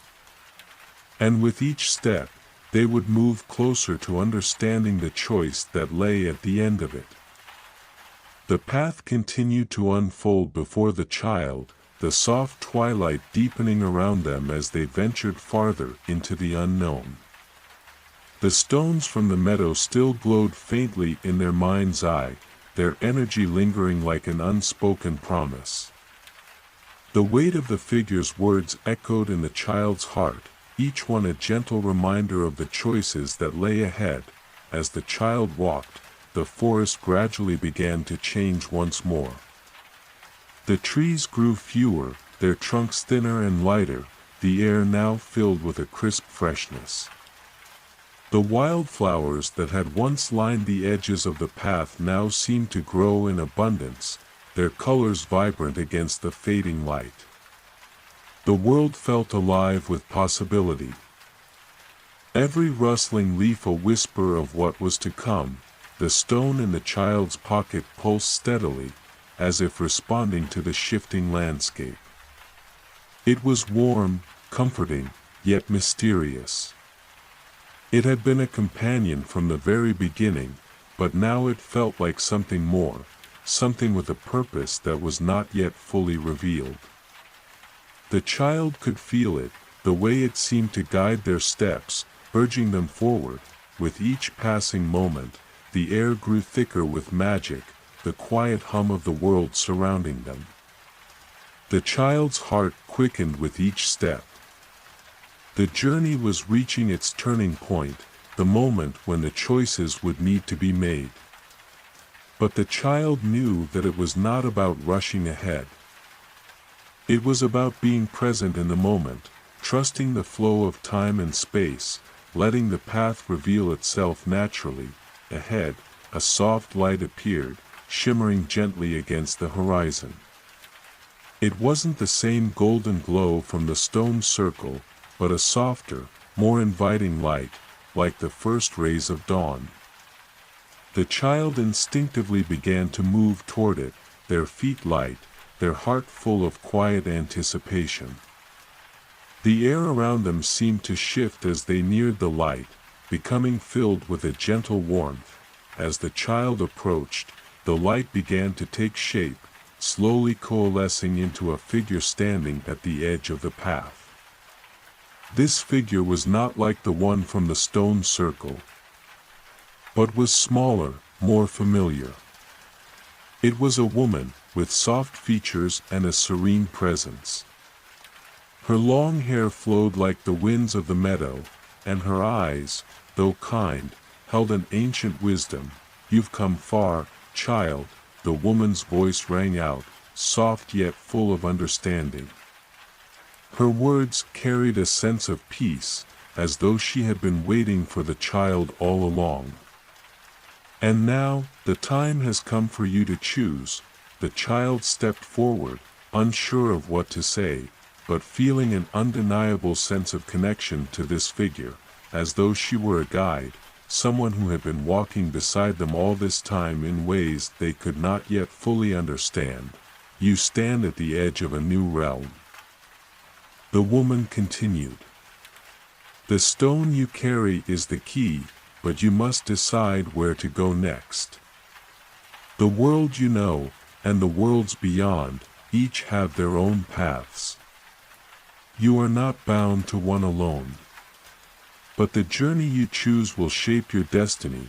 The child listened intently, feeling a quiet stirring within them. The choice was no longer about whether to walk forward, it was about which direction to take.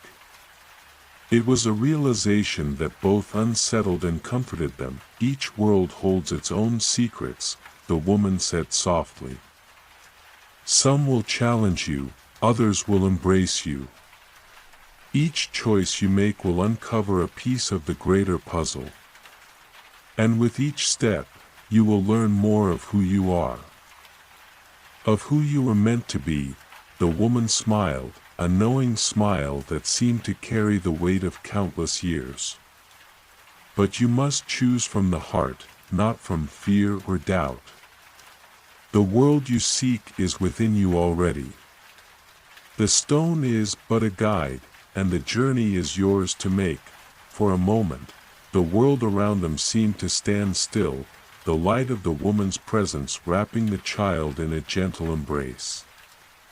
The stone in their pocket pulsed once again, its warmth filling their chest, but this time, the child knew that it wasn't the stone guiding them, it was their own heart, their own spirit. "I don't know where to go," the child whispered, their voice trembling with uncertainty. "I don't know what choice is right," the woman's gaze softened. "The right choice is not one you can see yet. But the path will open when you are ready to walk it. Trust in yourself, and in the path that calls to you." The child took a deep breath, feeling the weight of her words settle within them. For the first time, they understood. The journey wasn't about knowing everything ahead of time, it was about having the courage to step forward, even in the face of uncertainty. And, in that uncertainty, to trust that the right path would reveal itself in time. The woman nodded as if she could sense the child's understanding. "When you are ready, you will feel the pull of the path. Follow it, and it will lead you where you need to go." With that, the woman slowly began to fade, the light around her dimming until she was no longer visible, leaving the child alone once again on the path. But the child no longer felt alone. The presence of the woman's wisdom lingered, as did the warmth of the stone in their pocket. The path before them was wide, the choices infinite, but for the first time, the child felt at peace. The journey was far from over, but they knew, deep in their heart, that they would find their way. With a final glance at the place where the woman had stood, the child turned forward, their feet moving with newfound purpose. The forgotten path lay ahead. And though the end was still hidden, the child no longer feared what was to come. The child walked on, their steps now more confident, as if the weight of the choice had been lifted from their shoulders. The air was still, but it was filled with a quiet energy, a sense of calm that seemed to guide them forward. The stone in their pocket pulsed steadily, its warmth a constant reminder of the journey they had undertaken. As the path stretched ahead, the trees once again grew denser, their branches intertwining above like a canopy that blocked out the sky. The air grew cooler, the faint scent of moss and earth filling their senses. The world around them seemed more intimate now, as though the forest had drawn them closer into its embrace. The child had learned to trust the path, but there was still a lingering question in their heart. What lay ahead? What awaited them in this ever-changing world? Each step brought them closer to an answer, though they could not yet see it. Suddenly, the path began to widen, and the dense forest opened up to reveal a serene valley. The sky above was painted with soft hues of lavender and pink, the last light of the fading day casting long shadows over the landscape. The valley was quiet, peaceful, as if it were untouched by time. At its center stood a pool of water, still and mirror-like, reflecting the sky and the surrounding trees with perfect clarity. The child felt drawn to the water. An inexplicable pull that seemed to reach deep into their soul. They walked toward the pool, their reflection growing clearer with every step, until they stood at its edge. The surface of the water was so still that it looked like a sheet of glass, unbroken by even the slightest ripple. The stone in their pocket began to pulse faster, its warmth increasing, as if it recognized the significance of this moment. The child placed their hand over their heart, feeling the rhythm of the stone align with their own heartbeat. They knew that something important was about to unfold, but they weren't sure what. Leaning over the water, the child gazed into its depths. For a moment, nothing stirred. But then, the reflection began to shift, the surface of the water rippling as though it were alive. The image of the child faded, replaced by a vision, a path stretching out before them, winding through a dense forest, the trees tall and shadowed. The air was thick with mystery, and in the distance, a glowing light beckoned, the child's breath caught in their chest. It was as if the water had shown them a glimpse of their future, a future that was both familiar and unknown. The stone in their pocket pulsed once again, and the child felt a whisper in their mind, a gentle voice that spoke without words. "Follow the path," the voice said, as though it came from the depths of the water itself. "The choice you seek lies ahead, but you must have courage to walk it." The child pulled back, their reflection returning to the surface of the water. The vision had faded, leaving only the stillness of the pool. But the message was clear. They were being called to move forward, to embrace the unknown and trust that the path would lead them to the answers they sought. With a final glance at the water, the child stepped back onto the path, their heart steady and sure. The valley was quiet once more, the air filled with the scent of earth and blooming flowers. The stone in their pocket, still warm, seemed to guide their steps, its pulse matching the rhythm of their heart, as the child continued on. The world around them felt more alive, more connected. The path was no longer just a series of steps, it was a journey, one that was uniquely their own. And with every step, they felt themselves becoming more attuned to the world around them, more in tune with the choices they would make. The road ahead was still uncertain, but the child was no longer afraid. The water had shown them that their path was not defined by what they knew, but by the courage they had to walk it. And so, with the stone in their pocket and the future ahead, the child continued on, knowing that each step would bring them closer to the answers they sought. The forgotten path was not just a journey of discovery, it was a journey of trust, of faith, and of understanding the depths of the heart. And with that, the child stepped forward into the fading light, their spirit light, their heart open, ready to face whatever the path would bring. The child walked steadily, each step falling into rhythm with the gentle pulse of the stone in their pocket.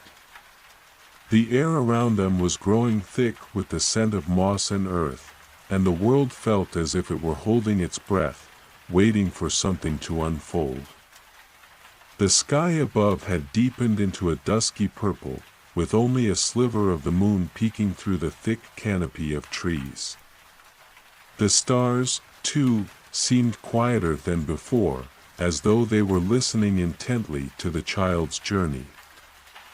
The path ahead twisted through the forest, the trees now tall and ancient, their branches reaching out like hands, tangled in a web of timelessness.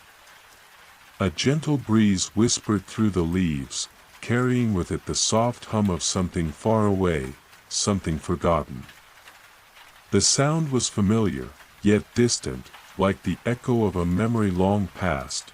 The child had grown used to the quiet beauty of the world around them, but something about this particular moment felt different. There was a stillness, an almost sacred quality to the air, as though the forest was holding its secrets just beneath the surface, waiting for the right moment to reveal them. As the child moved deeper into the forest, they came upon a clearing, a circular space surrounded by towering trees, their trunks gnarled and twisted with age. In the center of the clearing stood an ancient stone archway, its edges worn smooth by time. The archway was empty, yet it seemed to radiate an energy that made the child's heart quicken. It was as though the archway were both a doorway and a threshold, standing between two worlds. The child felt the stone in their pocket pulse more rapidly now, as if recognizing the presence of the archway. With each beat, it seemed to grow warmer, the heat spreading through their chest in a way that felt both comforting and unsettling. They approached the archway, their feet moving slowly, cautiously, as if they were stepping into a place that held more than the eye could see. The moment they crossed into the clearing, the wind died down, leaving an eerie silence in its wake. The trees around the edge of the clearing stood still, their branches frozen in mid-motion, as if watching with bated breath. As the child stepped closer to the archway, the air shifted. A low hum began to emanate from the stones, a sound so soft that it almost felt like a vibration under their skin. The stone in their pocket pulsed in response, its warmth growing hotter with each passing second. The child could feel something rising within them, a quiet sense of knowing, a flicker of realization that they had reached a place of great importance. The stone thrummed against their chest, urging them forward. The archway seemed to beckon, its empty frame now filled with the faintest glow, a light that was not entirely of this world. It was soft, gentle, like the light of dawn, yet it pulsed with a quiet power that the child could feel in their very bones. Without thinking, the child reached out, their fingers brushing against the stone archway. The moment they touched it, a surge of energy rippled through the air, and the world seemed to pause. The child's breath caught in their throat as the clearing around them shimmered, as if the very fabric of reality was folding, shifting, and blending. The forest blurred at the edges, and the stars above seemed to move, twinkling faster as though they, too, were drawn into the pull of the archway. Then, suddenly, there was a voice, a soft whisper, like the rustling of leaves, barely audible yet clear. "Do you seek to cross?" The child's heart raced, and they glanced around, searching for the source of the voice. But the forest remained silent, the trees unmoving, the air still. The voice had come from within, as if it had spoken directly to their soul. I don't know," the child whispered aloud, their voice trembling. "What lies beyond?" The whisper returned, a gentle, soothing sound. "Beyond the arch lies a place of truth, a place where the heart must decide. It is not a world of answers, but of choices, of paths yet to be forged. It is a realm where only the pure of heart can tread, for here, all is revealed." The child stood still, the weight of the words settling in their chest. The archway before them pulsed with light, a silent invitation that promised something both beautiful and terrifying. The voice had not told them what they would find, only that it was a place of truth. And that truth, the child knew, was something they had been seeking all along, even if they didn't fully understand what it would mean. The stone in their pocket began to glow softly, its warmth now comforting rather than overwhelming. The child felt the pull of the archway, a magnetic force that seemed to call them forward, urging them to take the next step. With a deep breath, the child made their decision. They stepped toward the archway, their fingers brushing once again against its ancient surface. And as they did, the world around them seemed to bend, and the air crackled with a strange, electric energy. The forest faded from view, the trees, the clearing, the stars all dissolving into a mist of light. And as the child stepped through the archway, they felt themselves drawn into a new realm, a place of truth, of choices, and of paths waiting to be discovered. The forgotten path had brought them here, and now, with the archway behind them, the true journey was about to begin. The world shifted around the child as they stepped through the ancient archway. The soft hum that had been present within the clearing now enveloped them, rising in pitch and intensity. The air, though still, seemed to pulse with life. It was as if they were crossing into a space where time had little meaning, where the past and future mingled in a gentle dance, untethered from the constraints of the world they had known. For a moment, the child felt weightless, suspended in a timeless space. The ground beneath their feet seemed to vanish, and the air around them felt thick and electric, as though they were passing through the very fabric of reality.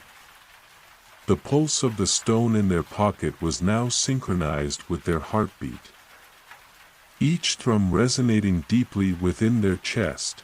Then, with a soft and gentle thud, the child's feet touched solid ground.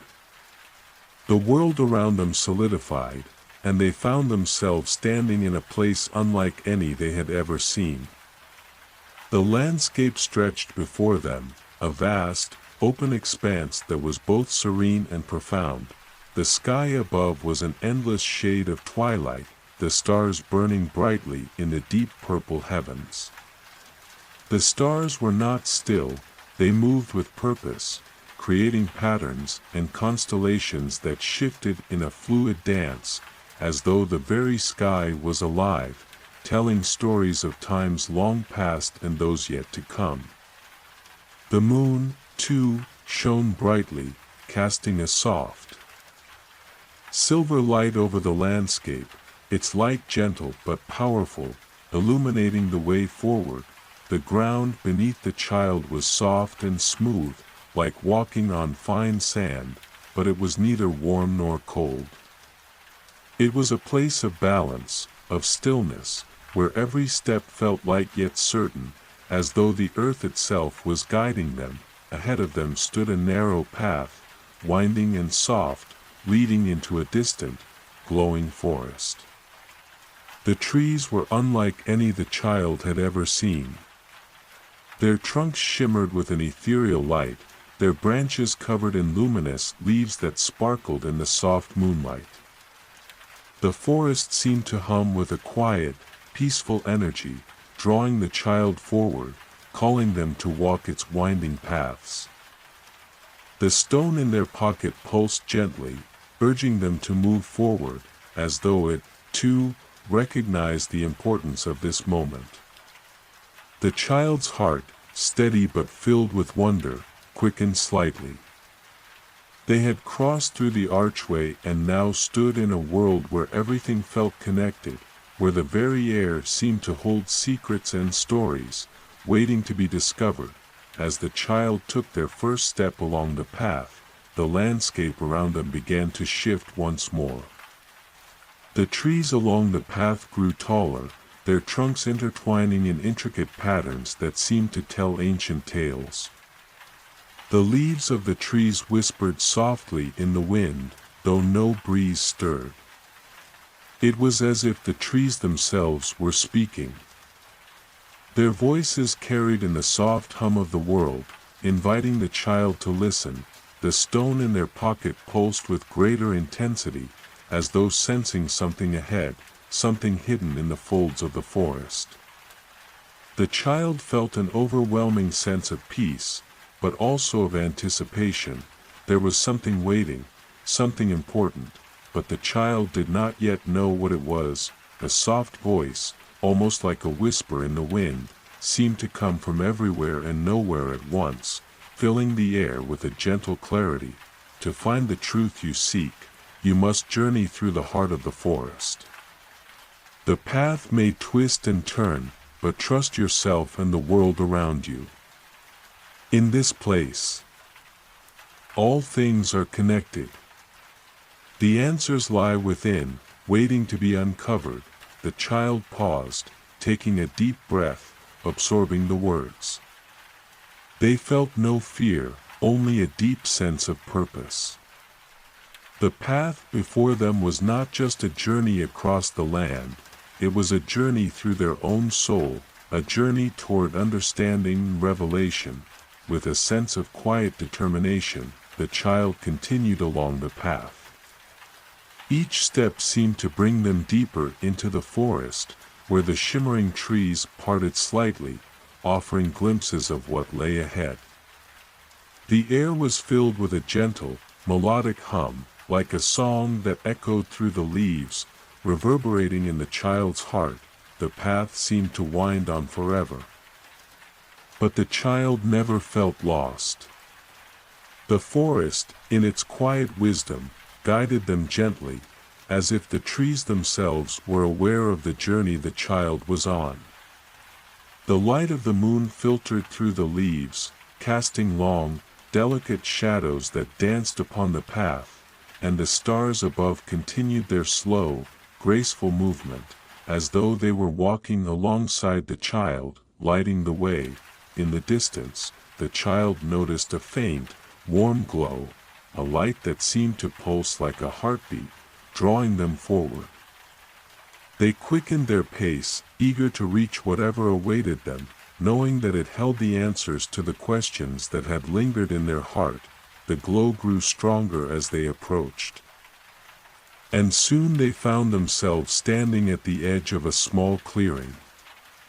At the center of the clearing stood a large, smooth stone, its surface shimmering with a soft, golden light, the same warmth as the pulse they had felt in their chest. The stone in their pocket responded in kind, its pulse matching the rhythm of the light before them. The child stepped closer to the stone, their heart steady. The stone before them seemed to hold something ancient, something timeless, and as the child reached out to touch it, they felt an overwhelming sense of connection, as if they were touching the very core of the world itself, the moment their fingers made contact with the stone. The world around them seemed to pause, and a gentle voice filled their mind, soft and clear. "Welcome, child. You have found the heart of the forest. Here, all paths converge. The truth you seek is within you." The child stood still, heart beating steadily, knowing that the journey had only just begun. And that with every step, they would uncover more of the path that was meant for them. The moment the child's fingers touched the glowing stone, the world seemed to hold its breath. A soft, resonant vibration echoed through the air, and the ground beneath their feet seemed to pulse in tune with their own heartbeat. The golden light from the stone flared gently, bathing the child in warmth. And for a fleeting moment, the child felt as though they were no longer just a visitor to this world, but a part of it, woven into the fabric of its existence. The whisper of the wind through the trees, the subtle hum of life around them, all seemed to converge into one harmonious sound, a melody that resonated deep within the child's chest. It was as though the forest itself were singing, welcoming them into its secrets, urging them to listen. The stone shimmered softly in their hand, and as they looked closer, they saw faint symbols etched upon its surface, symbols that seemed to move, shifting like ripples on water. They were not unfamiliar. These markings held a memory, an echo of something the child had seen before. But where? What were these symbols, and why did they stir something so deep within them? As the child studied the stone, a voice, quiet and gentle, filled their mind once again, this time clearer, more distinct than before. "Do you seek the truth, child? You have already taken the first step. But the path you walk is not one of simple answers. It is a path of discovery, of choices and consequences. The stone you hold in your hand holds a part of the key, but only you can unlock the rest." The child's heart raced, the weight of the voice settling in. They had thought they were merely walking a path to uncover the unknown, but now, it seemed, they were being asked to choose to embrace the truth they had come seeking. Or to turn away. "Why me?" The child whispered aloud, as if searching for the answers within themselves. What is this path? What must I do? The stone in their hand pulsed, its warmth spreading through their fingers, and the symbols etched into its surface glowed brighter, clearer. For a moment, they seemed to form words, but the language was unfamiliar, ancient. Yet, as the child focused, something shifted in their mind. The meaning began to unfurl slowly, like petals of a flower opening to the morning sun. The voice, now softer, continued. This path is one of remembering, child. You are not here by chance. You have come to this place because you hold a truth within you, a truth forgotten by many. But not by you. The forest remembers all who walk its paths, and the stones, the trees, the wind, all carry the knowledge of the past. The journey ahead is for you to reclaim what has been lost. The child looked up, the symbols now forming a radiant light before their eyes, shining in patterns that seemed to connect with the stars above. It was as if they were being shown the very fabric of the universe, how all things were intertwined, how every story was a thread woven into the grand tapestry of time. With each pulse of the stone, the child felt a growing sense of clarity. It was as if the fog that had clouded their mind for so long was finally beginning to lift. The questions they had carried with them, the uncertainty, the confusion, were beginning to make sense. They could feel the presence of something old, something powerful, something that had watched over the world for eons. The forest, the stone, the very air around them, it all seemed to be part of something much larger than they had ever imagined. The voice returned, its tone now filled with gentle encouragement. The truth you seek is within, but to find it, you must walk further along the path. Trust the forest. Trust yourself. What you uncover here will guide you, but the journey is yours to take. With those final words, the golden light from the stone began to fade, the symbols dimming into the stone's surface once more. But the child could feel something inside them had changed. They were no longer just a wanderer lost in a world of mysteries, they were a seeker, a part of something vast and ancient. And as the last of the light faded, they knew that they were not alone. Looking around, the child saw that the path ahead was clearer now. The trees of the forest seemed to part just slightly, revealing a way forward. The path twisted gently, but it no longer felt uncertain. Each step felt like it was bringing them closer to something, the answers they had been searching for, the truth they were meant to uncover. With a deep breath, the child began walking again, the stone still warm in their pocket, its gentle hum a constant reminder of the power they carried within. The forest around them felt alive, as though every branch, every leaf, every stone was watching, waiting for the next part of the journey to unfold. The moon above shone brighter now, its light more focused, casting long shadows that seemed to stretch out like guides, leading the child deeper into the heart of the forest. The air was crisp, cool, and the stars twinkled overhead, now forming new constellations, as if the universe itself was aligning to show the way forward. As the child walked, they knew this path was no longer just a path of discovery. It was a path of destiny. Each step forward was a step closer to understanding the truth of their journey, the truth of their place in the world.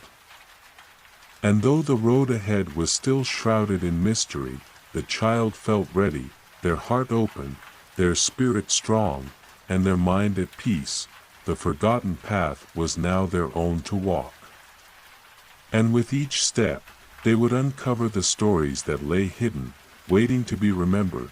The air was thick with anticipation as the child walked deeper into the forest, each step echoing softly against the ancient earth beneath their feet. The light of the moon, now high above, bathed the path in its ethereal glow, casting long, shifting shadows that seemed to guide the way forward.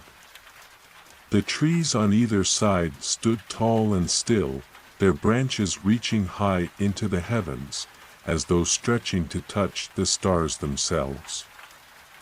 The forest felt alive, humming with an energy the child could feel deep within their bones. The stone, still warm in their pocket, pulsed faintly with each step they took, a quiet, constant reminder of the connection they had with the world around them. The whisper of the wind through the leaves seemed to follow them, a soft murmur that carried with it ancient wisdom, secrets of the forest, of time long past, and of what was yet to come. The child's heart beat steady, no longer filled with the uncertainty that had once gripped them. The journey had changed them, and with every step, they felt themselves becoming more attuned to the world around them, more attuned to the whispers of the trees.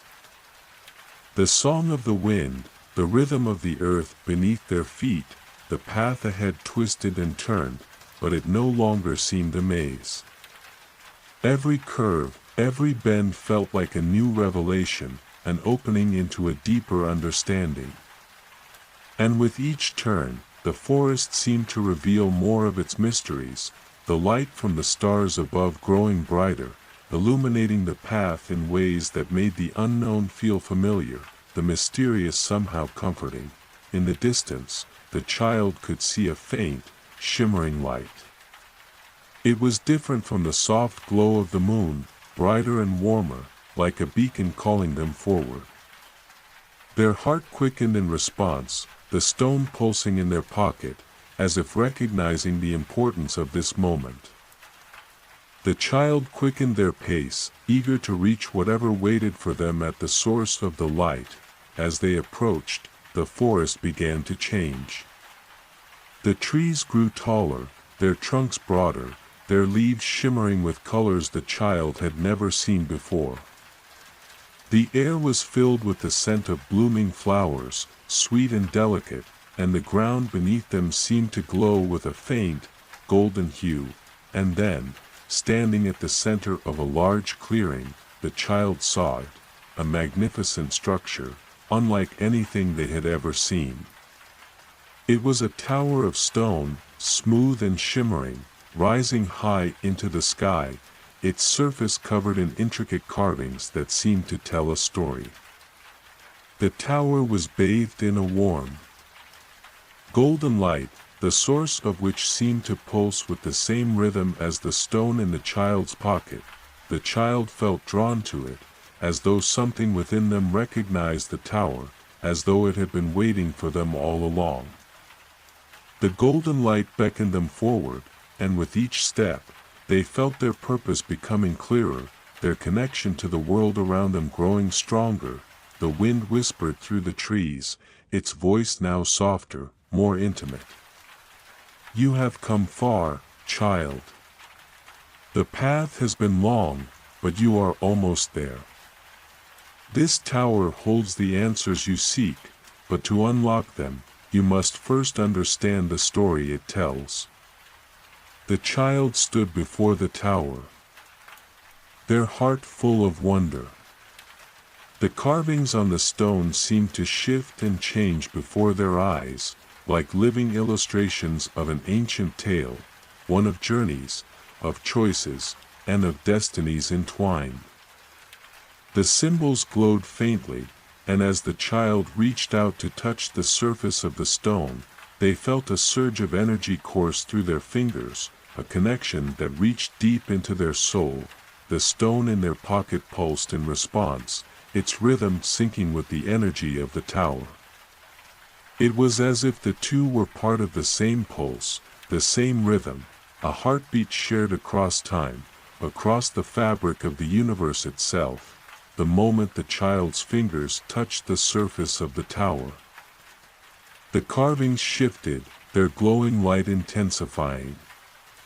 The voice of the wind returned, soft and full of knowing. Each path you have walked, each step you have taken, has led you here. You are a part of this story, child. This tower holds the key to unlocking the truths of your journey. But remember, the answers you seek are not always what you expect. They are not always simple. The path to understanding is one of discovery, of learning to listen to the world, to the whispers of the past, and to the quiet stirrings within your heart. The stone in the child's pocket glowed brightly now, pulsing with the same rhythm as the tower, its warmth spreading up through their arm, filling them with a sense of purpose. They knew that this moment was significant, that they were on the precipice of something monumental, something that would change everything. With a deep breath, the child stepped forward, their fingers brushing against the glowing surface of the tower. As they did, the carvings seemed to come alive, swirling around them, forming into images, scenes of distant lands, forgotten times, and journeys long past. Each image seemed to speak to them, to reveal a part of the story they had been seeking. The child felt a deep understanding begin to take root within them. The path had never been just about finding answers, it had been about learning to trust the journey, to trust the world around them, and to trust themselves. The truth they had been seeking had always been within them, hidden beneath layers of doubt and fear. Now, it was emerging, slowly but surely, like a seed breaking through the soil to reach the light. As the images swirled around them, the child understood. The forest, the tower, the stone, they were all connected, part of a larger story that spanned beyond time and space. And now, the child was a part of that story, a story that had yet to unfold completely. With newfound clarity, the child stepped back, their fingers still tingling from the connection. The tower stood before them, its golden light shining brighter than ever, and the path ahead seemed clearer now, no longer shrouded in mystery, but illuminated by the understanding they had gained. The journey was far from over. But now, the child knew they were no longer lost. They were exactly where they needed to be, and with that realization, they took the next step forward, ready to embrace whatever awaited them beyond the tower, ready to discover the rest of their story. The moment the child took their first step away from the tower, the world seemed to shift. The golden light from the tower began to fade, and the trees around them whispered, as though sharing secrets with the wind. The ground beneath their feet no longer felt like simple earth, it seemed alive with a quiet hum, resonating with something deep and ancient. They could almost hear the pulse of the world itself, a rhythm that seemed to echo in time with their own heartbeat. The air had changed, too. It was thick with possibilities, as if the very fabric of the world were woven with threads of untold stories. The path before them stretched out, no longer a winding maze, but a clear road leading through a landscape that felt both familiar and new. The forest had opened up, revealing fields of soft grasses that swayed gently in the breeze, their delicate tips glimmering under the fading light of the moon. As the child moved forward, they realized something was different. The air felt lighter, as though the weight of their doubts and questions had been lifted. The stone in their pocket, once a constant reminder of the journey they had undertaken, now pulsed with a steady, reassuring warmth. It no longer seemed to be a symbol of mystery, but of clarity, of the knowledge they had gained, and of the path still waiting to be discovered. The wind carried the scent of flowers, fresh and sweet, and the child felt a sense of peace settle within them. They had come so far, walked so many paths, and yet now, they felt as if they were standing at the very beginning of something much larger than themselves. The forest had taught them many things, about the world, about themselves, and about the importance of listening. Listening not only to the whispers of the trees and the wind, but to the quiet stirrings of their own heart. As they walked, the path began to change once more. The ground softened beneath their feet, and the trees parted, giving way to a wide, open meadow. The sky above stretched endlessly, a canvas of stars twinkling softly, casting a gentle light on the landscape. The child stopped at the edge of the meadow, their gaze lifting to the heavens. There, among the stars, they could see the faint outlines of constellations they had never noticed before, their patterns shifting and changing as if telling a story all their own. In the center of the meadow stood a single, ancient tree, its branches sprawling wide, its roots deep in the earth. The tree was unlike any the child had seen before. Its bark was silver, shimmering in the moonlight, and its leaves glowed with a soft, ethereal light. The tree seemed to be calling to them, its presence filling the meadow with a quiet, sacred energy. The child felt a strong pull, as though the tree held the answers they had been seeking all along. The whispers of the wind grew louder now, more insistent, guiding them toward the tree. As they approached, the air around them seemed to hum with energy. The ground beneath their feet vibrated gently, as if the earth itself was breathing. The stone in their pocket pulsed in time with the rhythm of the earth, its warmth spreading through them. They could feel the power of the tree, ancient and wise, deep in their bones. This was a place of great significance, a place where the past and future intertwined. The child reached out a hand, their fingers brushing the silver bark of the tree. The moment they made contact, the tree seemed to come alive, its branches rustling softly in the wind. The leaves shimmered brighter, casting a soft glow around the meadow. And then, the voice of the wind, so familiar now, spoke once again. "Child, you have come far. The answers you seek are here, in this place of ancient memory. The tree you touch is the heart of this land, the keeper of all that has been and all that will be. It holds within it the stories of the past, the choices of those who have walked before you, and the paths yet to be taken." The child's heart raced, the weight of the voice settling deep within them. They had come so far, and yet now, it seemed the journey was about to take another turn. The answers they sought were within reach, but first, they had to listen, to the tree, to the land, and to themselves. "You have learned much, but there is still more to discover," the voice continued, gentle yet firm. "The path ahead is not one of simple answers, but of understanding.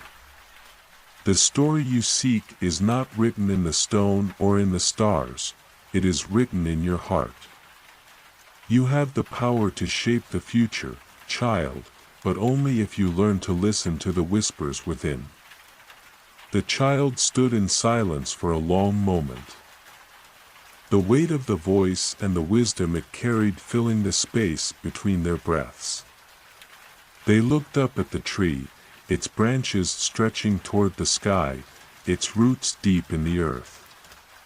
The world seemed to hold its breath as they stepped closer to the tree, their heart open, ready to receive what it had to offer. And then, in the quiet stillness of the night, the child understood. The answers had always been within them, waiting to be heard. The path they had walked was not just about uncovering forgotten truths, but about awakening the truths that lay dormant in their own heart. The journey was not just one of discovery, it was one of becoming, of remembering who they truly were. With a deep breath, the child closed their eyes, their hands still resting on the bark of the tree. The whispers of the wind seemed to surround them, comforting and guiding. And as they stood there, in the heart of the meadow, they knew that the journey was far from over, but now, they were no longer lost. They were ready to embrace the next chapter of the story, whatever it may be. The child stood beneath the ancient tree, its silver bark glowing softly in the quiet of the night. The wind whispered through the leaves, a soft, melodic hum that seemed to carry the stories of the world with it. The air around them was thick with meaning, as though the very fabric of time had woven itself into the moment. And in that moment, the child felt a deep connection to everything around them, the earth, the sky, the trees, and the stars above. They closed their eyes, feeling the pulse of the earth beneath their feet and the steady rhythm of their own heartbeat. The whispers of the wind became clearer, no longer just a distant murmur, but a voice that spoke directly to them, filling their mind with images of the past and glimpses of the future. The stone in their pocket, warm and steady, seemed to pulse in response, as if it, too, was part of this ancient dance. "Child," the wind's voice said softly, "you have learned much, but now you must listen to the silence. The answers you seek are not always spoken, they are felt in the quiet moments. In the spaces between breaths. The tree has shown you the way, but now, it is up to you to choose your path." The child opened their eyes, looking up at the tree once more. Its branches stretched high into the sky, and its roots seemed to reach deep into the earth, connecting the past and the future.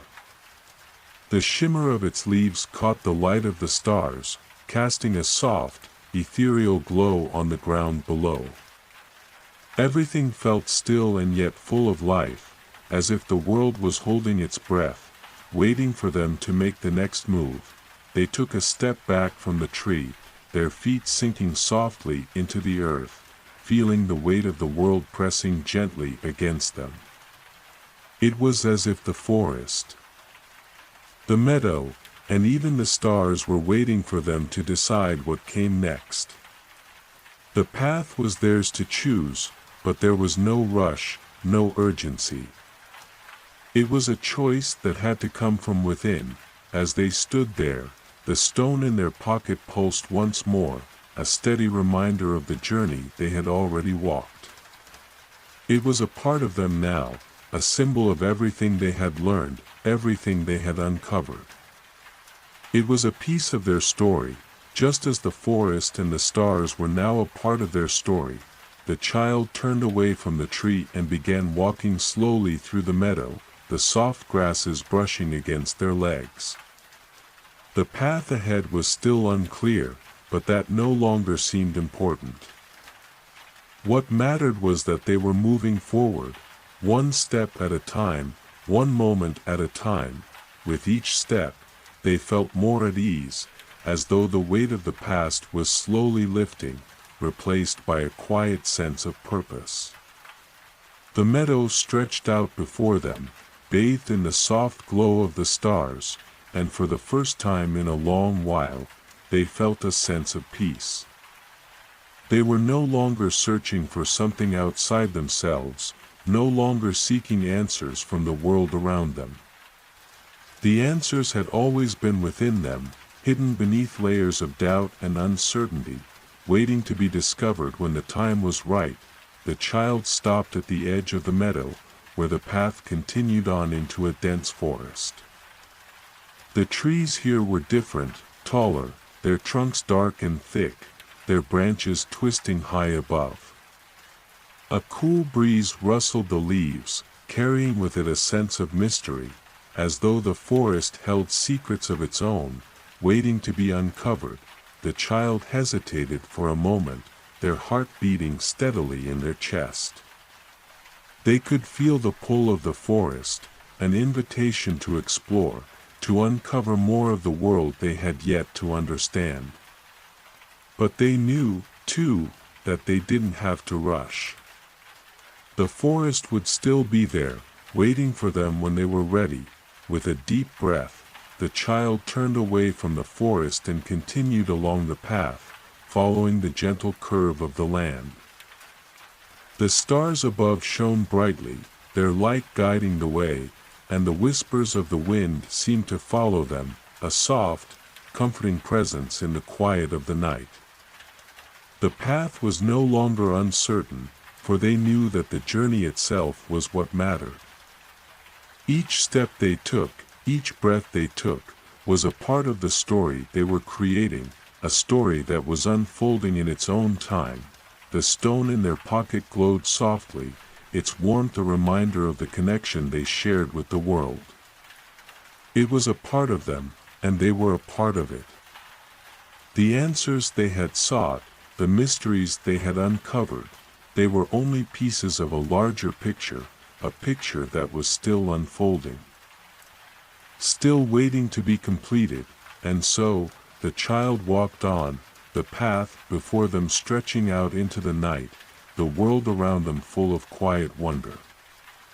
The journey was far from over, and with each step, they moved closer to understanding. The forest, the stars, and the whispers of the wind would always be there, guiding them, helping them find their way. But for now, the child walked in peace, knowing that they were exactly where they needed to be. The child walked deeper into the meadow, the soft grass beneath their feet barely making a sound as they moved. The stars above continued their silent watch, their soft light mingling with the pale glow of the moon. The air was crisp and fresh, carrying the scent of wildflowers and damp earth. The world felt alive, yet still, as if time itself was holding its breath. As they walked, the path seemed to unfold before them, no longer a mere series of steps but a thread leading them somewhere unknown yet familiar.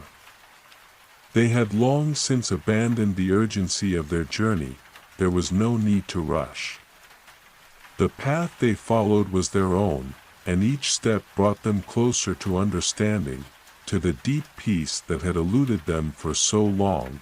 The stone in their pocket pulsed with a gentle warmth, a steady reminder of the lessons they had learned and the stories they had uncovered. It had become a part of them, a symbol of their growth, of the journey that had shaped them. The child smiled softly to themselves, knowing that the answers they sought were not always hidden in distant lands or ancient stones. Sometimes, they were simply found within the quiet moments, in the spaces between breaths and heartbeats. A soft rustling sound broke the stillness, drawing the child's attention to the trees ahead. Their trunks were dark and twisted, reaching high into the sky, their branches forming intricate patterns against the backdrop of the stars. It was as if the forest itself was alive, a living tapestry woven from ancient roots and whispered stories. As the child approached the trees, a soft light appeared ahead, shining through the branches like a beacon. The light seemed to beckon, a gentle invitation to come closer, to discover what lay within. It was not bright or blinding, but warm and soothing, like the glow of a distant fire on a cold night. With a steady breath, the child stepped forward, their feet moving almost instinctively, guided by the light. As they neared the source, the forest seemed to part before them, the trees shifting to allow passage. The air grew warmer, filled with the scent of moss and earth, and the sound of soft music drifted to their ears, a melody unlike anything they had ever heard before, soft and melodic, yet full of emotion. The child's heart quickened, and they stepped into a small clearing. At the center of the clearing was a pool of water. its surface smooth and reflective like glass. The water glowed softly, shimmering with a light that seemed to come from deep within the earth. Around the pool, ancient stones were arranged in a circle, their surfaces etched with patterns that seemed to shift and change with the light. The child knelt beside the pool, their fingers brushing the surface of the water.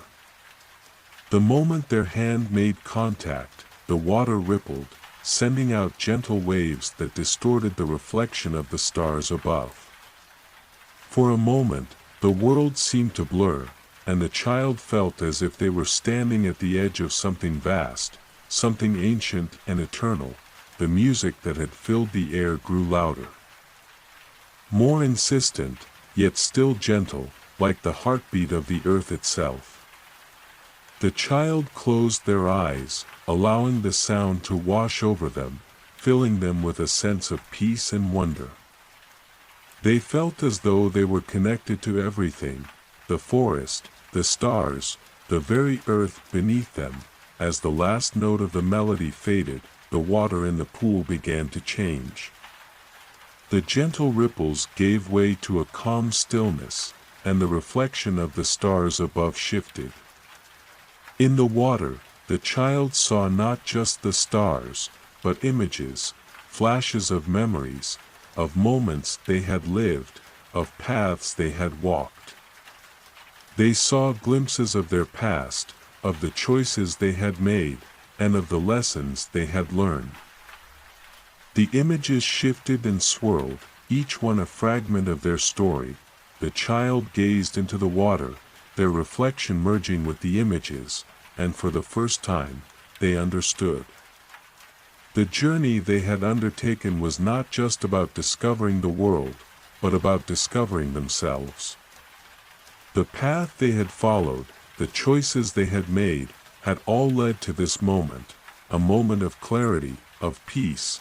The stone in their pocket pulsed once more, a soft, rhythmic beat that echoed the steady pulse of their heart. The child placed a hand over their chest, feeling the warmth of the stone, the connection it had given them to this moment, to this place. They had walked far, faced many trials, and uncovered many secrets, but now, they understood that the true journey was not about the destination. It was about the way each step shaped them, the lessons they learned, and the peace they found within themselves. With a final glance at the pool, the child stood and turned toward the path ahead.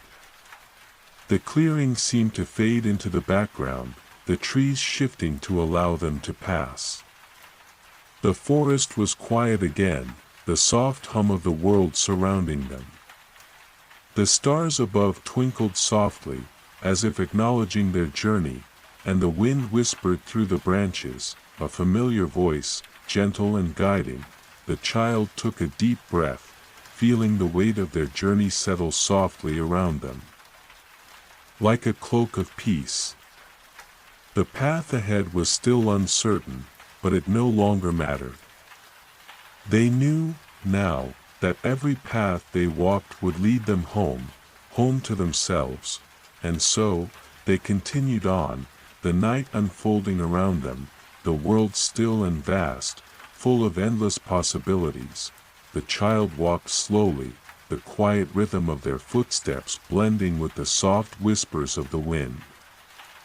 The forest had grown denser, the trees now towering above them, their ancient trunks thick and gnarled. Shadows stretched long across the ground, reaching out like quiet fingers, and the air seemed to carry a weight, as though the very earth was holding its breath. Yet, the child felt no fear. The path ahead, though shrouded in mystery, felt right, like a place they were meant to walk. The stars above blinked softly, as though watching over them, their distant glow casting gentle reflections upon the shimmering leaves. The stone in the child's pocket pulsed again, a warm and steady beat, its presence as comforting as a friend's hand resting on their shoulder. The stone was no longer just an object, it was part of the child's story, part of their very essence. With each step, the trees seemed to shift, their branches parting to reveal glimpses of something ahead. The further they walked, the more the world seemed to change. The dense forest gave way to a small clearing. Its ground covered in soft moss and delicate flowers that glowed faintly in the moonlight.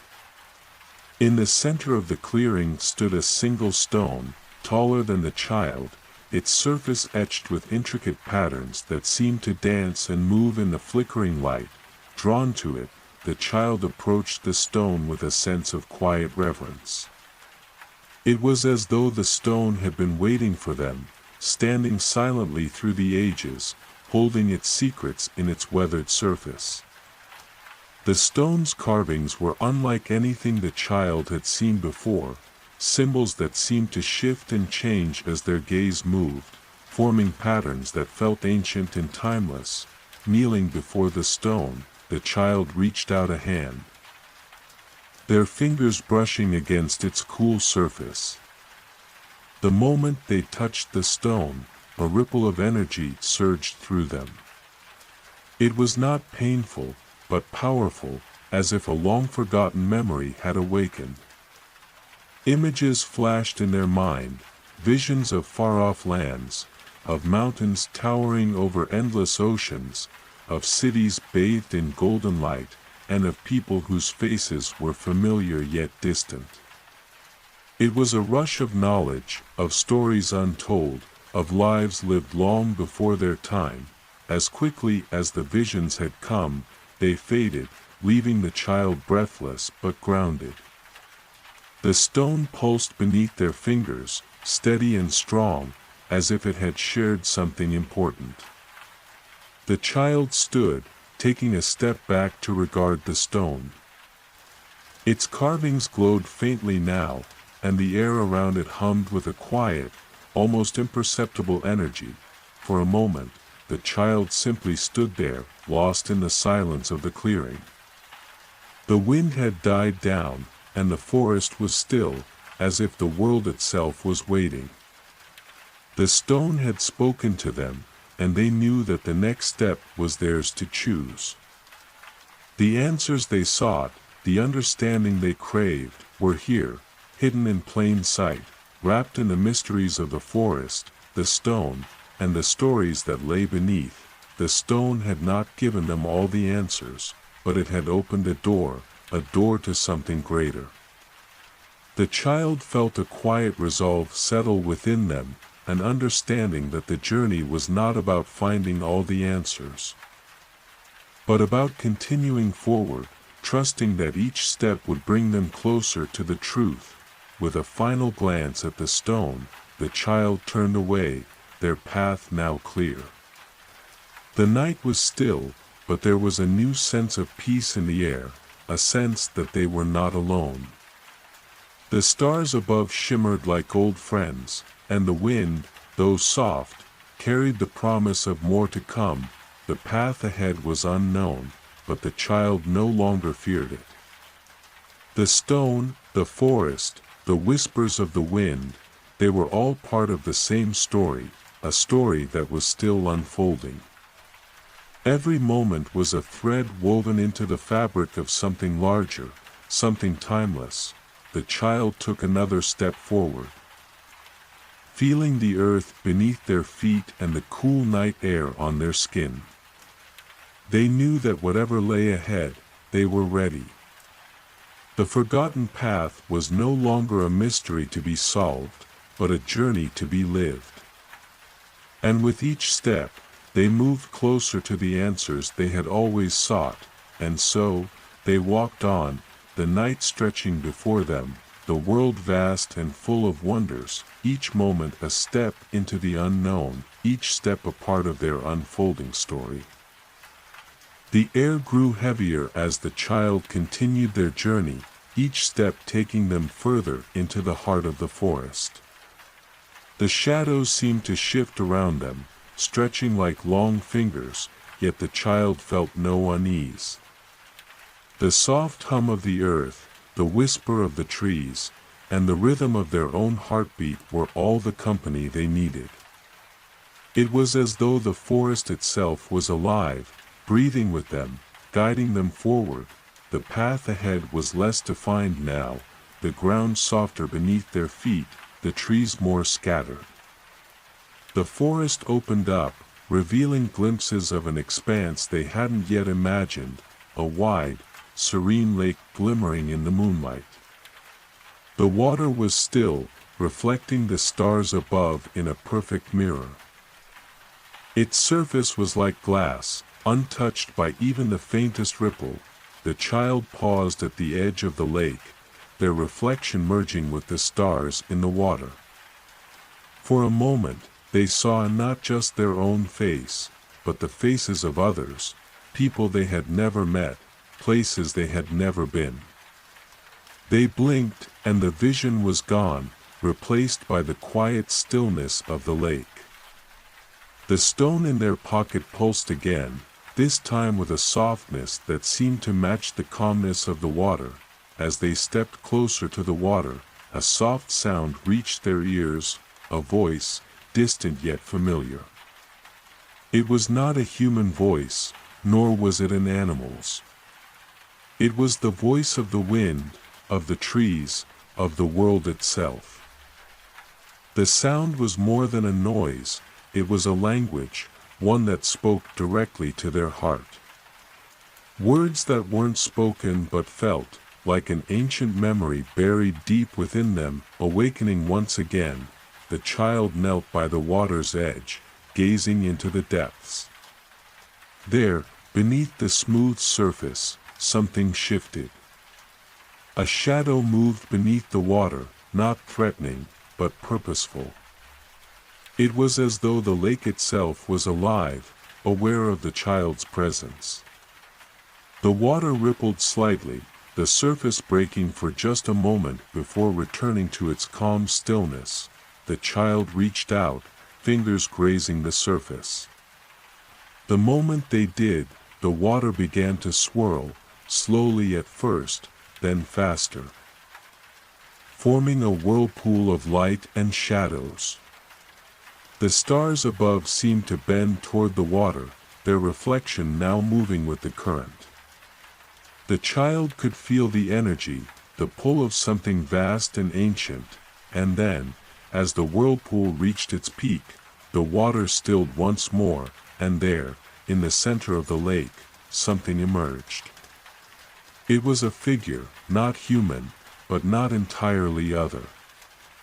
A being of light and water, its form ever shifting, like liquid stars. It floated above the lake, its presence serene, yet commanding. Its eyes, though ever changing, held a depth that seemed to peer straight into the child's soul. The being spoke, its voice a gentle echo, not in words but in feelings.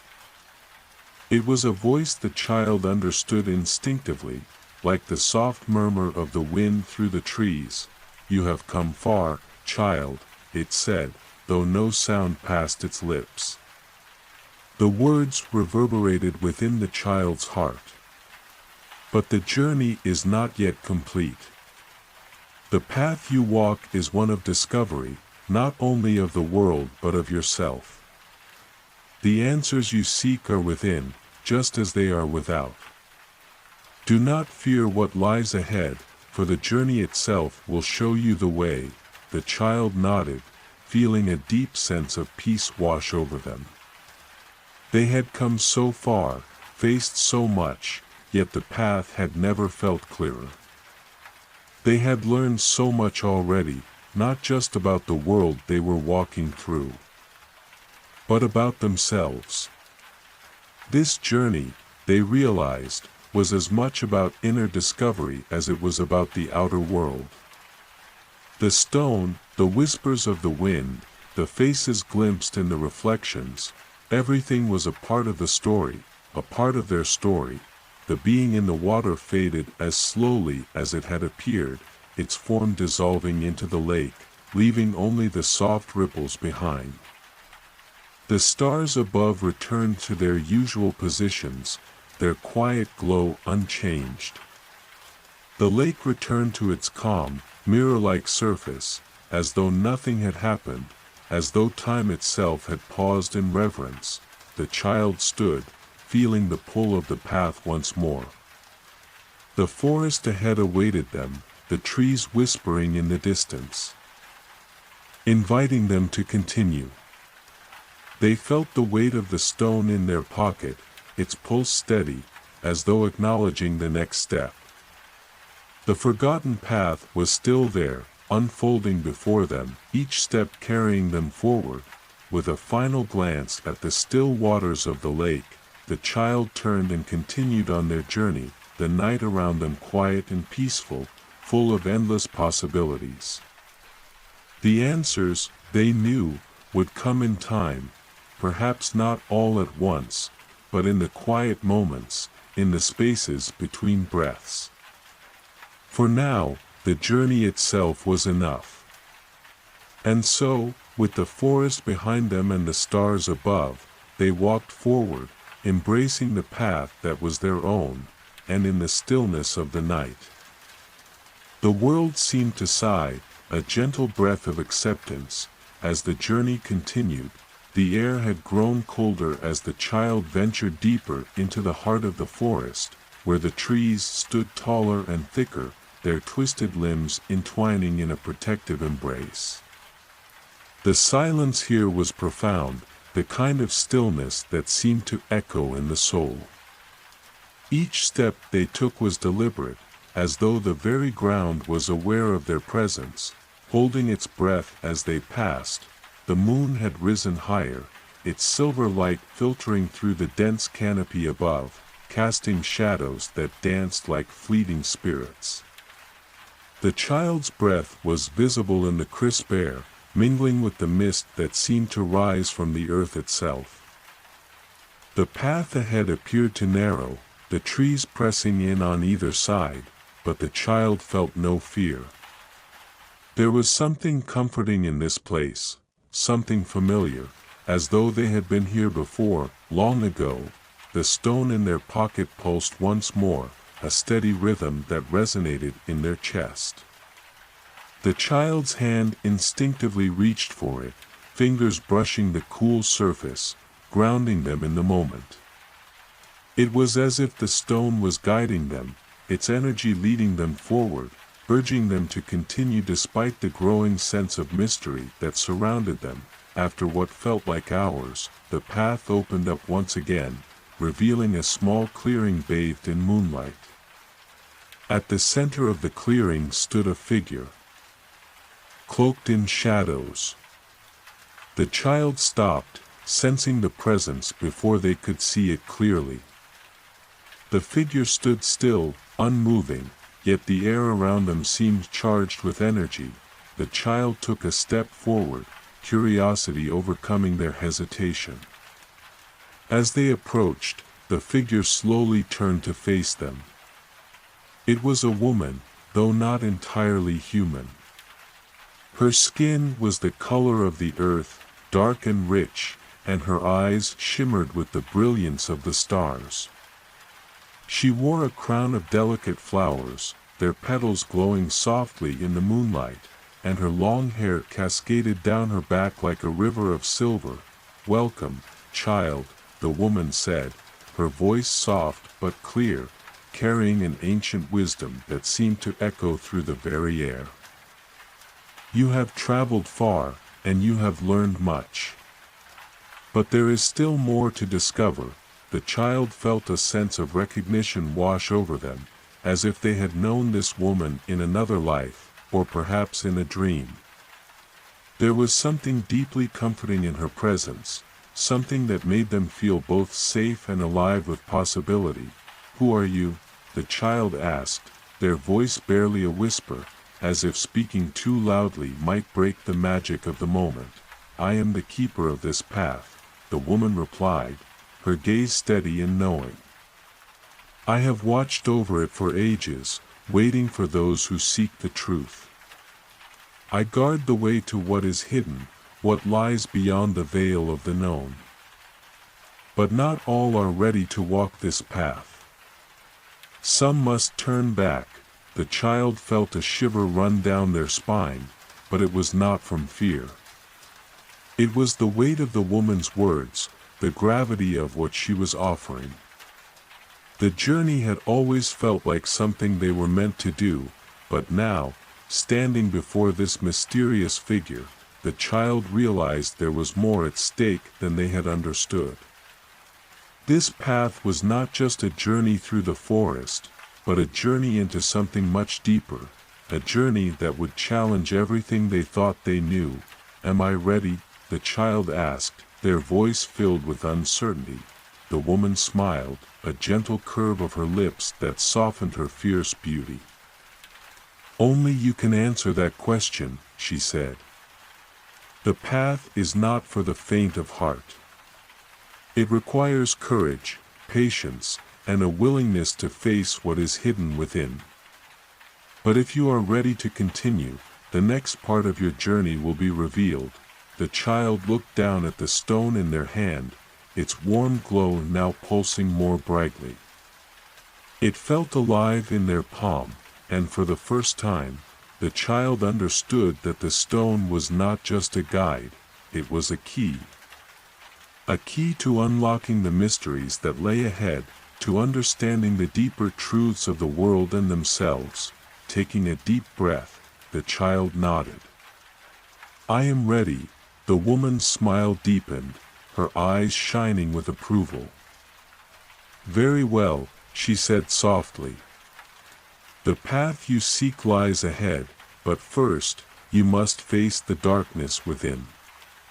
Only by understanding the shadows can you truly embrace the light." With those words, the woman stepped aside, her form fading into the mist like a dream at dawn. The clearing was once again empty, save for the quiet rustling of the trees and the soft lapping of a distant stream. But the child knew the moment had not passed. The path had not ended, it was only just beginning. The forest seemed to grow even darker as the child moved forward, the moon now hidden behind a veil of clouds. The air grew colder, and the shadows deepened, stretching long and thin as the child walked on. The stone pulsed more urgently now, as though it too felt the presence of what was to come. And though the way ahead was unclear, the child no longer felt lost. They had chosen the path, and it was theirs to walk, step by uncertain step. The darkness was coming, but the child knew it was not to be feared. It was simply a part of the journey, as much a part of the world as the light.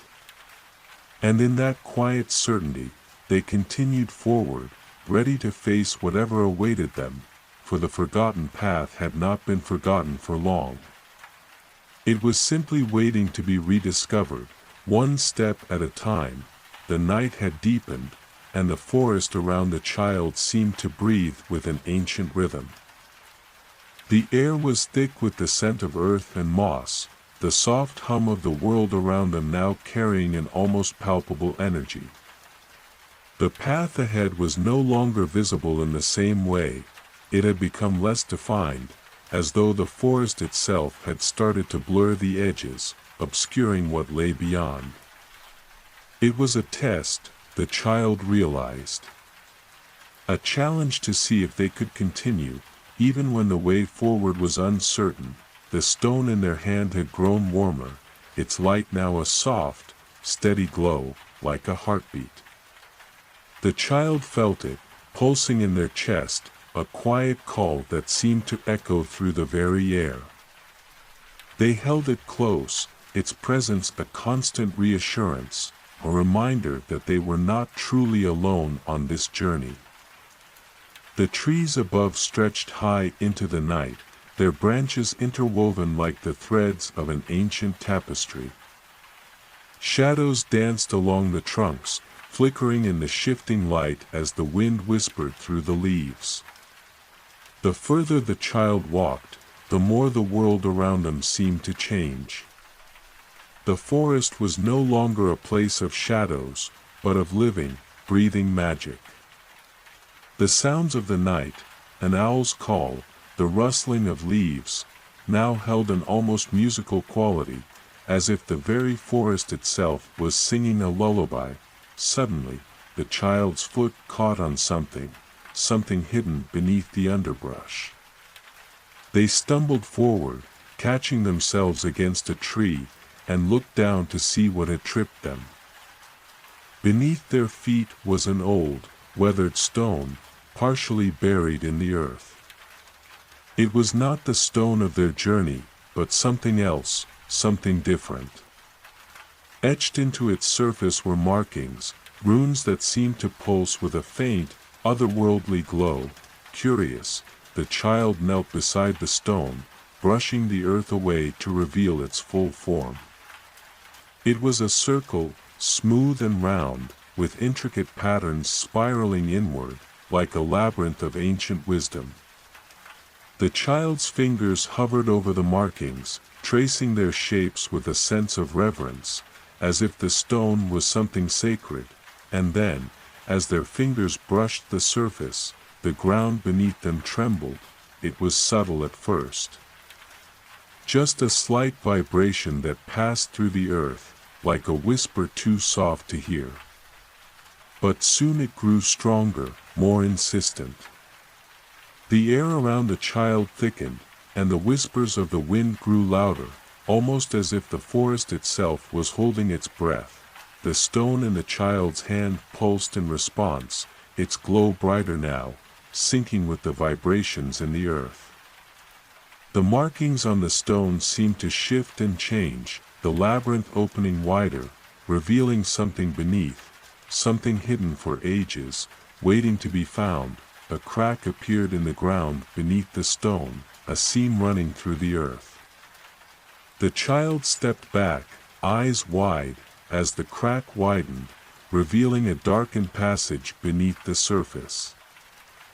The air that emerged from the opening was cool, carrying with it the scent of old stone and forgotten places. It beckoned to the child, pulling them forward, urging them to descend into the unknown. The child stood frozen for a moment, their heart racing.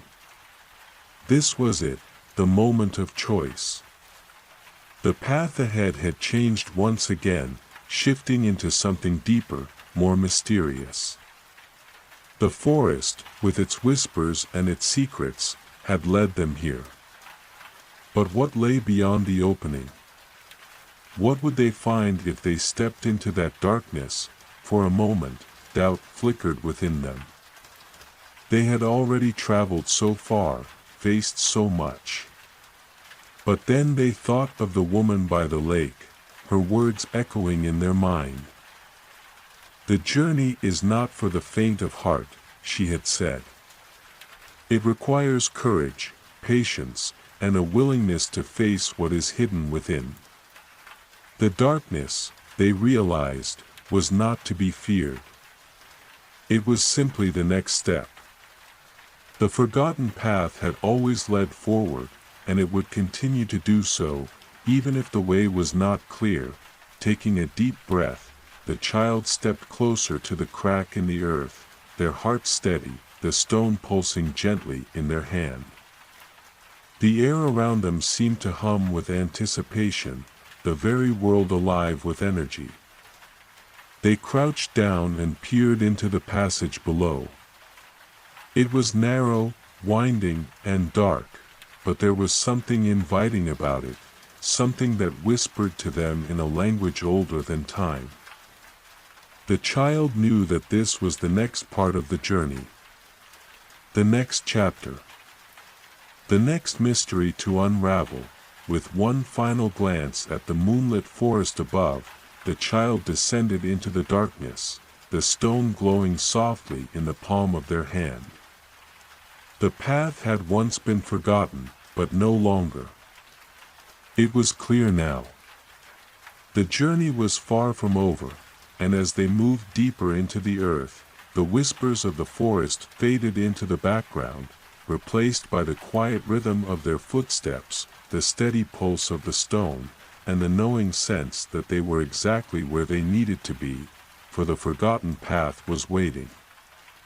And with each step, the child was one step closer to uncovering its secrets. The child's descent into the passage was slower than they had anticipated, as the narrow opening seemed to close in around them, the walls slick with moisture and rough with the touch of ancient stone. The glow from the stone in their hand was their only source of light, casting long, flickering shadows along the tunnel as it twisted and turned beneath the earth. The air was thick with the scent of damp earth, and each breath seemed to draw in the very essence of the hidden world around them. There was an odd, comforting stillness in the depths, though the silence carried a weight, as though the passage had not seen life in countless ages. Yet, in that quiet, the child could feel something stirring. An energy that hummed beneath the stone, as if the very walls of the tunnel were alive, watching them with a presence that was both ancient and patient. The glow of the stone pulsed softly in rhythm with their heartbeat, guiding them deeper. With each step, the path seemed to narrow further, the air growing colder, but still, the child moved forward, their resolve steady. The whispers from the forest above had faded, replaced by an eerie quiet that seemed to come from the very heart of the earth itself. Time seemed to lose meaning here. The tunnel stretched on endlessly, winding and winding, as though it could go on forever. The child could not remember how long they had been walking, minutes, hours. It didn't matter. What mattered was that they were following the path that had called to them, that had guided them from the very beginning. They were closer now, closer to the truth, closer to understanding what this journey had meant, what it had been leading to. Finally, after what felt like an eternity, the tunnel began to widen. The walls, once so close, began to pull away, and the child found themselves in a vast, cavernous space, far larger than anything they could have imagined. Above them, the ceiling stretched high into the darkness, and the air was thick with the weight of silence. The stone in their hand now glowed brightly, casting light across the cavern and revealing its secrets. Massive crystals jutted from the floor and ceiling, their surfaces smooth and shimmering with an ethereal glow. The ground beneath them was covered in a soft, moss-like growth that seemed to pulse with life, its colors shifting as the child moved through it. The air was filled with a sense of stillness, but not the oppressive silence of the tunnel. Here, in the heart of the cavern, there was a strange peace, as though this place had existed long before the world above had been born. The child stood in awe, taking in the beauty of the cavern. It was unlike anything they had ever seen, a place that felt both ancient and timeless, as if it had always existed and always would. The walls seemed to pulse with a deep, resonant energy, and the child could feel it in their bones, in the very depths of their being. This was no ordinary cavern. It was a sanctuary, a place where secrets were kept and mysteries were born. In the center of the cavern stood a pedestal, carved from the same dark stone as the walls. Upon it rested an object, shrouded in shadow, its form hidden from view. The stone in the child's hand pulsed more urgently now, its light brighter, as if reacting to the object on the pedestal. The child took a step forward, drawn to it, knowing instinctively that this was the next step in the journey. With each step, the cavern seemed to grow quieter, the energy intensifying around them. It was as though the very walls of the cavern were holding their breath, waiting for the child to approach. When they reached the pedestal, the child hesitated. The object before them was still hidden in shadow, its true form a mystery, but they felt a deep, undeniable pull to uncover it. Taking a deep breath, they extended their hand toward the shroud, and as their fingers brushed against the fabric, the shadows seemed to lift on their own accord, revealing what lay beneath. It was a book. The child's heart skipped a beat. It was unlike any book they had ever seen. Its cover was made of a material that shimmered like the stars, and its pages seemed to glow with an inner light, as though they held the secrets of the universe within them. The book radiated an energy that was both ancient and alive. And the child could feel the weight of its significance in the air around them.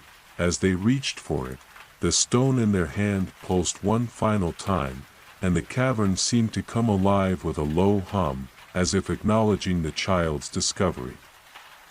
The book seemed to respond, its pages turning as if guided by an unseen hand. The child could hear faint whispers, as though the book itself were speaking to them, revealing secrets in a language older than time. The whispers filled the cavern, growing louder, but the child did not feel fear. Instead, they felt an overwhelming sense of wonder, as if they were standing on the threshold of something greater than themselves, something that had always been waiting for them to find it. They opened the book, and as they did, a flood of light poured from its pages, bathing the cavern in a brilliant glow. The words on the pages shifted and danced, forming images and symbols that seemed to come to life before their eyes. The child could not understand them, but they could feel the power in every stroke, every symbol, every word. The stone in their hand grew even brighter, its light merging with the glow from the book, filling the cavern with a soft, radiant light that illuminated the hidden depths of the earth. The child knew, without a doubt, that this was the moment they had been searching for. This was the key, the answer to everything they had wondered about, everything they had sought. And as they stood there, bathed in the light of the book and the stone, they understood that this was only the beginning. The journey had led them here, to this place of secrets and ancient knowledge, but there was still more to uncover, more to learn. The path was not yet complete, but it was close. The forgotten path had not been forgotten any longer. It had led them to the heart of something greater, something timeless. And with that understanding, the child knew that they were ready for whatever came next. The book's whispers called to them, urging them forward, and the child, now fully awake to their purpose, closed their eyes and took a step into the light, ready to embrace the mysteries that awaited. The air in the cavern grew thick with energy as the child stood before the ancient book, feeling its power reverberate through every fiber of their being. The light from the book and the stone in their hand merged, casting a warm, ethereal glow that filled the entire space, illuminating the labyrinth of crystals that surrounded them. The cavern seemed to hum with life, as though it had been waiting for this moment, waiting for the child to find the truth that lay hidden in its depths. The whispers, though soft, were no longer just words. They were images, memories, feelings. They swirled in the child's mind like a dance, forming patterns that spoke of forgotten ages, of lost knowledge, and of a world long past. As the child's fingers brushed against the glowing pages, the whispers grew louder, their voices becoming clearer, urging the child to understand the message they carried. The child stepped closer to the book, their heart beating faster as the glowing pages seemed to shimmer in response. The symbols that danced across the pages were unfamiliar, ancient and cryptic, but they felt important, as though they held the key to everything that had led the child here. And then, in an instant, the book opened to a page unlike any other.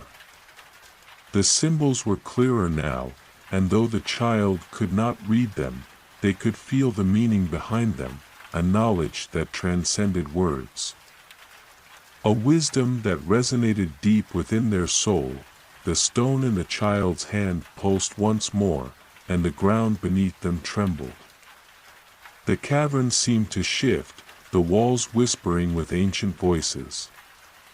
And in that moment, the child understood. The path they had been following was not just a physical journey, it was a journey of discovery, a journey into the very heart of the world itself. The child's gaze moved from the book to the glowing symbols in the air around them. They were no longer just symbols, they were paths, glowing threads of energy, leading the child forward. The book had shown them the way, but it was up to them to choose the next step. Each thread represented a different possibility, a different path, each one a potential future, each one woven into the fabric of the world's great tapestry. With a deep breath, the child reached out toward the closest thread. As their fingers brushed against it, the entire cavern seemed to come alive. The crystals around them sparkled brighter, the walls of the cavern shifted, and the air thickened with a profound sense of anticipation. The ground beneath their feet seemed to pulse with life, as if the earth itself was waiting for the child to take that first step. The child felt a strange sense of comfort, as if they had been here before, in this very moment, long ago. It was as if the entire world had been leading them here. To this place, to this decision. And now, it was time. Without hesitation, the child stepped forward, following the glowing thread. As they walked, the passage before them opened, revealing a path that stretched far beyond what the child had ever imagined. The walls of the cavern seemed to fade away, replaced by the soft glow of distant stars. The air was cool and fresh, filled with the scent of night-blooming flowers and the distant sound of flowing water. The child walked forward, their heart light, their spirit filled with a quiet sense of knowing. The path was long, but they no longer felt lost. The stone in their hand pulsed with a steady rhythm, guiding them onward, and the whispers of the book, though softer now, still filled their mind with wisdom and understanding.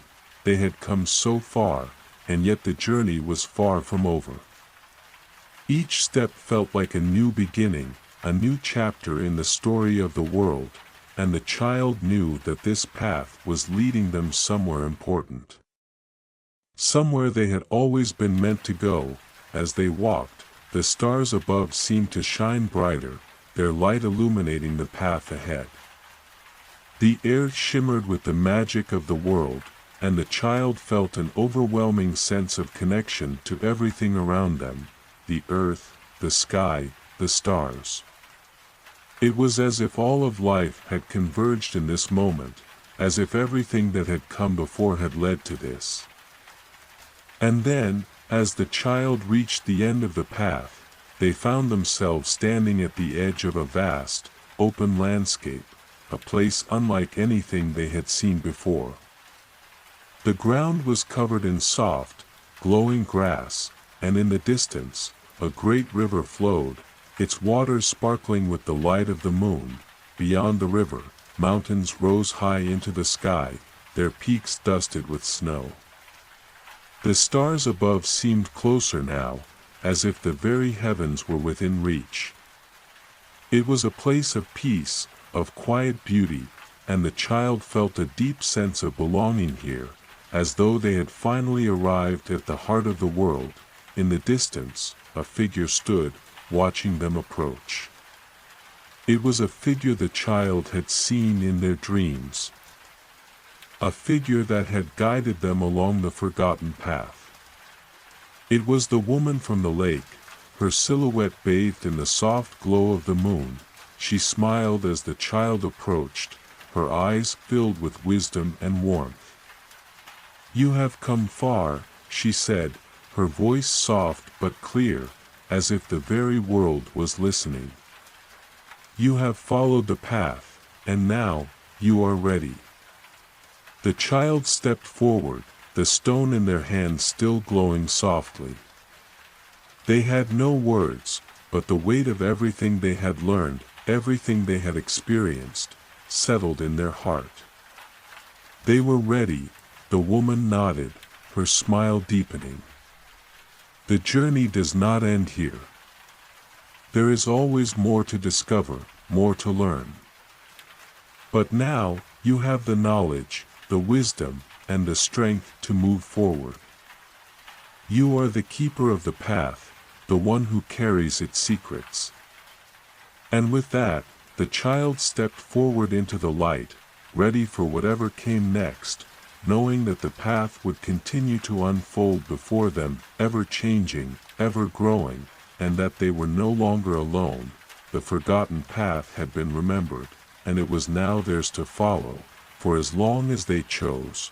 And so, with the stars as their guide and the moon shining brightly above, the child took their first step into the future, knowing that every journey begins with a single step, and that the world would continue to unfold, one discovery at a time. The air felt alive with the energy of the moment, a stillness that was almost sacred. The child stood at the threshold of a new beginning, gazing out across the endless expanse of the luminous landscape. The mountains beyond, their snow-capped peaks shimmering softly in the moonlight, felt distant yet familiar, as though they had always been part of the child's story. The river, winding through the valley, sparkled with the same light that danced in the child's heart. Beside them, the woman from the lake stood, her presence calm, like a gentle breeze. Her eyes were full of knowing, and there was a peace in her smile that spoke of years of wisdom and experience. She had led the child this far. And now, the child stood ready to take the next steps, alone but never truly apart from the journey. You have seen the path, she said, her voice echoing softly through the landscape, as though it too was listening. You have felt its rhythm, understood its lessons, and now you must continue, for the path is infinite. There is no end, only a beginning that leads to more beginnings. The child nodded, the stone in their hand pulsing gently, as if to confirm the truth of her words. The path had never truly been forgotten, after all. It had always been waiting, woven into the fabric of the world, just waiting for the one who would remember, who would listen. There are many who walk paths before you. The woman continued, her gaze distant, as though she could see beyond time itself. But there is something uniquely yours about this journey. You will meet others, some who are lost, some who have found their way, and some who still search. They will help you, and you will help them. But in the end, it is your path you must walk. The child felt the weight of her words settle in their chest. The path was not theirs alone to carry, but the choices, the steps, the moments, those were theirs to make. And it was in those choices that the future would be shaped. The woman extended her hand, and for a moment, the child hesitated, unsure. But then, with a gentle breath, they placed their hand in hers. The connection was instantaneous, as if the very essence of the world had flowed into them through her touch. The warmth of the stone in their hand grew, its glow intensifying for just a moment before fading into a steady, calming rhythm. She smiled, a knowing expression on her face. You are ready. The path awaits. The child released her hand, their heart filled with a newfound clarity, as though all the doubts that had once clouded their mind had been swept away by the very breath of the wind that now brushed across the grass. The journey was theirs, an endless spiral of discovery, wonder, and growth. The first step felt like a leap, yet there was no fear, only the pull of the path itself, urging them forward. As they moved, the ground seemed to shift beneath their feet, the landscape flowing like a dream, one where the past and the future coexisted, woven together by the quiet song of the earth. The stars above seemed brighter, closer now, as if they were companions in this journey.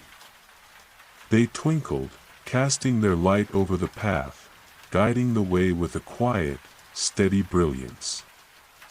The child walked, each step a beat in a song that only they could hear. Each footfall was accompanied by the sound of distant waves, the gentle rustle of trees, the whisper of the wind, and the soft murmur of the river. The path ahead was not straight, nor was it always clear. At times, the child would find themselves standing before a crossroads, unsure of which direction to take. But there was no need to hurry. Time itself seemed to stretch out in these moments, allowing the child the peace to listen to the world around them, to listen to their heart, and to trust in the knowing that had been awakened within them. And at times, they would find others, travelers on their own journeys, each with their own questions, their own burdens, their own dreams. The child would share the knowledge they had gained, offer a kind word, or simply sit in silence with them. In this way, the path was not one of isolation, but of connection, for each traveler left an imprint on the journey. And every step they took was part of the grand tapestry that connected them all. The path would take the child through forests that glowed in the twilight, across fields where flowers bloomed in colors unseen, and up mountains where the air was thin and clear. There would be moments of joy, moments of sorrow, moments of uncertainty, but through it all, the child would walk, knowing that every step was part of something greater than themselves, for the forgotten path was never truly forgotten. It had been waiting for the right one to find it, to remember its purpose, to carry its light forward. And now, the child carried that light, not as a burden, but as a gift, passed down through the ages. Through every story ever told, and through every heart that ever beat in search of understanding, the path, though long, would never be lonely. For it was a path that would always be shared, with the stars above, the earth below, and all those who walked beside them, and so, the child continued onward, the world unfolding before them like a beautiful, ever-expanding map, an endless journey, a timeless adventure. The forgotten path had been rediscovered, and the adventure was only just beginning.